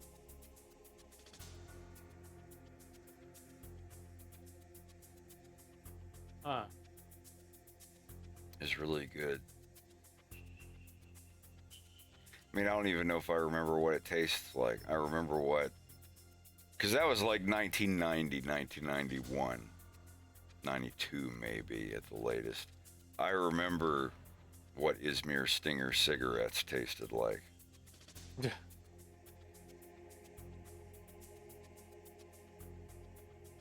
As long as they never made an ice cream.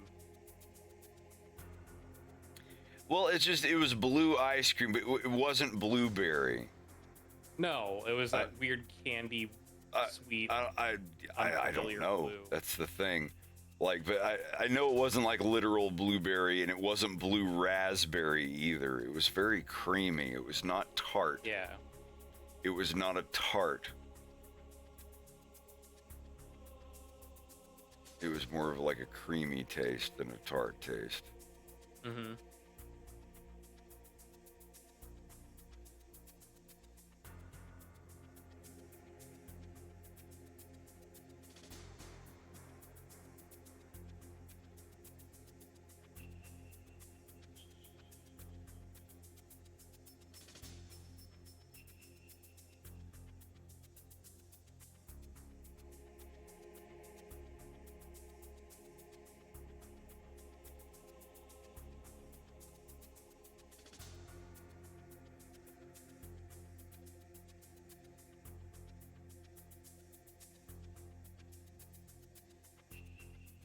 It's where you don't eat any walnuts or almonds in your ice cream for 30 days in the fall.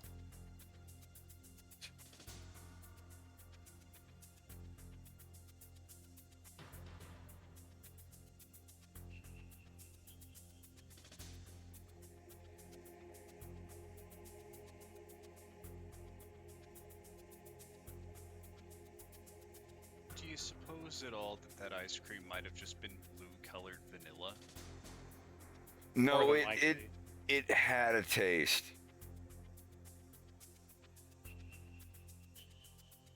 Like, I believe you. I'm just like, but that's what I'm saying. It was a subtle taste. It wasn't like tart blue, tangy blue raspberry. It was not vanilla ice cream. It had a taste to it. I can't remember what it was, but it was like, it wasn't like vanilla bean. It had a flavor. It just happened to have marshmallows in it. Yeah, some people say it's like cotton candy bubblegum. Some people say blue raspberry. It may have been a blue raspberry ice cream, but it wasn't like tart like a sherbet. No. I know what you mean. I feel like maybe cotton candy may be more accurate though. But this is what I'm saying. Kind of creamy sweet. If there's 3 or 4 recipes for it, it's like, oh, but Fred, there's like 3 or 4 recipes. That's fine. We'll just make all 4 recipes and see which one triggers my memory the most. You know, it's like, oh, what if this one's wrong? We'll just try another one. But yeah, everybody says that Smurf ice cream was just Blue Moon ice cream with marshmallows in it.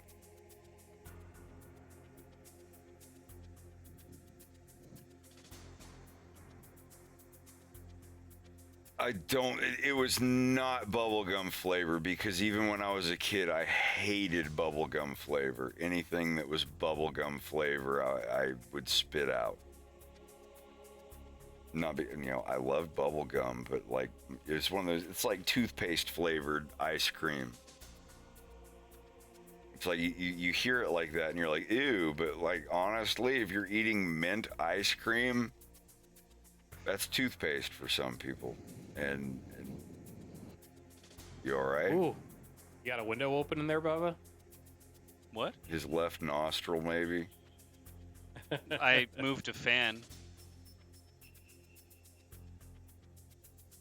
Well, it's gone now. Well, yeah, I moved it. Moved it right by the mic. Sorry. It's all good. It wasn't like loud or anything. It just sounded like you stuck your microphone up your nose. No, it I sounded can. Like you had Slava in the room. Yeah. Or I keep him under the bed. Giant pointy shark nose with this tiny microphone underneath the nostril. The mic part of the headset pulled all the way back where his gills are. Oh, wait, I thought they had nostrils. Don't they have nostrils? They have nostrils. I don't know how well they I don't know. I just see when I think of an anthropomorphic shark person. I don't know. That's right. They do the gill thing. But if they're walking on land, the gills wouldn't do anything, right? Aren't they for sifting oxygen out of water? Yep. So if they were on land, they would have. I don't know. I think that the anthro shark people. I don't know. I never really. I always wanted to think about it without coming up with some kind of like, oh, perfect fantasy that's perfectly convenient for everybody and also cute and kind of sexy, kind of thing. But I don't know. There's nothing I can think of that isn't absolutely nightmarish. Ears on a shark. No, they do ears and tails and boobies and balls on shark characters, so, I have a shark, but he has fox ears and dragon wings. Well, angel wing. Well, one wing is an angel wing and the other wing is a demon wing. A hot wing. No, I don't have any references.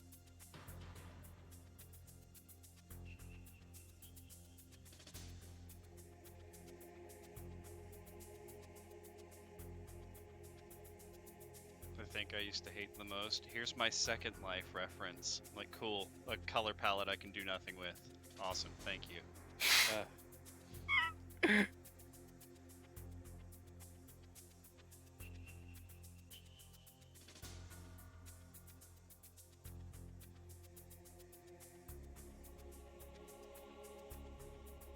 Sorry, I think the Metal Gear Solid soundtrack was so good. Really enjoyed the soundtrack for 2 and 3. Still need to play 4. First one's good too.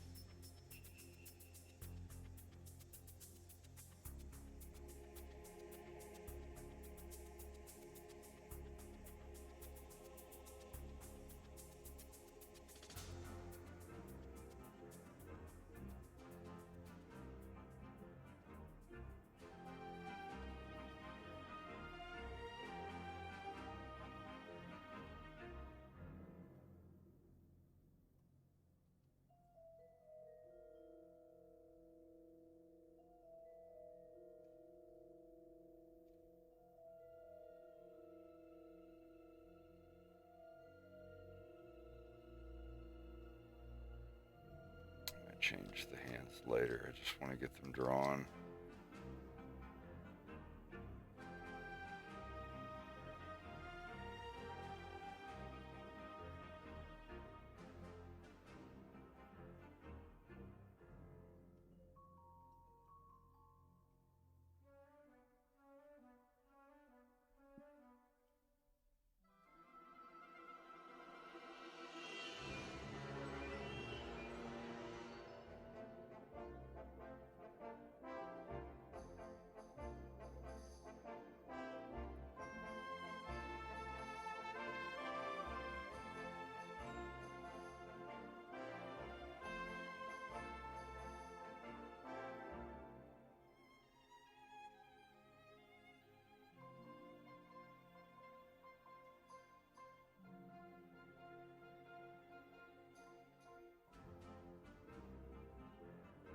I haven't played a video game on stream in a while. What'd you want to play? Well, I may want to get another... God, have I already been going for 5 hours?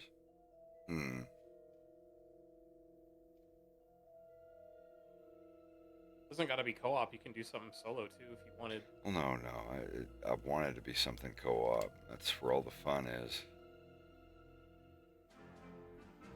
But I don't know. Just something if I ever played a game on here, what I don't know what the most fun is. I guess the one that gets us the most scared and screaming. Only thing I could think of for that would be motherfucking 7 Days to GTFO. Die or GTFO. GTFO. But there's a computer player to control during that, and it'd be a whole new drop, so there's a whole new level. So last time I played, I think 7 days would be fine.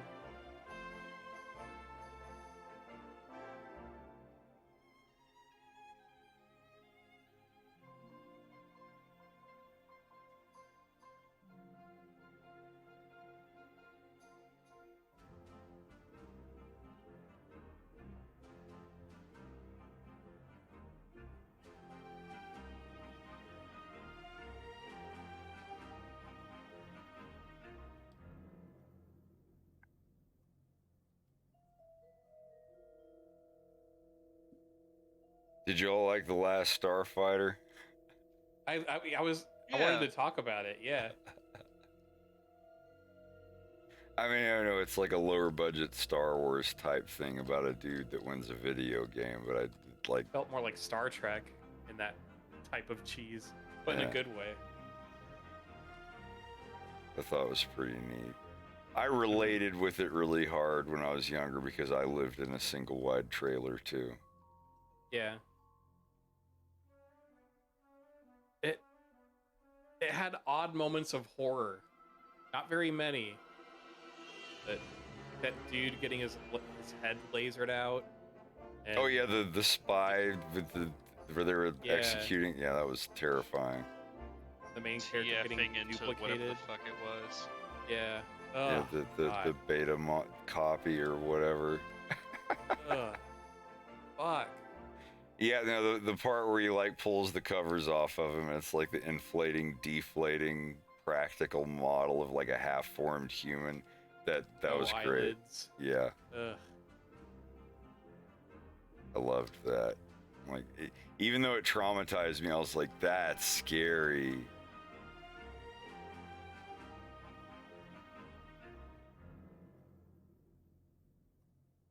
I was so mad that she left with him. Why? Just how his delivery with it. Hey, I'm back from space. I know I was gone for a bit. You'll come with me, babe? She's like, whoa. That's a lot. A lot to ask.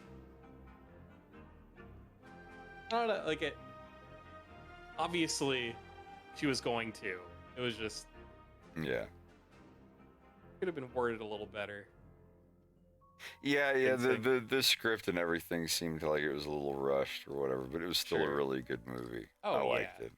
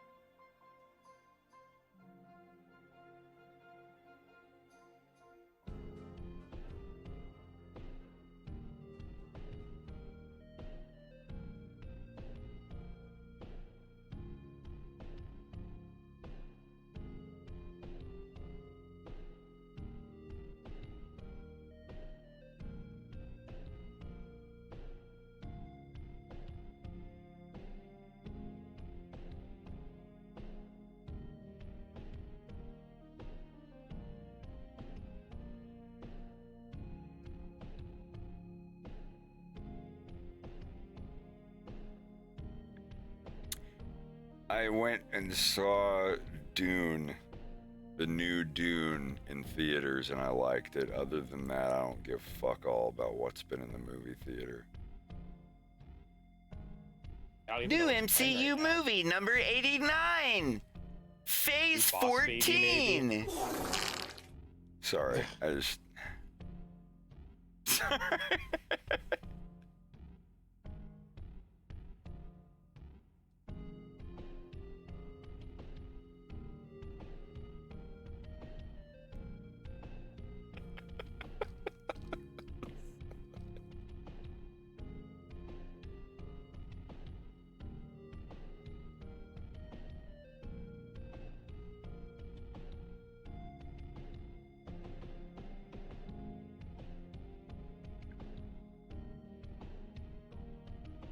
Oh, there's like, what is it? Paws of Fury? Paws of Furry or something? That just looks terrible.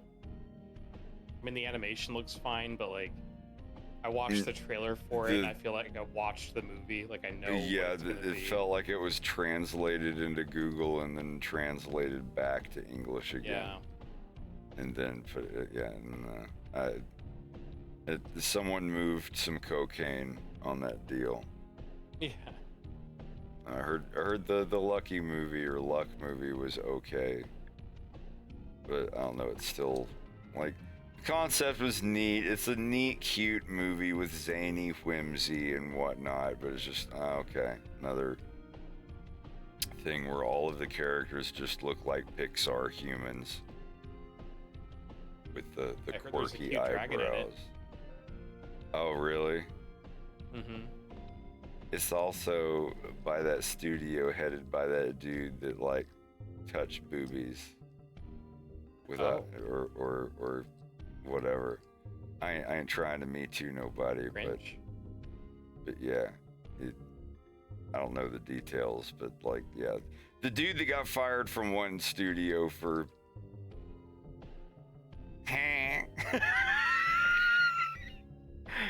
Now he's running that stuff. Whatever. I don't know the details, but I don't know. It just looks like drag and drop default assets type movie to me.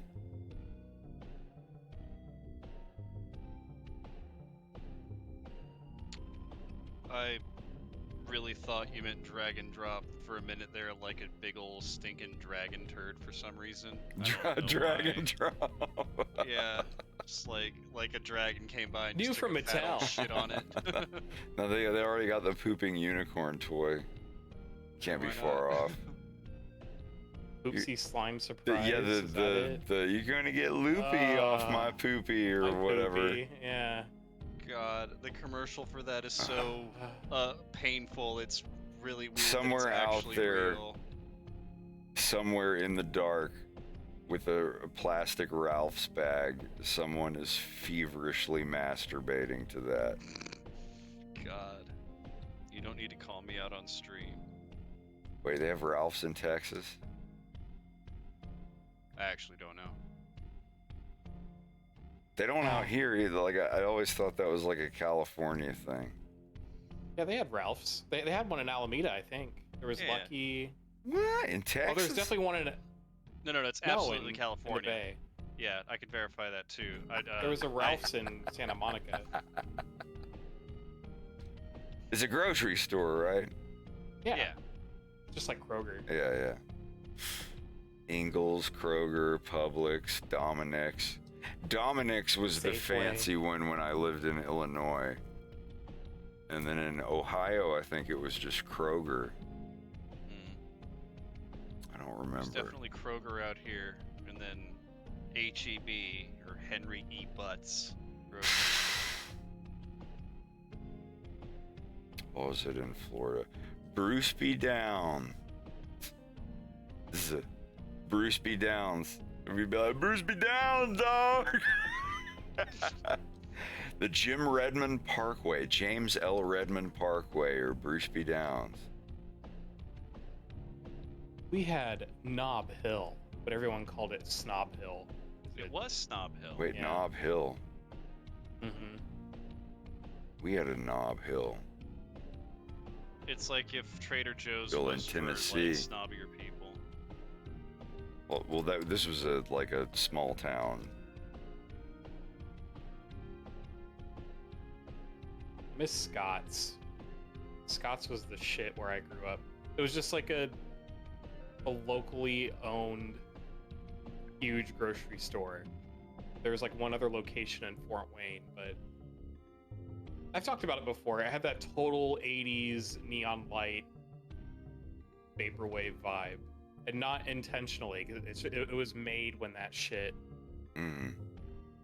was going on. It never changed. It was Nashville. That's what I was thinking of. I miss Cigarettes Cheaper, which was a cigarette gas station and grocery liquor store.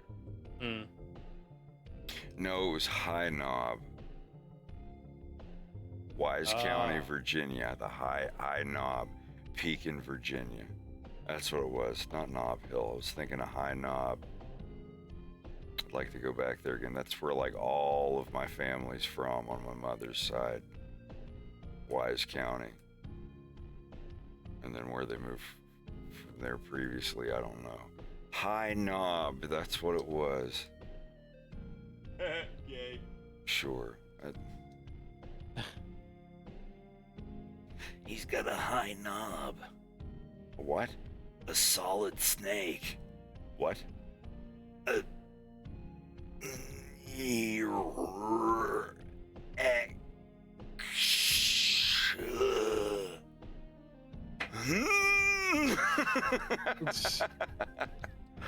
boner for out. I don't know what's going on. I do need some more of this though.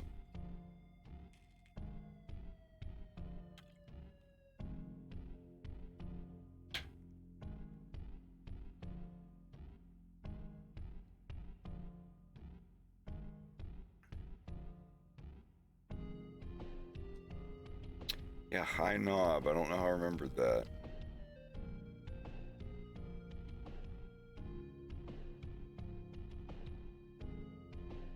I'm counting for some 7 days to die. I'd be up for that. I got a few minutes here. Let me finish up this one frame.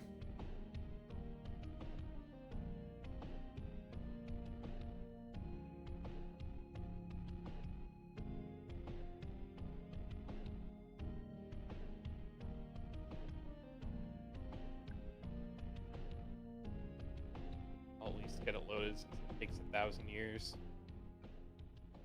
Let me do that on the other one, since I need to anyway.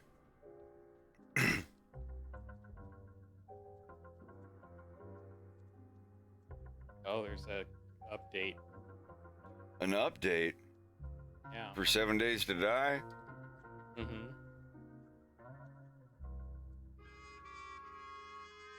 I have everything properly elevated and rested on something soft and comfortable, so I don't yet have carpal tunnel. I have arthritis. Fortunately, my arthritis does not affect lightly holding a pen. Anytime I clench my hands into a fist or anything close to a fist, it's a lot of pain and it sucks. But just gently holding a pen and moving it around, I'm good. Now, if I play something, overactive on a piano, then after a bit, I get that shit in my wrist. That might be carpal tunnel, I don't know, but the drawing stuff is fine. Did I ever share with you the hand stretches for carpal tunnel stuff? Yeah, I do stretches all the time. It's just like I don't get that pain unless I play something really involved on a piano. Oh, that's fair. But no, I do stretches like that all the time. I do them before I get on the chin-up bar anyway. Yeah. I just find which way slightly hurts my muscles and tendons by stretching it that far, and I do it that far. and hold it there for a few seconds. And it's great. Yeah. It's part of the same stretches I do when I get ready to do chin-ups.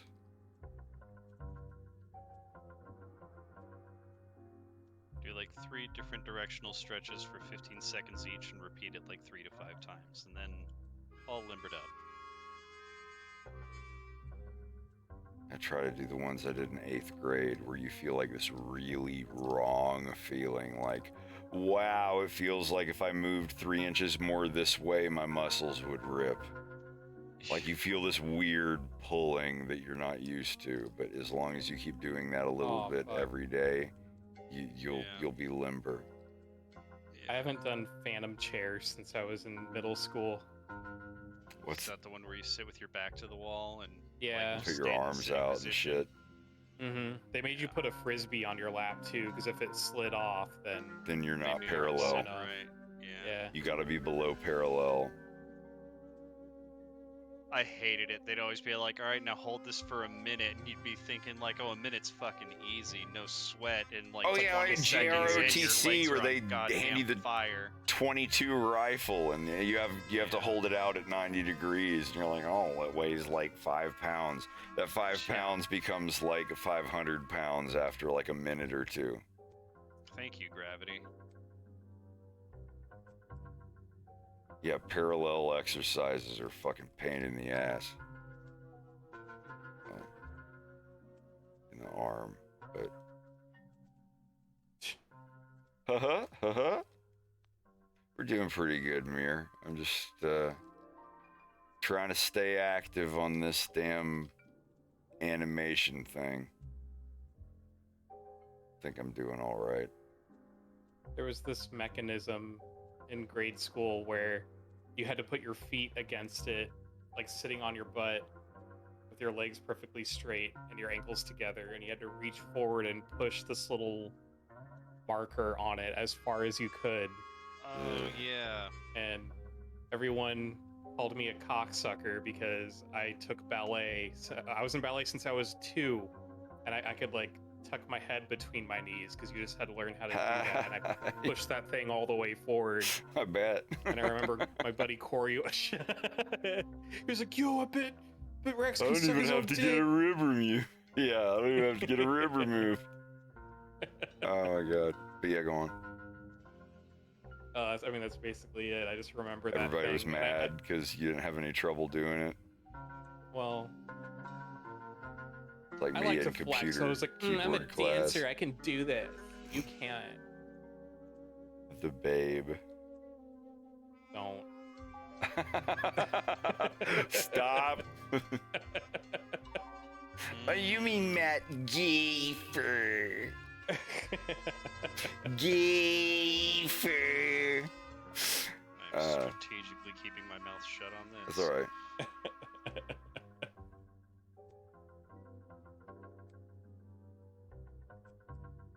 Oh, my iPad's doing that thing where it's getting past 10 o'clock and then it goes into no more blue light mode. Why? What was that, like a after dark night mode thing? Yeah, it's called night shift mode. Yeah, blue light makes you stay awake more, so they turn it off in monitors at a certain time, and it prevents you from basically like staying wide awake while you're at your computer and damaging the hell out of your eyes. Man, my eyes are so fucked. They must be. Yeah, same. I mean, my prescription's not bad. My prescription's like -2.5 or whatever. It's very, it got to like -1.5 or -2 like 10 or 15 years ago. And for like the past 10 or 15 years, I've just been right at -2.5. And that's it. Just -2.5, like, and no, -2.25 on this side, but it's closer to 2.5 if you want. Like, it's at the point where, like, the last time I went, they're like, if you just want us to give you 2.5 for both eyes, it's so close, it's not that big of a deal. Yeah. Unless you want to get the fancy astigmatism ones. Plus 275 left, plus 300 right. Just But 3.0. my farsightedness is really, really good, yeah. It's all in the plus direction. It's like it basically, I can't see a damn thing right in front of my face, but I can see everything far away. I haven't been to an eye doctor since I was like 7, but I guess I must be doing okay. Yeah. It's still good to get a check because like there's things that as you get older from here where it's like shit that can go wrong with your eyes, like eye cancer and crap like that. Like you may not even be likely to have, but it's a good age. My to start grandpa checking. got macular degeneration. Yeah. Then I don't know if Which is that's scary. genetic, but check. Yeah. But was your grandpa also somebody who wore glasses? Yeah. He wore glasses since he was a kid. Yeah, that's something that I have to watch out for. I learned that, like, God, you can reach an age, like, if you live long enough, where, like, the gooey sac inside of your eye can start to detach from the walls of your eye. Yeah, And you retinal start seeing these... detachment. Yeah, and you start seeing these, like, white flashes and sometimes just, like, a black blob. And there's nothing you can do. They're like, yep, yeah, you just gotta get used to it. That's like, how oh my God. mom sees all the time. Oh my God. In one eye. That's how she sees all the time. She has no more depth perception, and it terrifies me that she still drives. Wow. Yeah. Well, if she still drives and doesn't like instantly die, it can't be that bad. She goes pretty slow and she avoids like everything. And this is the I thing, think she's like, depth perception isn't what you should be worried about. Being distracted on a phone is what you should be worried about. Like me, like I drove a car with an eye patch for a long time, had no problem. You just watch the car in front of you. You have a good idea of like how big it is before it's dangerously close or whatever. You can be fine. You can be fine. Like as long as you keep so much car length between you and the car in front of you, depth perception doesn't matter that much. If your mom is like, you know, grabbing her phone and watching TikTok, no. then I would be worried about that. Depth perception, like if you're flying or you know, piloting a ship or whatever, I could see like a lot of concern, but I mean, driving a car should be fine.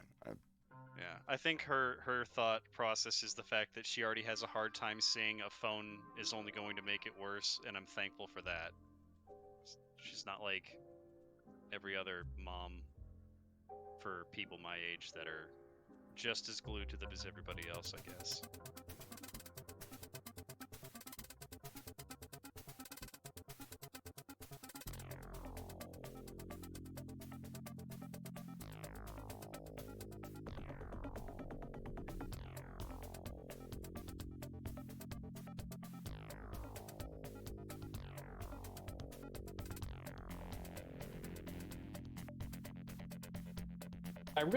I mean, it's not anything new saying things like this, but it's horrible being... It's gotta suck being so addicted to your phone that you can't even look away from it even while you're driving. Yeah, you know? that's You probably a don't lot even of realize people. you're doing it. I see anytime like, I drive, that's most terrifying. people that I see on the interstate are looking at their phone while they're driving.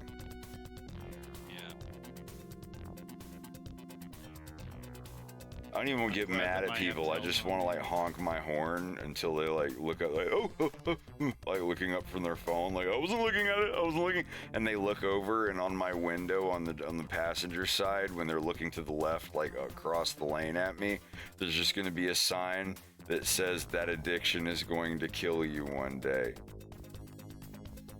And then while they're looking at my sign reading it, they get in a car wreck and die. Yeah. That'd be the thing. I'm trying to save them. Would it be even like more of an ironic sort of a thing if the car flew into you and you both died? Sure.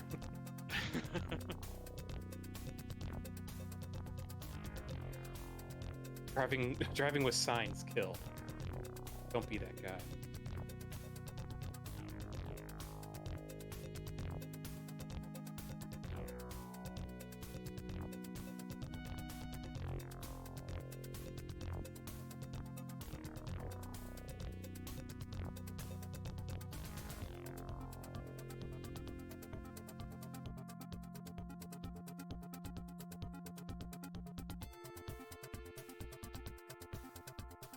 No, that's what I tell people. Like, if you're one of those motorcycle people, you better stay away from any vehicle on the road. It's nothing but texting idiots now. The car that Greg just got has all these features that are specifically designed to keep texting people from dying. Or from like slowing other people down. Wild. There's a feature in the firmware of his new car that tells you when the person in front of you at a red light has started to move. It's basically like a beep, the car in front of you's moving, it's green, go, go, go. As if you wouldn't be able to tell. It is specifically designed for people that are texting and looking down at their phone. I can't even call it texting anymore, because like all the people that are getting people killed, they're not texting, they're like watching TikTok and porn and shit like that. It's like, oh, he was texting, distracted driving. It's like, yeah, that's distracted driving, you're gonna call it that? It's no like phone use while driving. Jesus Christ. I can barely reach over and grab a French fry and eat it while I'm driving. Yeah, the Tesla thing where it's like, it's not to be used for any more than 1 minute, and there's all these people that are getting pulled over sleeping while their car is driving. Like the cops that pull up on that dude and run their sirens and their lights for like 12 minutes and follow him like 12 miles up next to him, and then he finally wakes up and pulls over and he's like, oh no, I wasn't asleep, I just didn't hear you guys. And they're like, we followed you for 12 miles blaring our sirens and flashing our lights at you, and it wasn't until you hit the speed bumps that you woke up. No, I knew you guys were there, I was just preparing for slowing my car down. And then they look the guy up and he's got like 9 other tickets in other cities for sleeping while driving. This is happening now. I'm sorry, like if you're like 20 or younger, you're gonna look at this and go like, oh well, yeah, cars have that kind of stuff. Like if you're in your 40s or 50s, like holy shit, isn't this crazy? I don't know how to describe it, but like being in a world where people can like drive a car and go to sleep, it just blows my mind. I'm not like ranting or anything, it's just like holy shit.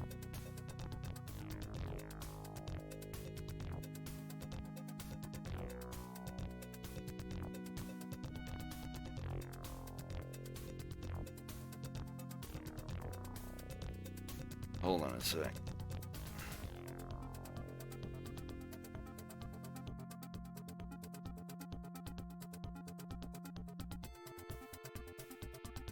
Hey, it reset my run history.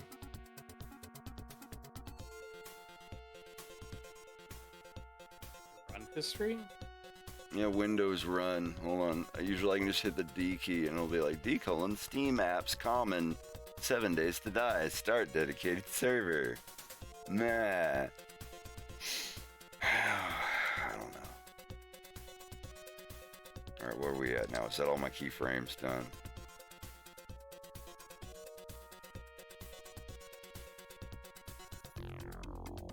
Doesn't have to be perfect. It might look a little weird.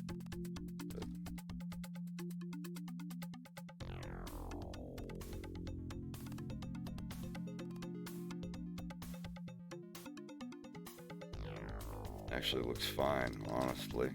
If I were to be completely honest.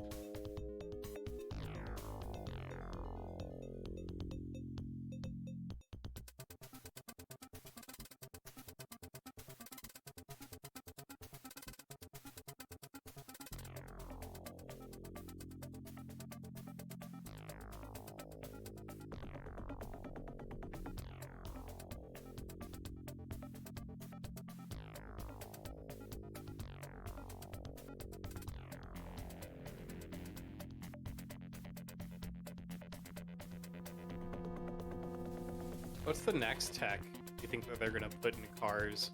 They're self-driving, no GPS, all that shit. Well, Maybe like self-driving's beamformers. gonna be it, really, I think. Well, if you can just like leisurely be in your car and not have to worry about driving. In-car delivery.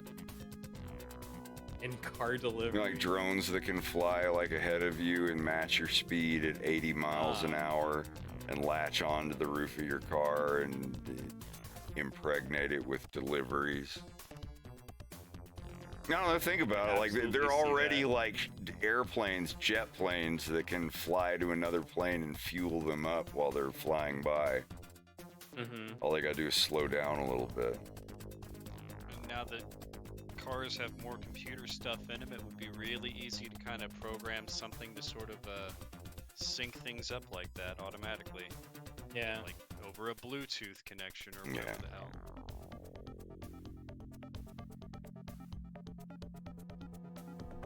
I would be like, what's the point of going outside though? I mean, drive by someplace while your stuff gets delivered to you, just stay home. Or say to hell with all of it and just go camping instead.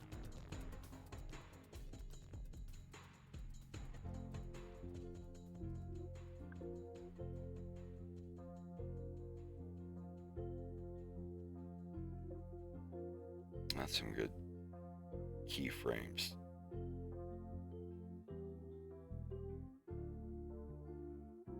Turn away, 'cause there's nothing left to say. You gave the best you had to give. You only get one life to live. Scornful thoughts that fly your way, you should turn away, 'cause there's nothing left to say. You've got nothing left to lose. You've got nothing left to lose. Oh, you've got nothing left to lose. And wanna be standing in your shoes. You read the book, you turn the page. Is this your I'm going away music?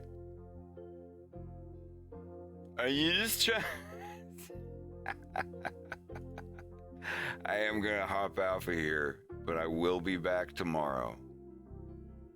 Because we got more of this in-betweening to do. Thank you all very, very much for coming out, and I'll see you in the next one.